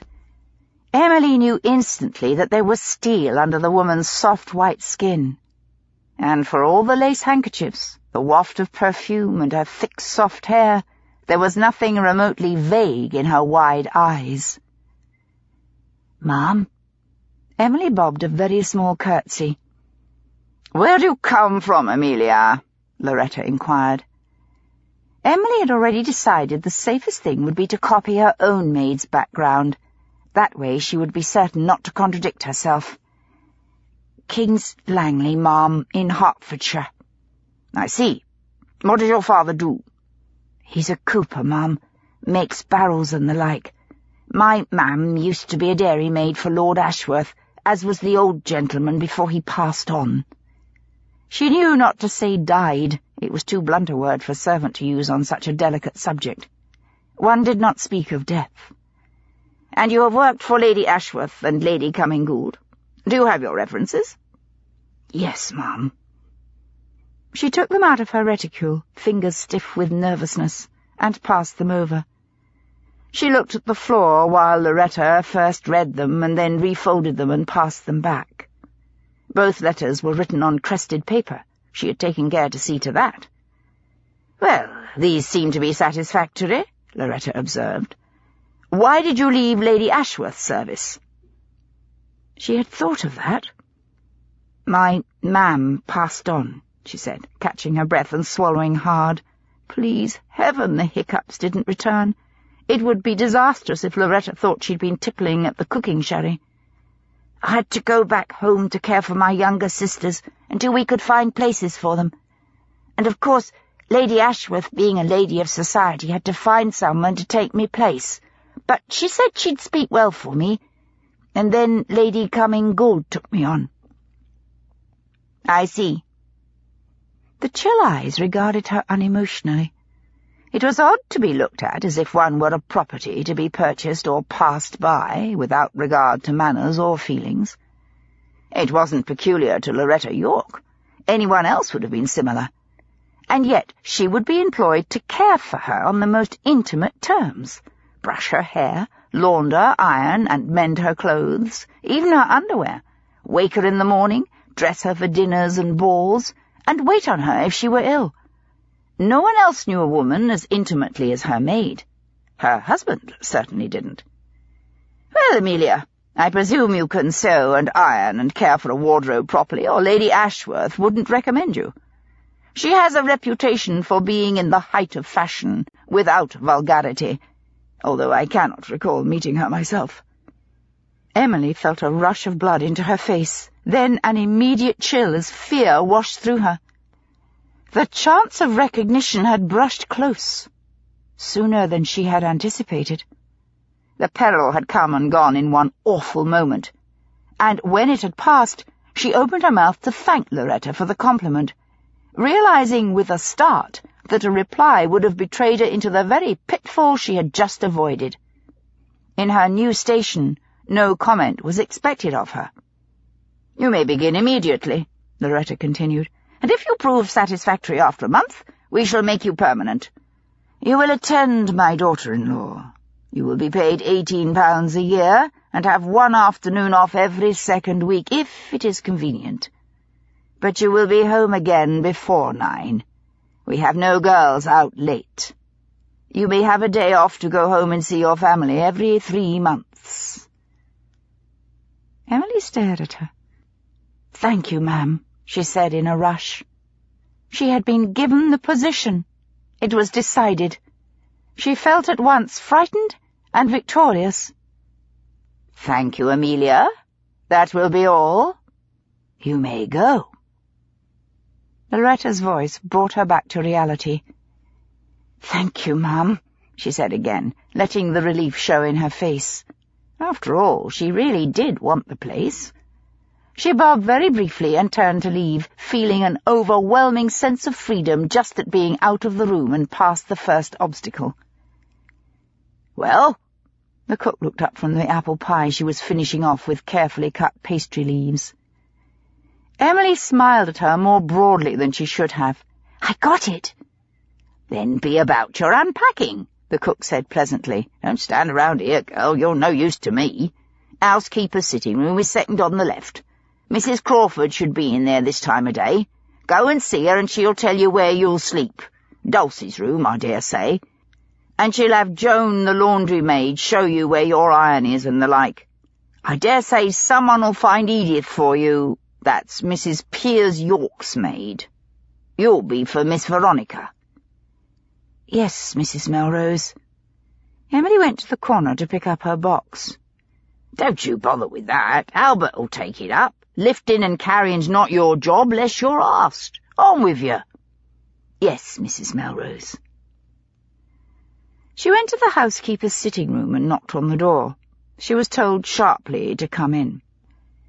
It was small, crowded with dark furniture, the smell of polish mixing with the thick greenhouse odour of a potted lily on a jardinière in one corner. There were embroidered antimacassars on the backs of the chairs and along the sideboard, which was littered with photographs. 2 hand-stitched samplers framed in wood hung on the walls. Emily felt overpowered even before she stepped inside. The housekeeper, Mrs. Crawford, was short and thin, with the face of an irritable sparrow. Grey hair escaped a screwed-back hairstyle that was considerably out of date and crowned with white lace, like froth. "Yes," she said sharply. "Who are you?" Emily stood up straight. "The new lady's maid, Mrs. Crawford. Mrs. Melrose said as you would tell me where I should sleep." "Sleep? At 4 o'clock in the afternoon, girl? I'll tell you where you can put your box, and I'll show you to the laundry, and June can give you your iron and table. I dare say Edith is sitting down. She's not so well these days. You'll have met Nora, the parlour maid, and there's Libby, the upstairs maid, and Bertha, the downstairs maid, and Fanny, the tweenie, but a useless little article she is. And, of course, Mr. Redditch, the butler, but you'll not have much to do with him, nor John, the footman, who valets for Mr. York, and Albert, the boot boy." "Yes, Mrs. Crawford." And you'll have met Mary, the kitchen maid, and Prim, the scullery maid. Well, that's all. Outside staff, grooms and the like, don't need to concern you. And you'll not have anything to do with anyone outside the house, unless Mrs. York sends you on an errand. You'll have Sunday mornings off to go to church. You'll eat in the servants' hall with the rest of us. I expect that dress'll do you." She looked at it without favour. "You've got caps and aprons, of course." "I should think so. If Miss Veronica wants them changed, she'll tell you. I hope I don't need to remind you you'll have no followers, no gentleman callers of any sort, unless you've a father or brother, in which case, if you ask permission, I dare say they'll be allowed to see you, at convenient times." "Thank you, Mom." Emily could feel the walls tightening round her as if she were a prisoner. No callers, no admirers, 1 half-day off a fortnight? How was she going to keep in touch with Charlotte and Jack? "Well, don't stand there, girl." Mrs. Crawford rose and smoothed her apron briskly, her keys jangling at her waist. She led the way out, moving like a little rodent, with busy, jerky steps. In the laundry, she patted and touched things, showing Emily coppers for boiling linen, bins of soap, starch, ironing tables, flat irons and airing rails, all the time clicking her tongue over the absence of Joan. Upstairs, Emily was shown Veronica York's bedroom. It was cool green and white with touches of yellow, like a spring field, and her dressing-room had cupboards full of clothes, all fashionable and of high quality, but nothing in pink, let alone cerise. Upstairs, on the servants' floor, she was led to a small room about 1/5 the size of her own at home. Bare, but for an iron bedstead, with a ticking-covered mattress, grey blankets, and a pillow, one small cupboard, and a table with a basin on it, no pitcher. Under the bed was a plain white china chamber pot. The ceiling sloped so that in only half of the room could she stand upright, and the dormered window had thin, unlined brown curtains. The linoleum on the floor was like ice to the touch. Here was one small rag mat by the bedside. Her heart sank. It was clean and cold and infinitely grim compared with home. How many girls had stood in doorways like this with tears welling up inside them, knowing there was no possible escape, and this was the best they could hope for, not the worst. "Thank you, Mrs. Crawford," she said huskily. "Albert's put your box there. You unpack it, and when Miss Veronica rings," she pointed to the bell Emily hadn't noticed before, "you'll go down and attend to her dressing for dinner. She's out now, or I'd have taken you to her." "Yes, Mrs. Crawford." And the next minute she was alone. It was ghastly. All she had was a box of clothes, a narrow bed as hard as a bench, 3 blankets to keep warm, no fire, no water except what she fetched for herself to put in that basin, and no light but for one candle in a chipped enamel holder, and she was at the beck and call of a woman she had never met. Jack was right. She must have lost her wits. If only he had forbidden her. If only Aunt Vespasia had begged her not to do it. But Jack wasn't worried about her loneliness. The bare floor, the cold bed, the chamber pot, the strip wash in one basin of water, or the obedience to a bell. He was afraid because someone had committed murder in this house, twice, and Emily was an intruder who had come to try and catch the murderer. She sat down on the bed, her legs shaking. The springs creaked. She was cold, and her throat ached with the effort not to weep. "I am here to find a murderer," she said to herself quietly. "Robert York was murdered. Dulcie was pushed out of a window because she saw the woman in cerise and told Thomas. There is something terrible in this house, and I am going to find out what it is. Thousands of girls, tens of thousands, all over the country live like this. If they can do it, so can I. I am not a coward. I do not run away just because things are frightening, and certainly not because they are unpleasant. They are not going to beat me before I've even begun." At 5:30 the bell rang, and after straightening her cap in front of the piece of mirror on the mantelshelf and retying her apron, Emily went down to meet Veronica York, carrying the candle. On the landing she knocked on the bedroom door and was told to go in.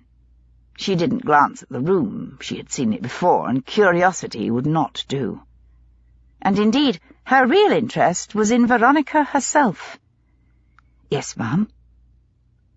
Veronica was sitting on the dressing stool in a white robe tied at the waist, her black hair falling loose like satin ribbons down her back. Her face was pale, but the bones were beautiful, her eyes large and dark as peat water. At the moment, her fragile skin was a little blue around the slender nose and across her high cheeks, and she was definitely too thin for current fashion. She would need a bustle to plump out those narrow hips, and swathes to make her bosom look fuller. But Emily had to admit she was a beautiful woman with the qualities of delicacy and character that haunt the mind far longer than mere regularity of feature. There was passion in her face, and intelligence. "I'm Amelia, ma'am. Mrs. York employed me this afternoon." Suddenly Veronica smiled, and all her colour returned. It was like illumination in a grey room. "Yes, I know. I hope you'll like it here, Amelia.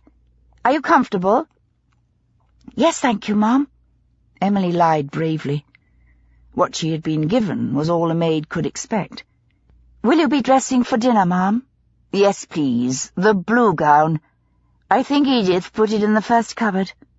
"Yes, ma'am." Emily went through to the dressing-room and brought back a royal blue velvet and taffeta gown, cut low with balloon sleeves.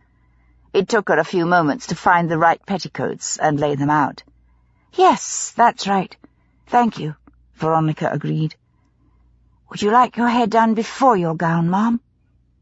It was the way Emily herself dressed. It was so easy to drop a hair or a pin, a smudge of powder or a perfume stain. "Yes." Veronica sat still while Emily took the brush, then polished the long, shining hair with a silk scarf. It was lovely, thick and dark as a moonless sea. Had Jack looked at it with such admiration? She forced that idea away. This was no time to tease herself with jealousies. "You'll find we're a little behind," Veronica said, interrupting her thoughts. Emily saw her shoulders stiffen and the muscles pull across the back of her neck. "I'm afraid my previous maid had a terrible accident." Emily's hand with the comb stopped in the air. "Oh." She had decided to affect ignorance. None of the servants had told her, and the sort of person she was pretending to be would never have read about the accident. "I'm sorry, ma'am. That must have been distressing for you. Was she hurt badly?" The answer was very quiet. "I'm afraid she was killed. She fell out of the window." "Don't worry. It wasn't the room you were in." Emily saw Veronica's eyes on her in the mirror. Deliberately she put on an expression of surprise and sympathy, knowing she must be careful not to overact. "Oh, that's terrible, ma'am. The poor creature. Well, I'll be very careful. I don't like heights anyway, never did." She began coiling Veronica's hair and pinning it, sweeping it away from her temples. At any other time she would have enjoyed the task, but now she was nervous. She must look skilled. They had to believe this was her profession. "How did it happen, ma'am?" It would be only natural to ask. Veronica shivered. "I don't know. No one does. Nobody saw it happen." "Did it happen at night, then?" "No. It was in the evening. We were all at dinner." "How awful for you," Emily said, with what she hoped sounded more like compassion than curiosity. "I hope you didn't have guests, ma'am." "Yes, we did. but fortunately they left before we discovered what had happened." Emily didn't probe any further. She would be able to find out from one of the other servants who the guests had been, although she was prepared to wager one had been Julian Danvers. "What a terrible time you've had." She curled the last strand of hair and put in the pins. "Is that comfortable, Ma'am?" Veronica turned her head one way and then the other in front of the glass. "You've done that very well, Amelia.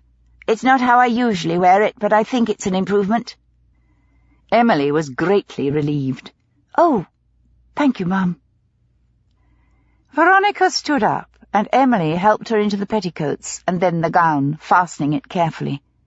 Veronica looked very striking indeed, but Emily was uncertain whether a compliment might be considered too familiar. She decided against it. After all, a maid's opinion hardly mattered. There was a sharp rap on the door, and almost before Veronica had said, "Come in," it opened, and Loretta York, elegant in lavender silk, embroidered in black and silver, swished in, regarding Veronica up and down critically. She appeared not even to see Emily. "You look pale. For goodness sake, pull yourself together, my dear. We have a duty to do. The family deserves our best courtesy as well as the guests. Your father-in-law will be expecting us. We do not wish him to think we crumble to pieces because of some domestic tragedy. He has enough to concern himself with. What happens at home is our affair, and we must protect him from any disturbances. A man has a right to a calm and well-ordered home." She looked at Veronica's hair carefully. "People do die. Death is the inevitable end of life, and you are not some tuppenny bourgeoise to fall into the vapours at the first affliction.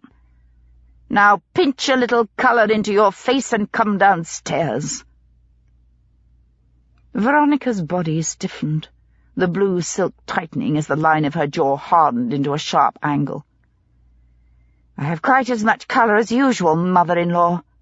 I do not wish to look as if I have a fever." Loretta's face froze.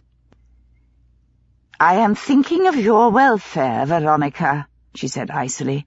"I always have your good in mind, which you will realize if you think back." The words were reasonable, even kind, but her voice cut like a knife. Veronica grew paler, and she spoke with difficulty. "I am aware of that, mother-in-law." Emily was transfixed. The emotion was so strong she could feel it prickling her skin. And yet the issue was so slight. "Sometimes I wonder if it slips your mind." Loretta didn't alter her fixed gaze. "I want your future happiness and security, my dear. Don't ever forget that." Veronica swiveled, her throat jerking with the effort. "I never forget what you do for me," she whispered. "I will always be here, my dear," Loretta promised. Or in the hot motionlessness of this room, was this a veiled threat? "Always." Then, as Emily's paralyzed figure caught the corner of her vision, "What are you staring at, girl?" she asked. Her voice stung like a sudden slap. "Be about your business." Emily leapt to attention, and the dressing robe slid from her hands to the floor. She bent and picked it up clumsily, fingers stiff. "Yes, Ma'am." She almost ran from the room, her face burning with frustration and embarrassment for having been caught eavesdropping. The words had been so ordinary.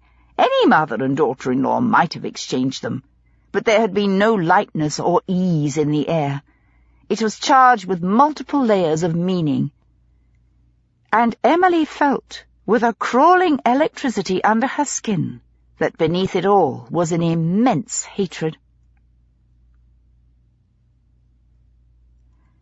Emily took her first meal in Hanover Close in the servants' hall, at a large table presided over by Redditch, the butler.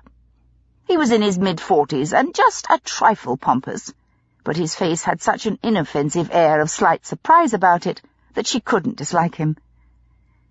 It was late by the time the meal had been served in the dining room, found satisfactory, and cleared away. The scullery was filled with dirty dishes.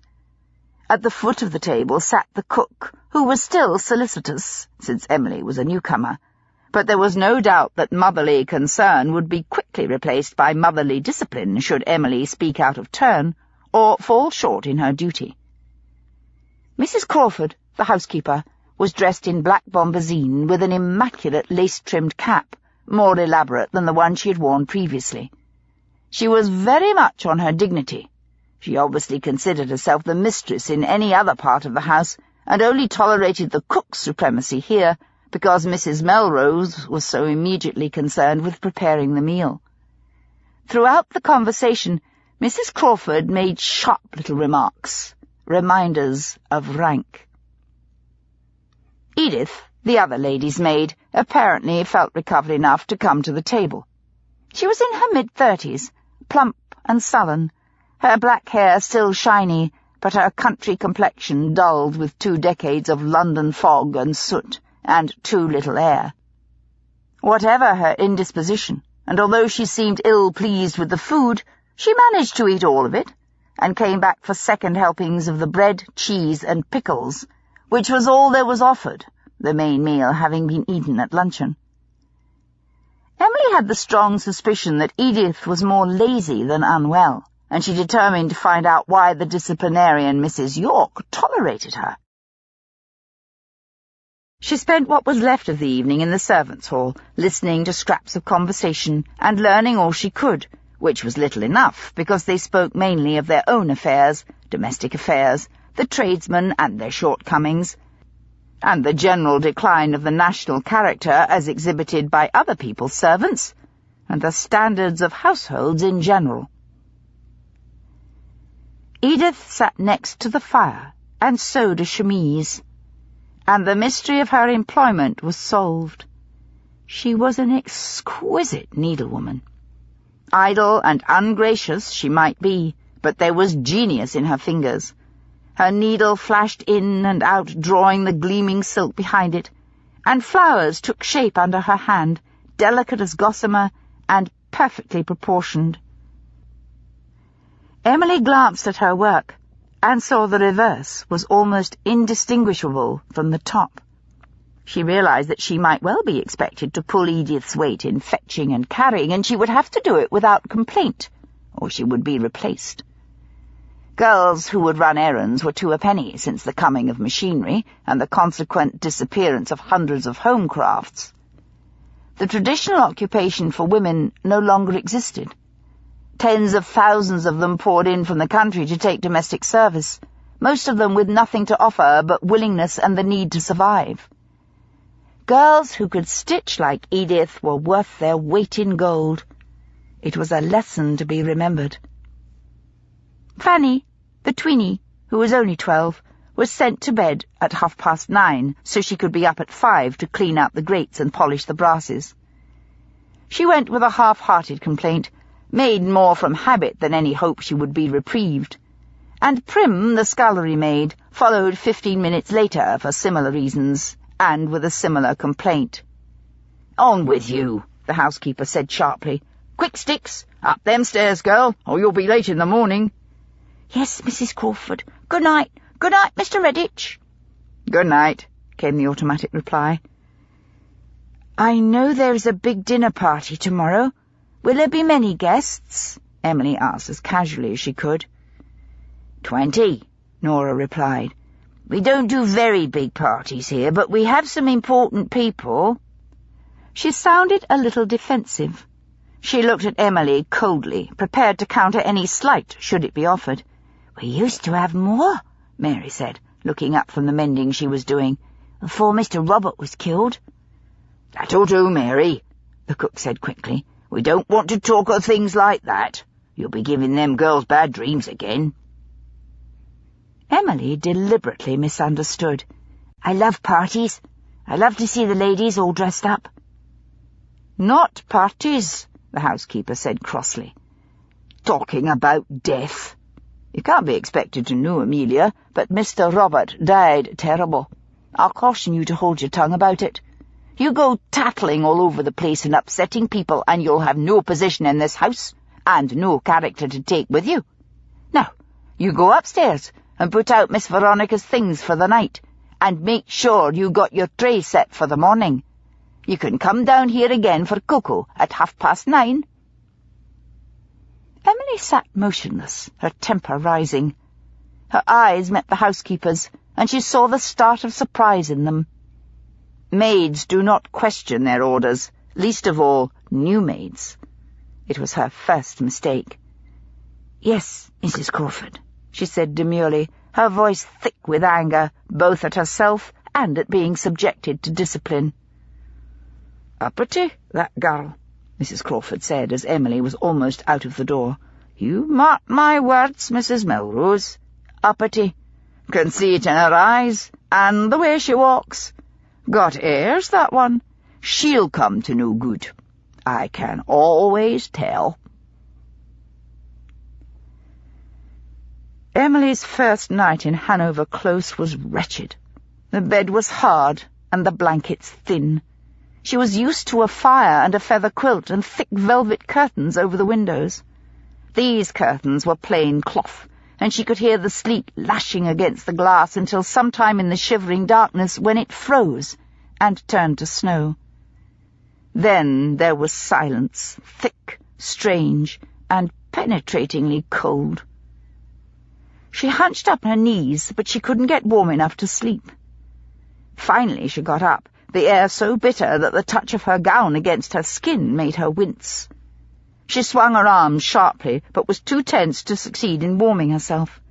Instead, she put her towel on top of the bed, and then the mat from the floor over that, and climbed back in. This time she slept, but it seemed only moments before there was a sharp rap on the door, and the tweeny's pale little face came round it.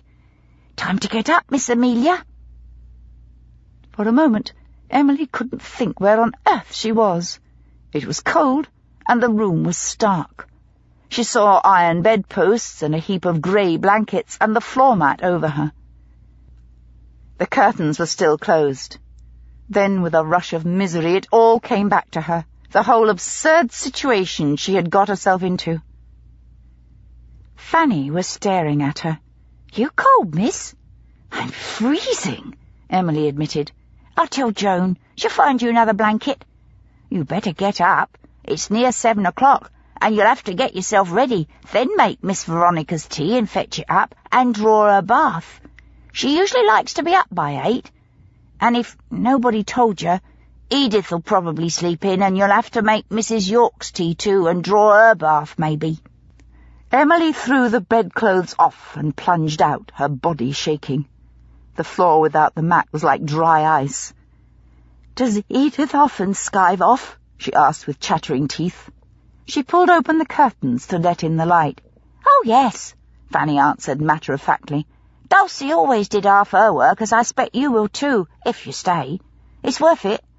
Anyway, if Miss Veronica likes you, she'll probably take you with her when she marries Mr. Danvers, and then you'll be all right."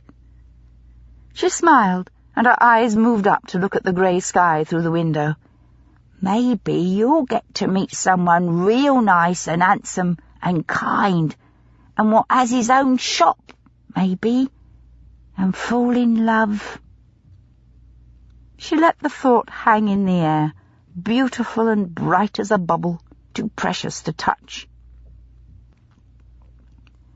Emily felt tears prickling her eyes.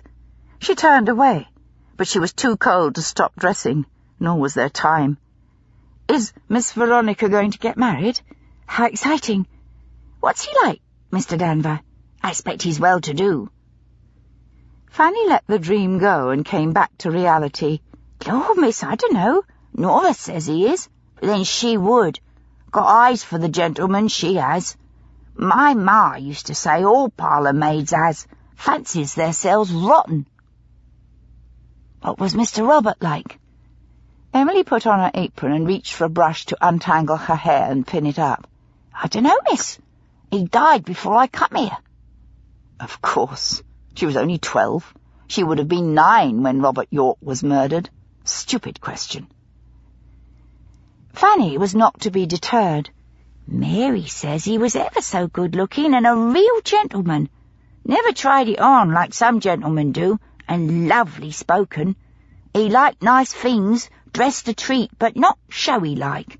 In fact, she says, he was the best gentleman she ever saw. She thought the world of him. Of course, I think she heard it all from the front servants, like, her being scullery maid then. Devoted to Miss Veronica he was, and she to him. She sighed and looked down at her plain grey stuff dress. Terrible sad, him being killed like that. Fair broke her heart. She wept something wicked, poor soul. I reckon as whoever done it should be topped, but nobody ever caught him. She sniffed fiercely. I'd like to find someone as'd love me like that, she said, then sniffed again. She was a realist, and half of her knew it would always be a fantasy. But it was precious. In the long day of practicalities, she needed to let go for a moment and permit the mind to take wing. Even the remotest chance was infinitely cherished. Emily thought of George with a vividness she had learned to avoid for months now. A year ago her life had seemed so safe, and here she was, shaking with cold in an attic at 7 a.m, dressed in plain blue stuff, and listening to a 12-year-old tweenie pour out her dreams. Yes, she said honestly, it would be the best thing imaginable. But don't run off with thinking that it only happens to ladies. Some of them cry themselves to sleep, too. You don't see all that happens. And some people you'd never think of can find happiness. Don't give up, Fanny. You mustn't give up. Fanny wiped her nose on a rag from her apron pocket. You're a caution, miss. Don't let Mrs. Crawford hear you say that. She don't approve of girls with ideas. Says it's bad for 'em, unsettles 'em like. She says happiness comes from knowing your place and keeping to it. I'm sure she does, Emily said. She dashed the cold water from the bowl onto her face and snatched the towel from the bed to rub it dry. It hurt her skin, but at least the roughness made her blood sing. I gotta be going, Fanny said, turning to the door. I only done half me grates, and Bertha'll be arter me to help her with the tea leaves. Tea leaves? Emily didn't know what she meant. On the carpet. Fanny stared at her. The tea leaves on the carpet to clean it afore the master and mistress comes down. Mrs. Crawford'll have me if I don't get on. And with a note of real fear in her voice, she scuttled away. Emily heard her rapid feet along the uncarpeted passage and down the stairs. The day was an endless whirl of one task after another. Emily began by cutting fine bread and butter and taking a tea tray to Veronica, pulling back the curtains, and inquiring for instructions for bathing and dressing. Then she did the same for Loretta, and suddenly felt idiotically nervous. Her fingers fumbled and she nearly spilled the tea. The cup rattled, and for a moment she was afraid she was going to knock it over. The curtains stuck, and she had to yank them, and her heart stopped as she had visions of the whole rail coming down on top of her. She felt Loretta's eyes boring 2 holes in her back. But when she turned round, Loretta was busy with her bread and butter, and had no interest in her whatsoever. "Would you like me to draw your bath, Mum?" she asked. "Certainly."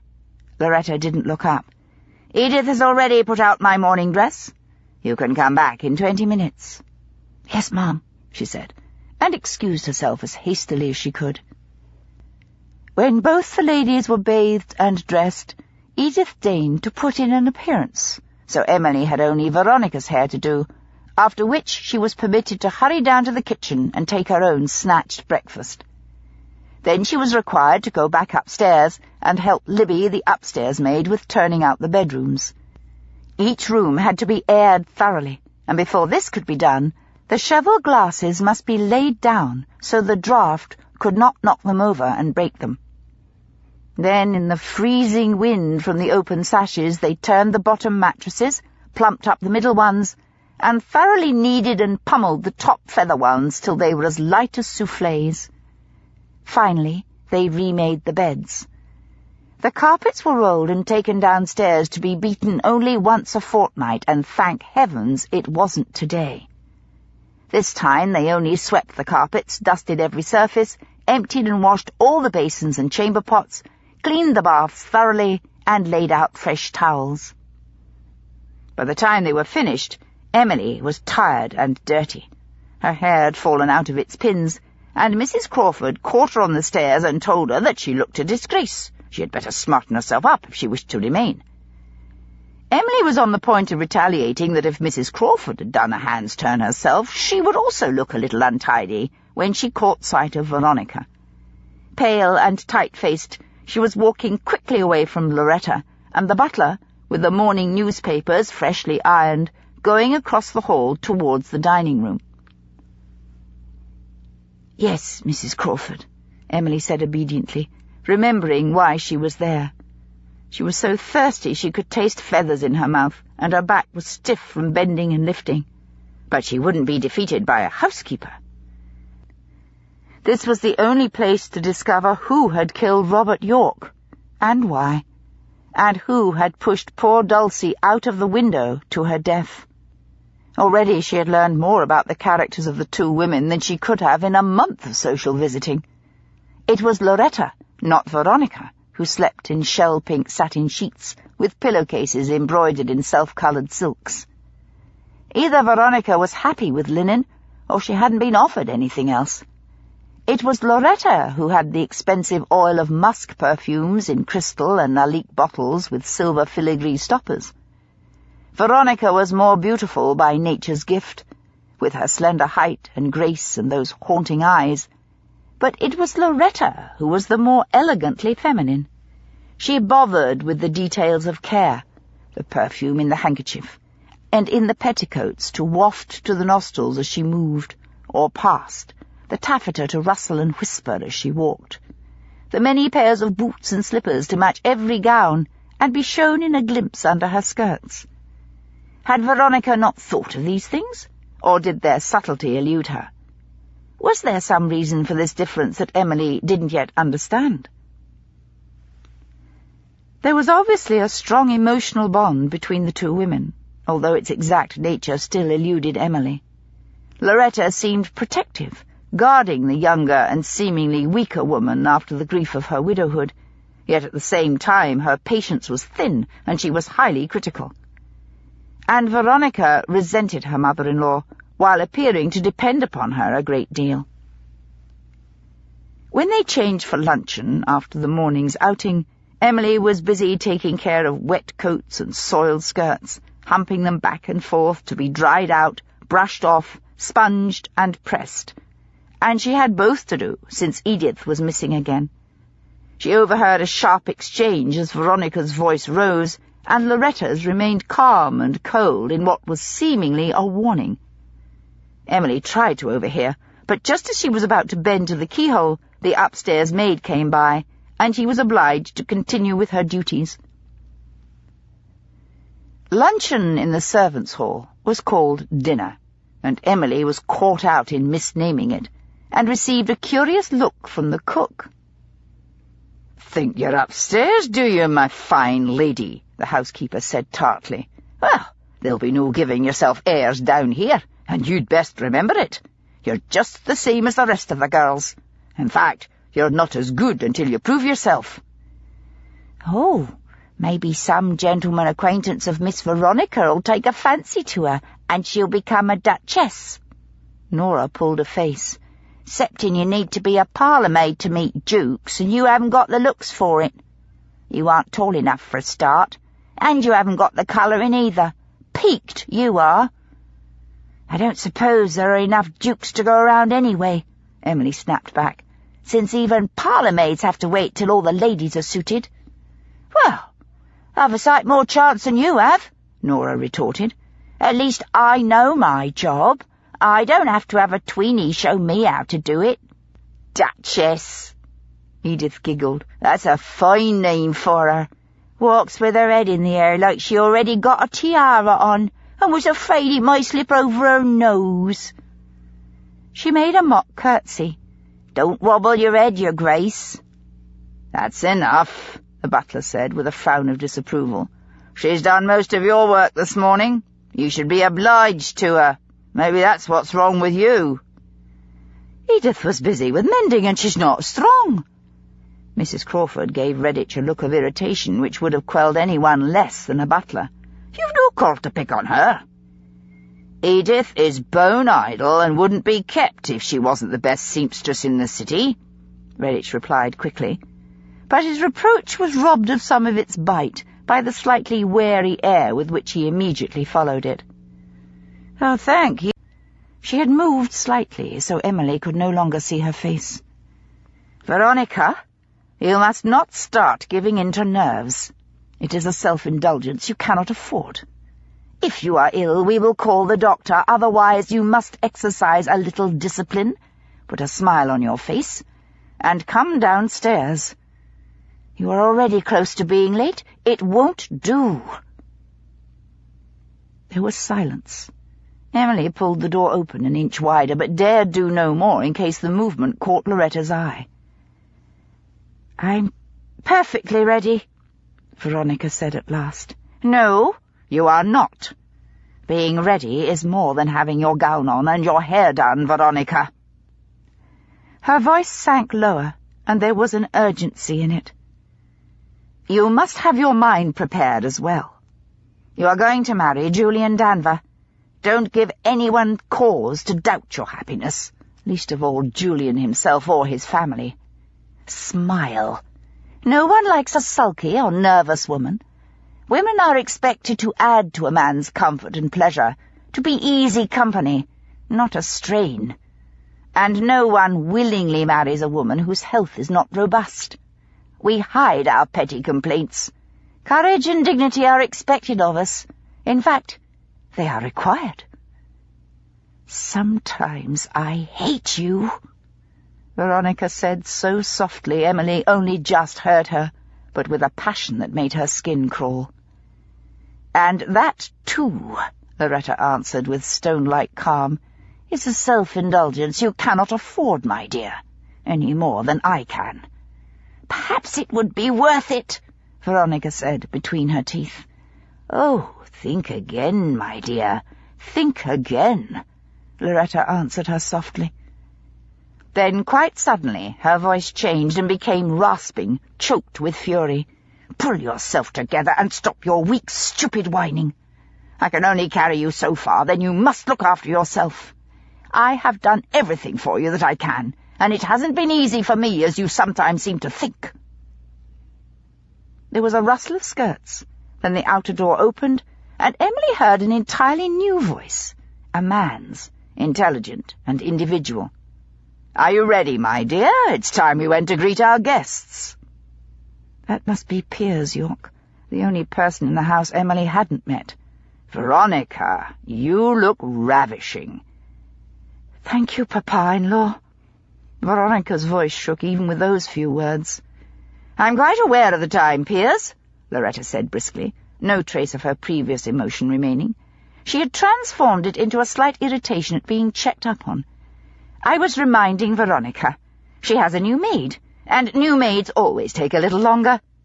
"Oh, has she?" he said mildly. "Don't think I've seen her." "No reason why you should," Loretta answered. "You have enough to do without organizing the servants." Veronica was disposed to argue. "It wasn't Amelia's fault. It was mine. I changed my mind." "A costly thing to do." There was warning under Loretta's polite comment, and Veronica must know that as much as Emily. Only Piers was seemingly unaware of it. "Nonsense, my dear. Ladies' privilege." This time, Loretta didn't argue. Again she changed, her tone becoming courteous and familiar. "Oh, Veronica and I know each other very well. We have shared much grief. So I assure you, my dear, we have no misunderstandings." She knows exactly what I mean. "Come, it is past time we were downstairs. Our guests are due, and the Hollingsworths at least are never late. Most tedious."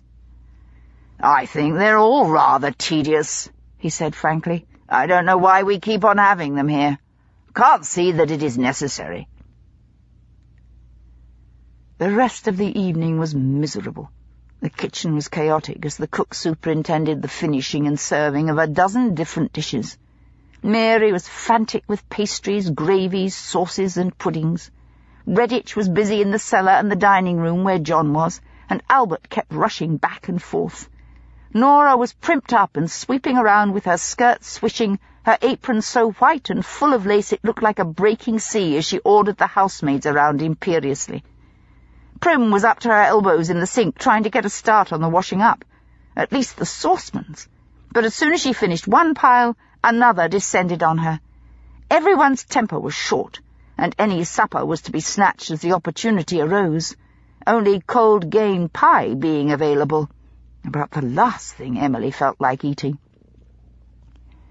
It wasn't part of her duty, but Emily helped with the clearing up, washing and polishing glasses, and putting away extra silver and plates. She couldn't comfortably go to bed, leaving Mary, Prim, and Albert with that monstrous pile, and she needed as many allies as she could earn. Mrs. Crawford was now unalterably an enemy, since the butler had made his regard unfortunately plain. Nora was jealous and kept referring to Emily as the Duchess, and Edith made no secret of her contempt. It was 1:45, the wind whining outside and seeking every crack in the windows and every open door to send dagger-like draughts. Sleet battered against the glass when Emily climbed the last bare flight of the attic stairs and crept into her small icy room. There was only a candle to light it, and the bed was so cold it felt wet to the touch. She took off her outer clothes and pulled on her nightgown over all her underwear, then turned back the blankets and slid into bed. She was so cold she was shaking, and the tears came to her eyes in spite of all her determination. She rolled over, burying her face in the frozen pillow, and cried herself to sleep.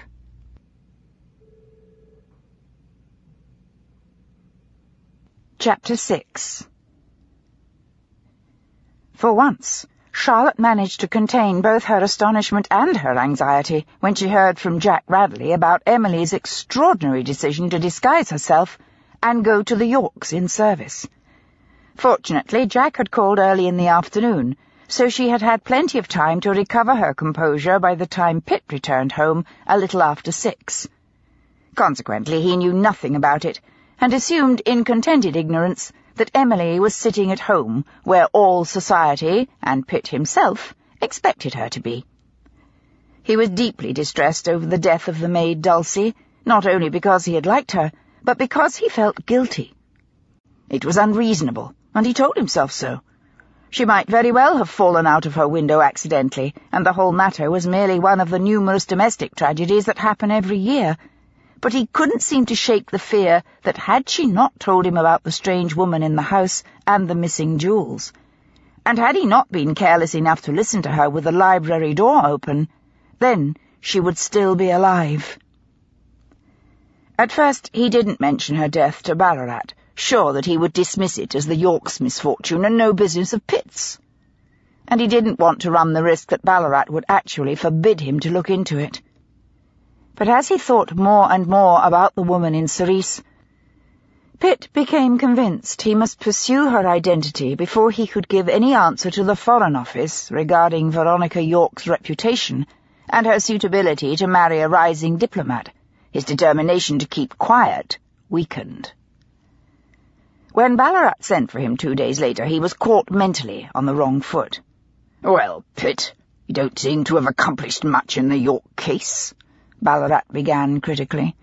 He was standing by the fire, warming the backs of his legs.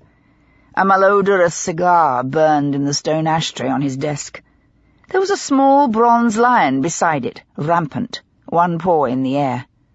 "Pretentious ass," Pitt thought angrily. "I was doing quite well until my principal witness was killed," he said aloud, and instantly knew he had been unwise. Balorat's face darkened, the blood ruddying his cheeks. He rocked backwards and forwards on his feet very slightly, his hands behind his back. He blocked most of the heat from the rest of the room. With wet boots and trouser legs, Pitt would have welcomed the warmth. "Witness to what, for heaven's sake?" Balorat demanded irritably. "Are you trying to tell me you've uncovered some scandal about the Yorks after all, and the man who might have betrayed them has died?" "No, I'm not," Pitt retorted. "I'm talking about murder. It's none of the police's business if they all had lovers. That's their own affair. But Robert York's death was murder, and that was our responsibility to clear up, and we haven't yet." "For heaven's sake, man," Balorat interrupted him. "That was 3 years ago, and we did our best. Some thief broke in, and poor York caught him in the act. The wretch will have disappeared into the slums he came from. He might even be dead himself by now. Your trouble is, you're not man enough to admit failure even when it's obvious to everyone else." He glared at Pitt, daring him to argue. Pitt rose to the bait. "And if it was an inside job," he said rashly, "a friend turned amateur thief, or someone in the house who was in debt and stealing? It wouldn't be the first time. Or what if Veronica York had a lover, and it was he who murdered her husband? Do you want to know about that? Or, assuming it was Julian Danvers, would the Foreign Office rather we covered it up?" A series of expressions chased over Balorat's face.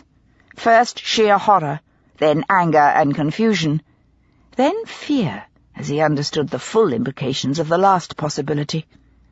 He would be caught between two masters, the Foreign Office, who had ordered the inquiry, and the Home Office, who were in charge of the police and justice. Either one could easily ruin his career. He was furious with Pitt as the instigator of such a dilemma. Pitt saw this as quickly as Balorat, and took a distinct and deep satisfaction from it, even as he realized that Balorat would make him the butt of his otherwise impotent anger. "Damn you, Pitt, you incompetent, interfering—" He searched for an adequate word, and failing to find it, began again. "You idiot! That's a totally irresponsible suggestion, and the Yorks, not to mention the Danvers, will sue you for slander if you whisper one word of it to anyone." "Shall we decline the case?" Pitt asked sarcastically. "Don't be insolent," Balorat shouted.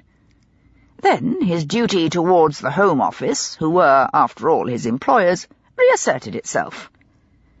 Balorat controlled his temper with an effort. "What conceivable grounds have you for making such an appalling suggestion?" This time Pitt was less prepared, and Balorat saw the second of hesitation with victory in his eyes. His body relaxed slightly, becoming more jaunty, and he resumed rocking on the soles of his feet. Still he blocked the fire, glancing down at Pitt's wet legs with satisfaction. Pitt tried to organize his thoughts. His reply must be unassailable. "No fence in London has handled or seen any of the goods," he began. "No thief in the area has heard of them, or knows of any strangers working the patch. No one has seen anyone hiding up or running from a murder." He saw Balorat's face hover between belief and disbelief. He was a climber, a courier of favour, and it was a long time since he had been personally involved in the investigation of a crime. But he was neither ignorant nor stupid, and although he profoundly disliked Pitt, deploring his manners and his social judgments, he respected his professional skill. "The thief knew where to find a first edition among the other books in the library, and yet has apparently not disposed of it. And he left all the silver in the dining room," Pitt went on. "I've started looking in their social circle for anyone with debts." He noticed Balorat's alarm with satisfaction. "Discreetly.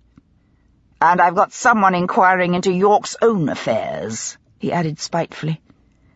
"But the curious circumstance I was investigating was the appearance in the small hours of the morning of a glamorous and furtive woman in a cerise gown.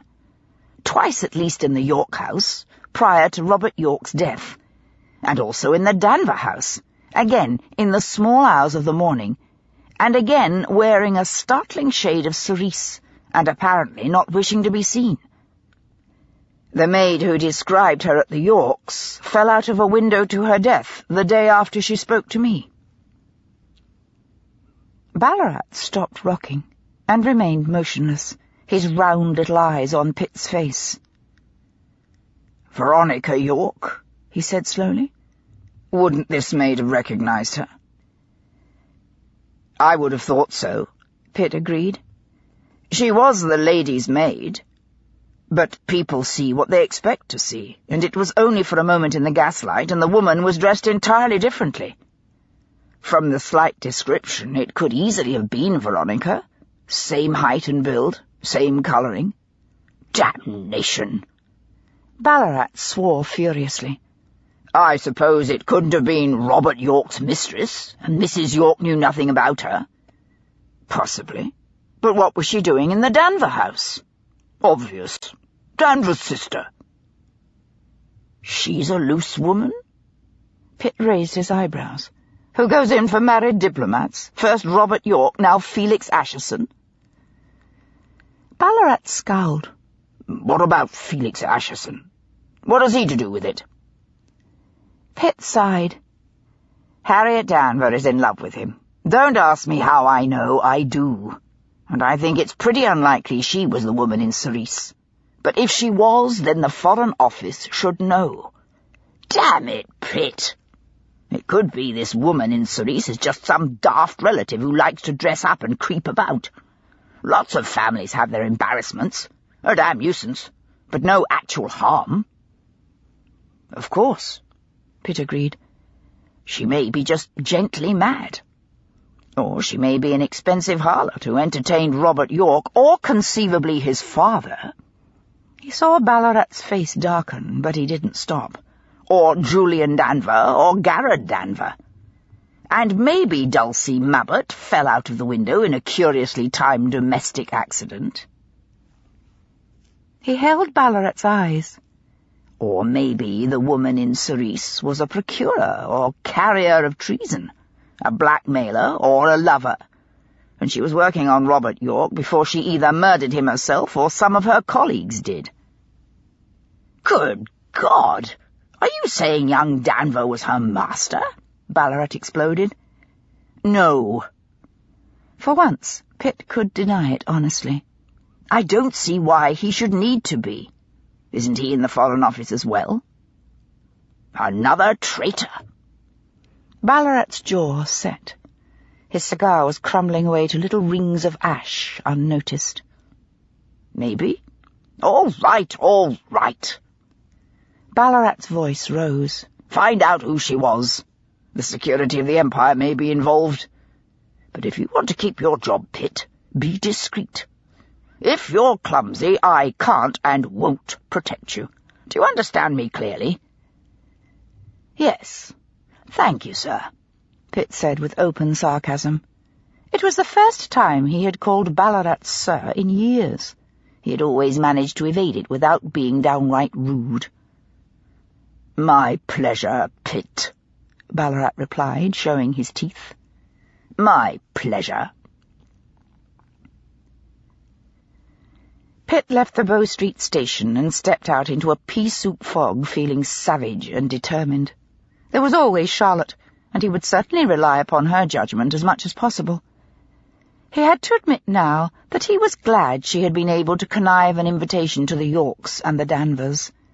At least she might give him an informed opinion of Veronica York's character, and whether she had been devastated by her husband's death, or freed by it to marry Julian Danvers. If the latter were true, then the woman had remarkable control to have waited a full 3 years and behaved throughout with such apparent decorum. Or had Julian insisted upon that in order to keep his career?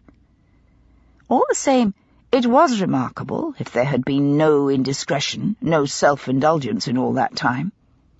Especially if Veronica had been the woman who dressed dramatically in cerise for her assignations. Or perhaps she still did, and that had made waiting bearable for her.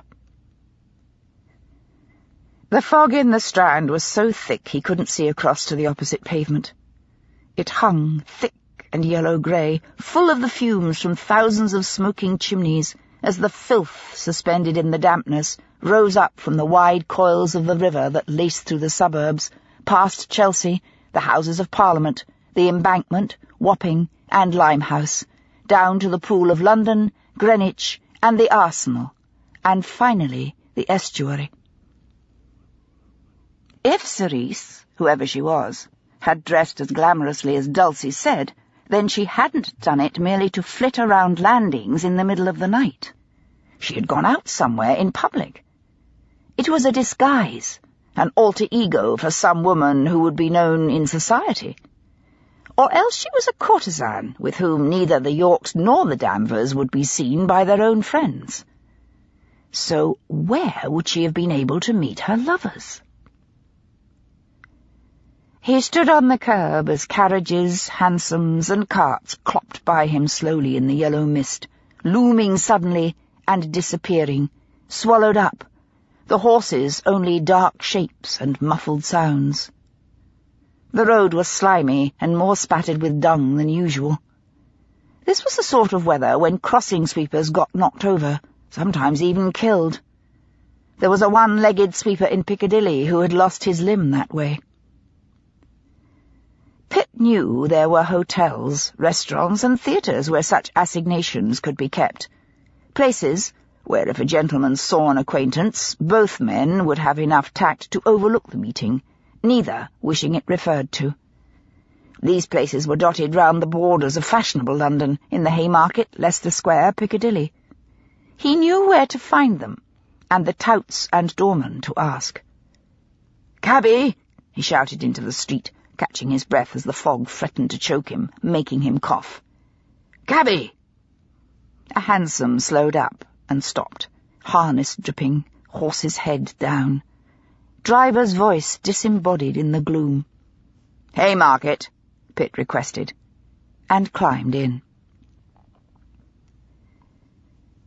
It was the following day, the fog still clamped heavily over the city, acrid in the throat, sharp to the nose, before he found his first success.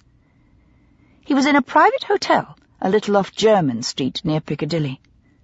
The doorman was a richly moustached ex-soldier with liberal ideas on morality and an injury from the Second Ashanti War, which prevented him from doing any physical labour. He was also illiterate, which precluded any clerical work.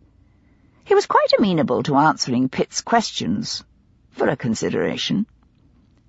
Balorat had been very little help with information or influence, but he had given Pitt as much financial licence as he could.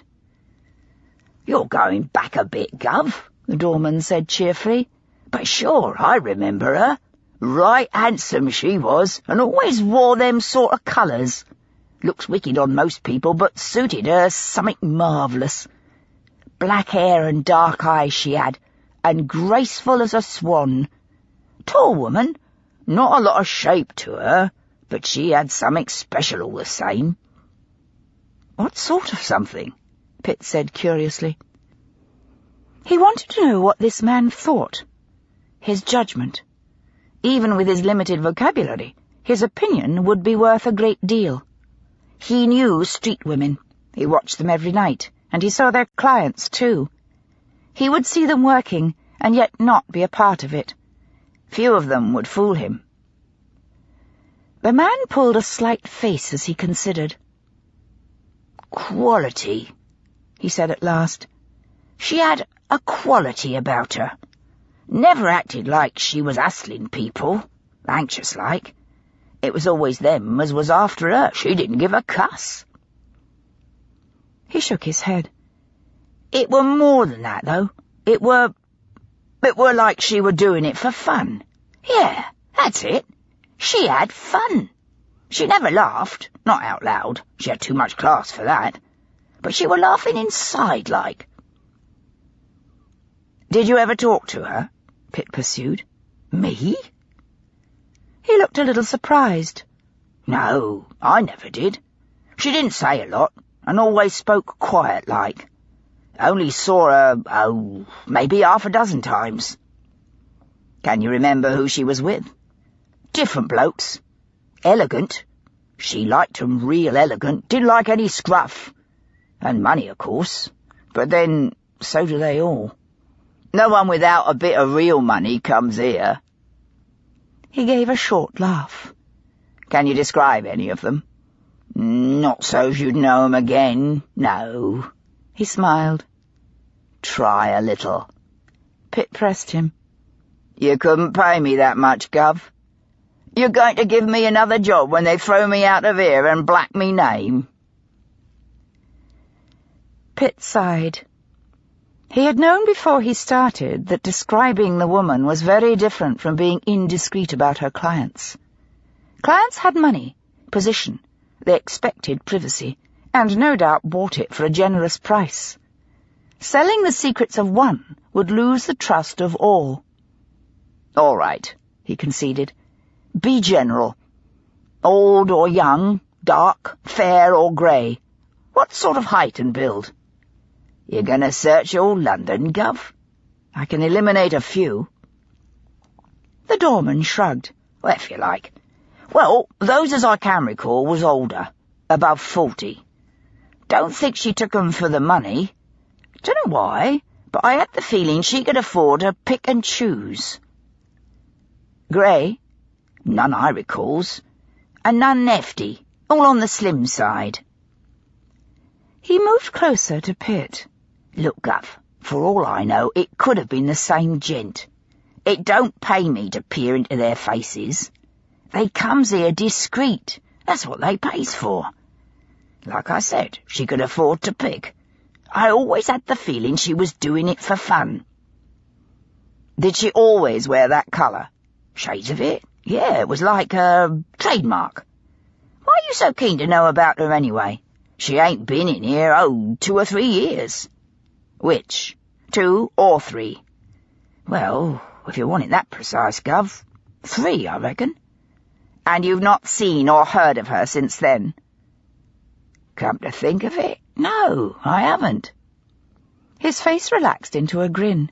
Maybe she married well. Sometimes they do. Maybe she's a duchess, sitting in some grand house by now, ordering around the likes of you and me. Pitt pulled a face. The chance was slight at best, and they both knew it. It was far more likely she had lost her looks by disease or assault, in a fight with another prostitute or a pimp who felt he had been cheated, a lover whose demands had become too perverted or possessive, or that she had simply moved down market from a hotel such as this to a simple brothel. He didn't mention the possibility of treason or murder. That would complicate the question unnecessarily. The doorman looked at him closely. Why are you after her, Gov? She putting the black on someone? It's a possibility, Pitt conceded. It's a definite possibility. He took out one of his new cards and gave it to the man. If you see her again, tell me. Bow Street Police Station. Just say you've seen Sice again. That her name? What's it worth? It'll do. And it's worth my goodwill, which, believe me, is a lot better than my ill will. You wouldn't pick on me just 'cause I ain't seen someone. I can't see her if she ain't here. And you wouldn't want lies now, would you? Pitt didn't bother to answer. What theatres and music halls do your clients patronize? Jeez! Pitt waited. The man bit his lip. Well, if you're after her you call Sice, I heard she'd been to the Lyceum, and I suppose she tried the halls, although don't ask me which ones, 'cause I dunno. Pitt's eyebrows rose. The Lyceum? A lady of courage to ply her trade there. I told you she had class. Yes, you did. Thank you. The man tipped his hat a little sarcastically. Thank you, Gov. Pitt left him and went out into the street again. The fog wrapped round him again like a cold muslin, damp and clinging to the skin. So, Sice had both courage and style. She was certainly not Veronica York on a mere affair with Julian Danvers. If it was Veronica, then she led a secret life of the sort to scandalize the Foreign Office to the core of its collective soul. For a diplomat to have a wife who was a practicing prostitute, of whatever price or degree of discrimination, was impossible. He would be dismissed instantly and ruined. Neither was she Harriet Danvers pursuing her affair with Felix Asherson, although he had never actually thought that. Charlotte had said Harriet was in love. As yet he had no knowledge of whether Asherson returned her feelings. But either way, that answer offered no explanation as to why Sice should be in the York house. No, it seemed she was what he had first thought. A woman who used her beauty and unusual quality of allure to trap and then blackmail her Foreign Office lovers for the secrets of their work. Robert York had refused, either immediately or after some time, and as a result, either she herself, or perhaps her accomplices, had had to murder him to avoid betrayal. It was getting dark, and the fog was beginning to freeze, the air filling with tiny pellets of ice which sent shivers through him as they crept into the folds of his muffler and touched his skin. He began to walk briskly north into Regent Street, then turned left towards Oxford Circus. There were other people he could ask, upmarket prostitutes who would know the competition and be able to tell him more about Sice, where she plied her trade, what clients she chose, whether she only picked men who were of use to her, and whether she was a real threat to the others by taking general business. An hour later, after some persuasive argument and the exchange of more money, he sat in an overheated, overfurnished little room off New Bond Street. The woman in the pink chair opposite him was well past her prime, her bosom overflowing from the strict corsets, and loose flesh visible under her chin had lost its elasticity, but she was still handsomer than most women ever are. There was an ease about her, from years of being desired, but the bright bitterness in her eyes reflected the underlying knowledge that she hadn't been loved. She picked at some candied fruit in a pink tissue-lined box. "Well," she said guardedly, "what do you want, love? It isn't my style to tell tales."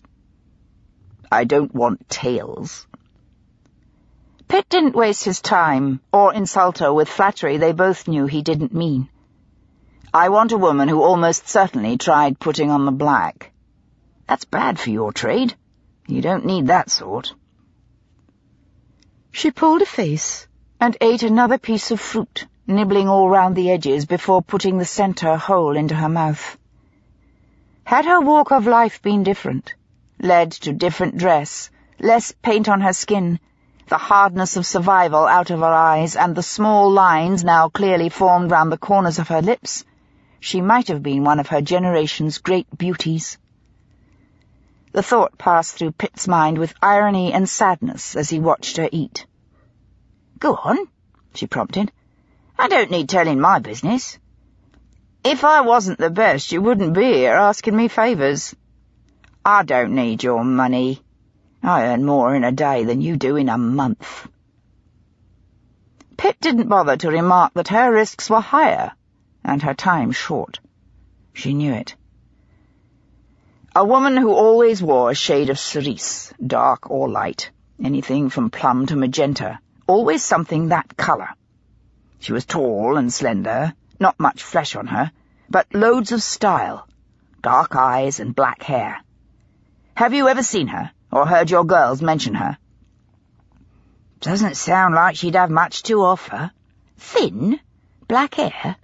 "Oh, she had something," Pitt said with certainty, and in spite of himself, Veronica York's face with its high cheekbones and haunting eyes came back to his mind. Could she have been Sice and have killed Robert when he discovered that? He looked at the lush feminine woman in the pink chair opposite him, with her glowing, almost Titian hair and her apple-blossom skin. "She had fire and style," he finished. The woman's eyes opened wide. "Know her well, did you?" Pitt smiled. "I never met her. I'm going on the impression she made on others." She gave a little laugh. part derision and part genuine humour. "Well, if she put the black on people, she was a fool. That's a sure way to kill business. In the long run, it's suicide. I don't know anything about her. Sorry, love." Pitt didn't know if he was pleased or disappointed. He had to find Sice, and yet he didn't want her to be Veronica York. "Are you sure?" he said automatically. "It may be 3 years back." 3 years? Well, why didn't you say so? She reached for another piece of fruit and bit into it. She had beautiful teeth, white and even. "I thought you meant now." "There was one like that about 3 or 4 years ago.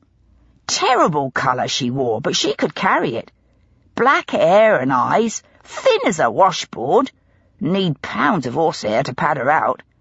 But she had fire, the sort that comes from inside. You can't get it out of a pot or in a glass. All the champagne in London wouldn't give it you.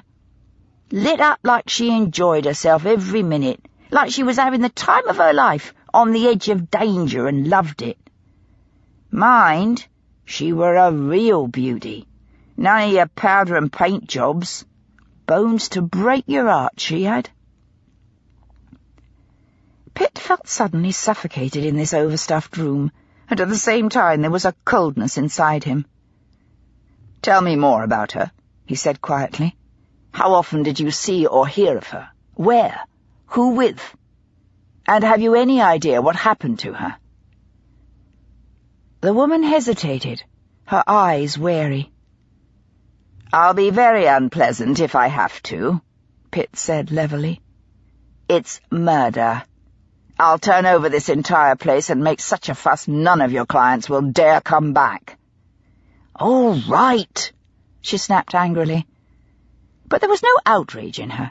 That required the element of surprise, and she had known the dangers too long and felt them too often for that. "All right. I ain't seen or heard of her in 3 years, and only a few times before that. She weren't regular. In fact, for what it's worth, it's my opinion she weren't professional anyway. That's why I never took no trouble to find out more about her. She weren't no rival. She didn't take general trade, just paraded around, showed off, and picked up 1 or 2. All in all, she were good for us, 'cause she drew attention, stirred up appetites, and then left. More for us. Did you see her with anyone you can remember? It's important." She considered for several minutes, and Pitt didn't hurry her. "Seen her once, with a real elegant gent. Good looker. One of the other girls said she'd seen her with him before because she tried to pick him up herself, but he had eyes for Sice and no one else." "Did you ever learn her name?" "No." "Anything about her?" "No, except what I told you." "All right. You know the world and the business. What's your best guess? What sort of woman was she, and what happened to her?" The woman laughed abruptly, and the bitterness softened into pity, for herself and all those who shared her lot, even peripherally. "I dunno," she said. "Could be dead for all I know, or more like come down in the world. Life in this business can be short. How the hell do I know what happened to her? Poor bitch." "She was different. You said that. So did the others who saw her. What's your best guess as to where she came from? Come on, Alice. I need to know, and you've the best chance of being right." She sighed. "My guess is she was quality out slumming it.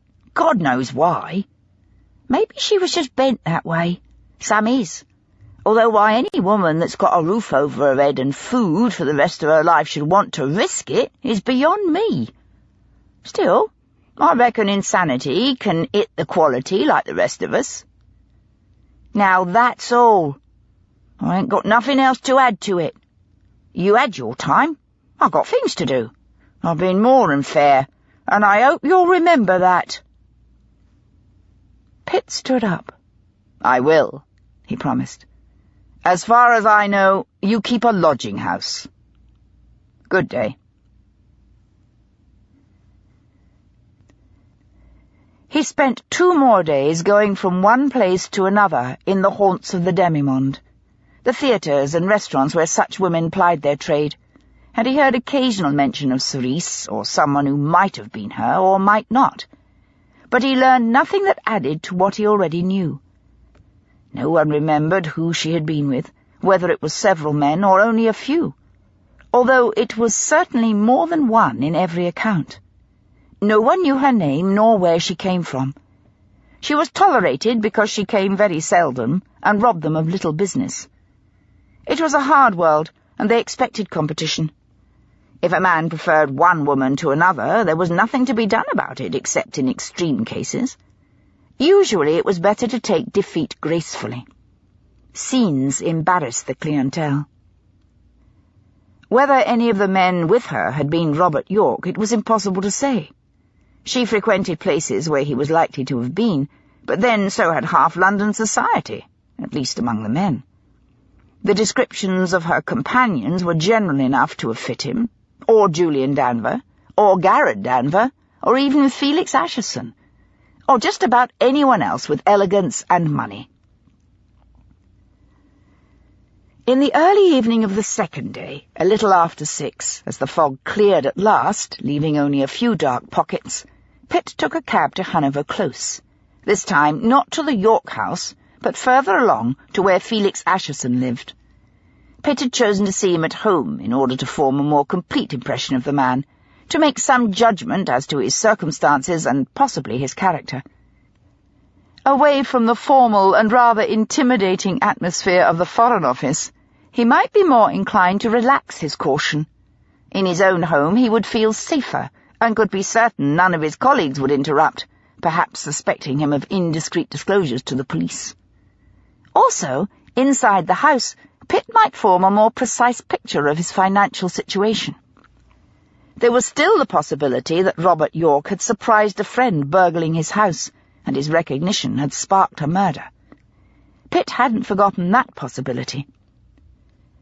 He knocked on the front door and waited till a footman came. "Yes, sir?" There was no expression in the polite inquiry. Pitt produced one of his cards. "Thomas Pitt. I have a matter of some importance to discuss with Mr. Asherson, if he is free. It concerns one of his colleagues at the Foreign Office." That was literally true, if not true in its implication. "Yes, sir. Will you come in, sir, and I will inform Mr. Asherson you are here." He looked at Pitt dubiously. His boots were not Emily's new ones. Those were too good for all the walking he'd been doing lately, and he didn't want to wear them out. His jacket was serviceable, but no more. Only his hat was of quality. He was not library material. The morning room was good enough for him. "If you will come this way, sir." The fire had died to a few embers, but the room was still warm, at least compared with the cab Pitt had just taken. He found the room pleasant enough, modest compared with the Yorks, but agreeably furnished, and with at least one good picture on the wall. If Asherson were short of money, he could have sold it for enough to keep a housemaid for several years. So much for debt. The door opened, and Asherson came in, his dark brows drawn together in a frown. It was a handsome face, but too volatile. There was something uncertain about it. Pitt wouldn't want to rely on this man in a crisis. "Good evening, Mr. Asherson," he said pleasantly. "Sorry to disturb you at home, but the matter is delicate, so I thought it would be more private here than at the Foreign Office." "Oh, damn!" Asherson pushed the door closed behind him. "Are you still ferreting around after poor old York's killer? I told you before I didn't know anything remotely useful. I still don't." "I'm sure you aren't aware of knowing anything," Pitt agreed. "And what do you mean by that?" Asherson was plainly annoyed. "I wasn't there that night, and nobody's told me anything." "I know a great deal more than when I first spoke to you, sir," Pitt said, watching Asherson's face. The gas lamps threw shadows in the room, exaggerating his expression as a yellow gleam highlighted the planes of his cheeks and nose, and created darkness where sunlight would have eliminated it. There was a woman who seems to have had a role in it. Asherson's eyes widened. In York's death? You don't mean it was a woman burglar? I didn't know there were such things. There was nothing but surprise in his face. The burglary may be incidental, Mr. Asherson. Possibly even the murder was, too. Perhaps the only thing that really mattered was the treason. Asherson stood absolutely motionless. Not a muscle moved in his face or his body. It was an unnatural stillness, a silence that hung too long. Pitt could hear the hiss of the gas in the lamps on the wall, and a slight sound as the coals settled in the hearth. "Treason?" Asherson said at last. Pitt didn't know how far he dared stretch the truth. He decided to evade an answer. "What was Robert York working on before he was killed?" he asked. Again, Asherson hesitated. If he said he didn't know, Pitt would have to believe him. "Africa," he answered finally. He bit his lower lip gently. "The partition of Africa between Germany and Britain. Or perhaps it would be more fortunate to phrase it as the division of spheres of influence." Pitt smiled. "I take the point. Is it confidential? Secret?" "Very."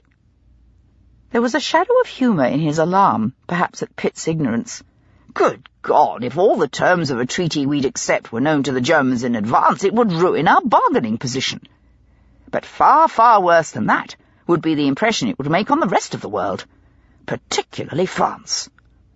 If the French were to make our deliberations public, the rest of Europe would prevent us from making the agreement at all." 3 years ago, Pitt reaffirmed, watching his face. "Oh, yes. It's not a hasty negotiation. It's not all over in a few months, you know." There had been hesitation in his face, a shadow of doubt. Or cunning. There was a lie in it somewhere, a deceit by implication, if not in actual words. Pitt took a guess, but he made it a statement rather than a question, as if he already knew. "And some of this information has leaked through. Your negotiations have not been without difficulty." "Yes," Asherson said slowly. "Only odd pieces. They could even be educated guesses. They're not fools." Pitt knew what Asherson was doing. He was building escape routes. But for whom? Robert York was dead. Was Asherson using him as a decoy for someone who was still alive? Himself? Sice?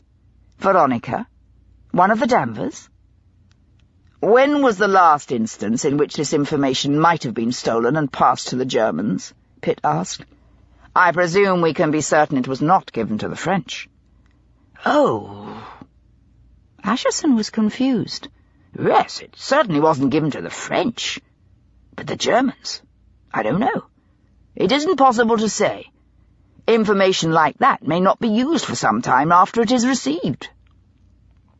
That was true, but Pitt believed it was also an evasion. Was Asherson just naturally reluctant to trust anyone outside his own office? Or was he still protecting someone? Pitt tried approaching it from another direction. "It hasn't seriously impeded your negotiations?" "No," Asherson agreed quickly. "As I said, it could even be the natural ability of the Germans. It isn't the French, that is certain." "Then it's hardly worth murdering over." "What?" "Not worth murdering to hide," Pitt repeated carefully. Asherson said nothing. His lips tightened, and he stared back across the lamplit room. Pitt waited. "No," Asherson said at last. "I think you must be mistaken. It was a burglary that went wrong." Pitt shook his head. "No, Mr. Asherson, that is one thing it was not. If it wasn't treason, then it was murder, personal and intentional, by someone who knew Robert York." Again Asherson waited. Then his face eased. Pitt could spot the exact moment the idea came to him. You mean York was robbed by someone he knew? Some acquaintance who had been to the house and knew where to look for valuables? No. All they took amounted to barely £100 at best. Less by the time it would have been fenced, which it wasn't. Fenced? Resold to a receiver of stolen goods. Wasn't it? He said carefully. Can you know that? Yes, Mr. Asherson. Oh. Asherson looked down at the floor, his face heavy with concentration. The gaslight caught the curious grey of his eyes and the black lashes. Again, Pitt stood motionless, allowing the silence to settle. Somewhere out in the hall, a servant's feet made a brisk sound on the parquet floor. The sound died away again along the passage as a door thudded. At last, Asherson reached his decision. He faced Pitt. Other information has gone missing, he said very quietly. More important information, but none of it has ever been acted on by our enemies, as far as we can tell. God knows why not. Pitt wasn't surprised, but it gave him no satisfaction. He had still hoped he was wrong, that some other explanation would present itself. Was this the whole truth yet, or only part of it? He looked at Asherson's grim, unhappy expression, and believed at least this much was honest, as far as it went. "And would you know?" he asked. "Yes." This time Asherson didn't hesitate. "Yes. Papers that have been temporarily missing. A copy replaced instead of the original. Don't ask me for anything more. I can't tell you." "No doubt they'll use it when they're ready," Pitt said flatly. "Perhaps if they used it now, you'd know their source, and they're protecting him as long as he's useful." Asherson sank down onto the arm of one of the chairs, sitting awkwardly. "This is awful. I had hoped it was simply Robert's carelessness. But if he really was murdered over it, then that doesn't seem reasonable. God, what a tragedy." "And none of it has gone since his death." Asherson shook his head. "Have you seen a beautiful woman, tall and slim, with dark hair, wearing an unusual shade of cerise?" Asherson looked at him incredulously. "What?" "A sort of hot bluish pink, like magenta or cyclamen." "I know what colour cerise is, you fool!" He shut his eyes suddenly. "Damn it! I'm sorry. No, I haven't seen her. What the hell does that have to do with it?" "It seems likely it was this woman who lured York into betrayal of his country," Pitt replied. "He may have been having an affair with her." Asherson looked surprised. "Robert? I never saw him take the slightest notice of any woman but Veronica. He just wasn't a womanizer. He was very discriminating, a quiet sort of man with excellent taste. And Veronica adored him." "It seems he was two men," Pitt said sadly. He wouldn't tell Asherson that it could have been Veronica herself in cerise. If Asherson hadn't thought of it, it wouldn't help. And just in case Asherson himself were the traitor, no need to warn him of Pitt's closeness. "Well, he's dead now." Asherson stood up. "Let the poor devil rest in peace. You won't find your mysterious woman in Hanover Close. I'm sorry, I can't help." "You have helped, Mr. Asherson," Pitt said, smiling bleakly. "Thank you for your frankness, sir. Good evening." Asherson didn't reply, but stepped back so Pitt could pass him and go out of the door. In the hall, a footman appeared from the shadows and showed him to the step and the dark street beyond. Outside in the close, the last fog had blown away in the north wind, bitter as the pole, and the stars were glittering in a sky barely marred by an occasional smear of smoke. Ice crackled underfoot in the frozen puddles and gutters. Pitt stepped out briskly. In a tidier man, it could almost have been called a march. He climbed the immaculate porch steps of number 2 and pulled the brass bell. When the footman opened the door, he knew precisely what he was going to say and to whom. "Good evening. May I see Mr. York, please? I require his permission to speak to his staff about one of them who may have had knowledge of a crime. It is most urgent." "Oh, yes, sir. I expect you may." The youth looked taken aback. "You better come in. Library fire's lit, sir. You can wait in there." It was a few minutes until Piers York came in, his benign, slightly quizzical face marked with an unusual frown. "What is it this time, Pitt? Not the damn silver again, surely?" "No, sir." He stopped, hoping York wouldn't press the point. But he stood staring at Pitt, his eyebrows raised, his eyes small and grey and intelligent. There was no avoiding an answer. "Treason and murder, sir." "Balderdash!" York said smartly. "I doubt the servants even know what treason is, and they never leave this house except on their half-days off, which are only twice a month." His eyebrows rose even higher. "Or are you suggesting this treason took place here?" Pitt knew he was on very dangerous ground. All Balorat's warnings jangled in his ears. "No, sir. I think an agent of treason may have visited your house, unknown to you. Your maid, Dulcie Mabbott, saw her. Others may have." "Saw her?" York's eyebrows shot up. "Good God! You mean a woman?" "Well, Dulcie can't help you, poor child. She fell out of one of the upstairs windows and died. I'm sorry." His face was pinched and sad. Pitt found it impossible to believe he wasn't genuinely grieved. Probably he knew nothing about any of it, Sice or Robert or Dulcie's death. He was a banker.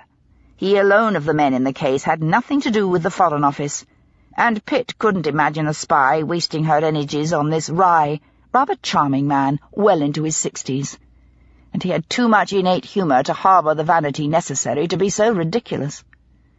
"I know Dulcie is dead," Pitt agreed, "but she may have confided to the other maids. Women do talk to each other. Where and when did Dulcie see this woman of yours?" "Upstairs on the landing," Pitt replied. "In the middle of the night." "Good heavens! What on earth was Dulcie doing out of her own room in the middle of the night? Are you sure she wasn't dreaming?" "This woman's been seen elsewhere, sir, and Dulcie's description was very good." "Well, go on, man." "Tall and slender, with dark hair, very beautiful, and wearing a gown of a startling shade of fuchsia or cerise." "Well, I certainly haven't seen her." "May I speak to some of your girls who might have been friendly with Dulcie, and then perhaps to the younger Mrs. York? I believe Dulcie was her maid." "I suppose so, if it's necessary." "Thank you, sir." He spoke to the upstairs maid, the downstairs maid, the laundry maid, the other lady's maid, the kitchen maid, the scullery maid, and finally the tweenie, but it seemed Dulcie had been remarkably discreet and had kept total confidence on all that she saw of her mistress's household. He wished she had been less honourable, and yet there was a kind of bitter satisfaction in it. Virtue of any sort kept its sweetness, whatever surrounded it. He saved the questions about Dulcie's death for Veronica. If she was innocent, it was cruel, but he couldn't afford kindness now. Her mother-in-law was out, the first stroke of good fortune Pitt had had in some time, and Veronica received him in the boudoir. "I don't know how I can help you, Mr. Pitt," she said gravely. She was dressed in deep forest green, which heightened her slightly ethereal quality. She was pale, her eyes shadowed as if she had slept badly, and she remained standing some distance from him, not facing him, but staring at a gold-framed seascape on the wall. "I see no purpose in going over and over the tragedies of the past. Nothing will bring my husband back, and we don't care about the silver or the book. We would much prefer not to be constantly reminded of it." He hated what he was doing, but he knew of no other way. If he had pressed harder and been cleverer, if he had solved it the first time, Dulcie would still be alive. "I'm here about Dulcie Mabbott, Mrs. York." She turned quickly. "Dulcie?" "Yes. While she was in this house, she saw something of great importance. How did she die, Mrs. York?" Her gaze didn't waver, and she was so pale anyway he could detect no change in her aside from the distress he would have seen in almost anyone. "She leaned too far out of a window and lost her balance," she replied. "Did you see it happen?" "No. It was in the evening, after dark. Perhaps in the daylight. Perhaps she would have seen what she was doing and it wouldn't have happened." "Why should she lean so far out of a window?" "I don't know. Maybe she saw something. Someone." "In the dark?" She bit her lip. "Perhaps she dropped something." Pitt didn't pursue it. The unlikeliness was obvious enough. "Who was in the house that evening, Mrs. York?" "All the servants, of course. My parents-in-law, and dinner guests. Perhaps Dulcie was talking to one of the footmen or coachmen of the guests." "Then they would have raised the alarm when she fell." "Oh." She turned away, blushing at her foolishness. "Of course." "Who were your guests?" He knew the answer before she spoke. "Mr. and Mrs. Asherson, Mr. Garrett Danver and Mr. Julian Danver and the Mrs. Danver, Sir Reginald and Lady Arbuthnot, and Mr. and Mrs. Gerald Adair." "Did any of the other ladies, or you yourself, wear a gown of a brilliant cerise or magenta colour, ma'am?" "What?" Her voice was barely a whisper, and this time her face was so ashen the skin looked like wax. "A brilliant cerise or magenta," he repeated. "It is a bluish pink, the sort of colour cinerarias grow." She gulped, and her lips formed the word "no," but no sound came from her throat. "Dulcie saw a woman in such a dress, Mrs. York, upstairs in this house." Before he could finish, she gasped and pitched forward onto the floor, hands out to save herself, knocking into the chair as she went. He dived forward too late to catch her, and half falling over the chair himself, knelt down beside her. She was completely unconscious, her face ivory in the gaslight. He uncrumpled her limbs and picked her up. It was awkward because she was a dead weight, but she was so slender there was hardly any substance to her. He laid her on the sofa, arranged her skirts to cover all but her feet, then rang the bell, almost yanking the cord from the wall. As soon as the footman appeared, Pitt ordered him to get the lady's maid with some smelling salts. His voice sounded rough, even frightened. He must steady himself. There was a violence of emotion inside him. He feared he had been too clumsy and had provoked the very scandal Balorat would pay any price to avoid. Anger at the loss of life, pity for it, a sense of betrayal because he hadn't wanted it to be Veronica. But surely the gay and daring Cerise wouldn't have crumpled into a faint at the first suspicion of the law. The door opened, and the lady's maid came in, a pretty, slight creature with fair hair and— "God Almighty!" The breath hissed out between his teeth, and Pitt felt the room lurch a little round him also. "Emily!" "Oh!" Her hand flew to her mouth, and she dropped the bottle of salts. "Thomas!" "All right." For a moment there was a silence of utter incredulity. Then his fury broke. "Explain yourself," he ground out between his teeth. "Don't be foolish," she whispered. "Keep your voice down. What happened to Veronica?" She knelt down, picked up the salts, and unstoppered them, waving them gently under Veronica's nose. "She fainted, of course," Pitt snapped back. "I asked her about Cerise. Emily, you've got to get out of here. You must be mad. Dulcie was murdered, and you could be next." "I know she was, and I'm not leaving." Her face was determined as she stared at him defiantly. "You are?" He grasped her arm. She snatched it away. "No, I'm not. Veronica isn't Cerise. I know her far better than you do." "Emily!" But it was too late. Veronica was beginning to stir. Her eyes opened, dark with horror. Then, as memory came back and she recognized Pitt and Emily, the mask returned. "I beg your pardon, Mr. Pitt," she said very slowly. "I'm afraid I'm not very well. I haven't seen the person you spoke of. I cannot help. Then I'll not disturb you any further. I'll leave you with your maid." Pitt forced himself to be civil, even gentle. "I apologize for having disturbed you." Emily rang the bell for the footman, and when he came she gave him his instructions. "John, please show Mr. Pitt to the front door, and then ask Mary to bring Mrs. Yorker-Tissan." Pitt glared at her, and she looked back with her chin high. "Thank you," he said, and followed the footman out. He took a hansom home and strode up his own hallway to the kitchen. "Charlotte! Charlotte!" She turned round with innocent surprise at the rage in his voice, then saw his face. "You knew," he said furiously. "You knew Emily was in that house as a maid. God almighty, have you no wits at all, woman?" It was the wrong approach, and he knew it even as he shouted at her, but he was too angry to control himself. For a moment she glared back at him, then she changed her mind and lowered her eyes meekly. "I'm sorry, Thomas. I didn't know until it was too late, I swear. And then there was no point in telling you. You couldn't have done anything about it." She looked up with a very small smile. "And she will learn things there that we can't." He gave up, swearing long and savagely under his breath before he ran out of vocabulary he could use in front of Charlotte, and accepted the cup of tea she was pouring. "I don't give a damn what she learns," he said fiercely. "Have you thought for one moment in all your idiotic plans about the danger she's in? For God's sake, Charlotte, 2 people have been murdered in that house already. If she were found out, what could you do to help her? Nothing. Nothing at all." He flung his arm out. "She's there completely on her own. I can't get in there.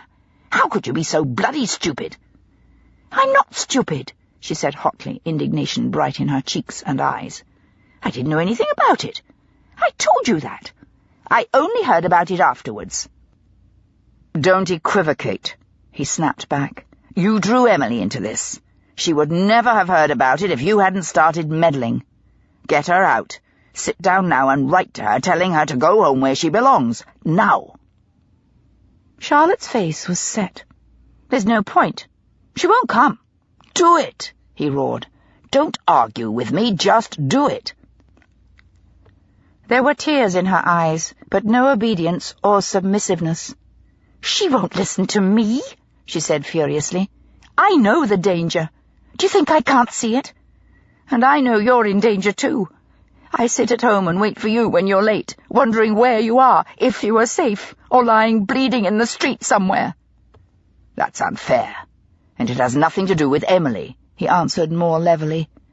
"Get her out, Charlotte." "I can't. She won't come." He said nothing. He was too angry and too frightened. Chapter 7. Emily was appalled when she came into the library in answer to Albert's summons and saw Pitt standing there. Thank heaven the circumstances had given him little time to express his outrage or to press his demand that she leave. When Veronica returned to consciousness, Pitt had been obliged to remain silent, except for the few remarks to excuse himself, leaving Emily alone with her mistress propped up against the cushions, looking like death warmed over. Emily felt so intense a pity for her it was like a new wound, but she also knew that she would probably never have a better chance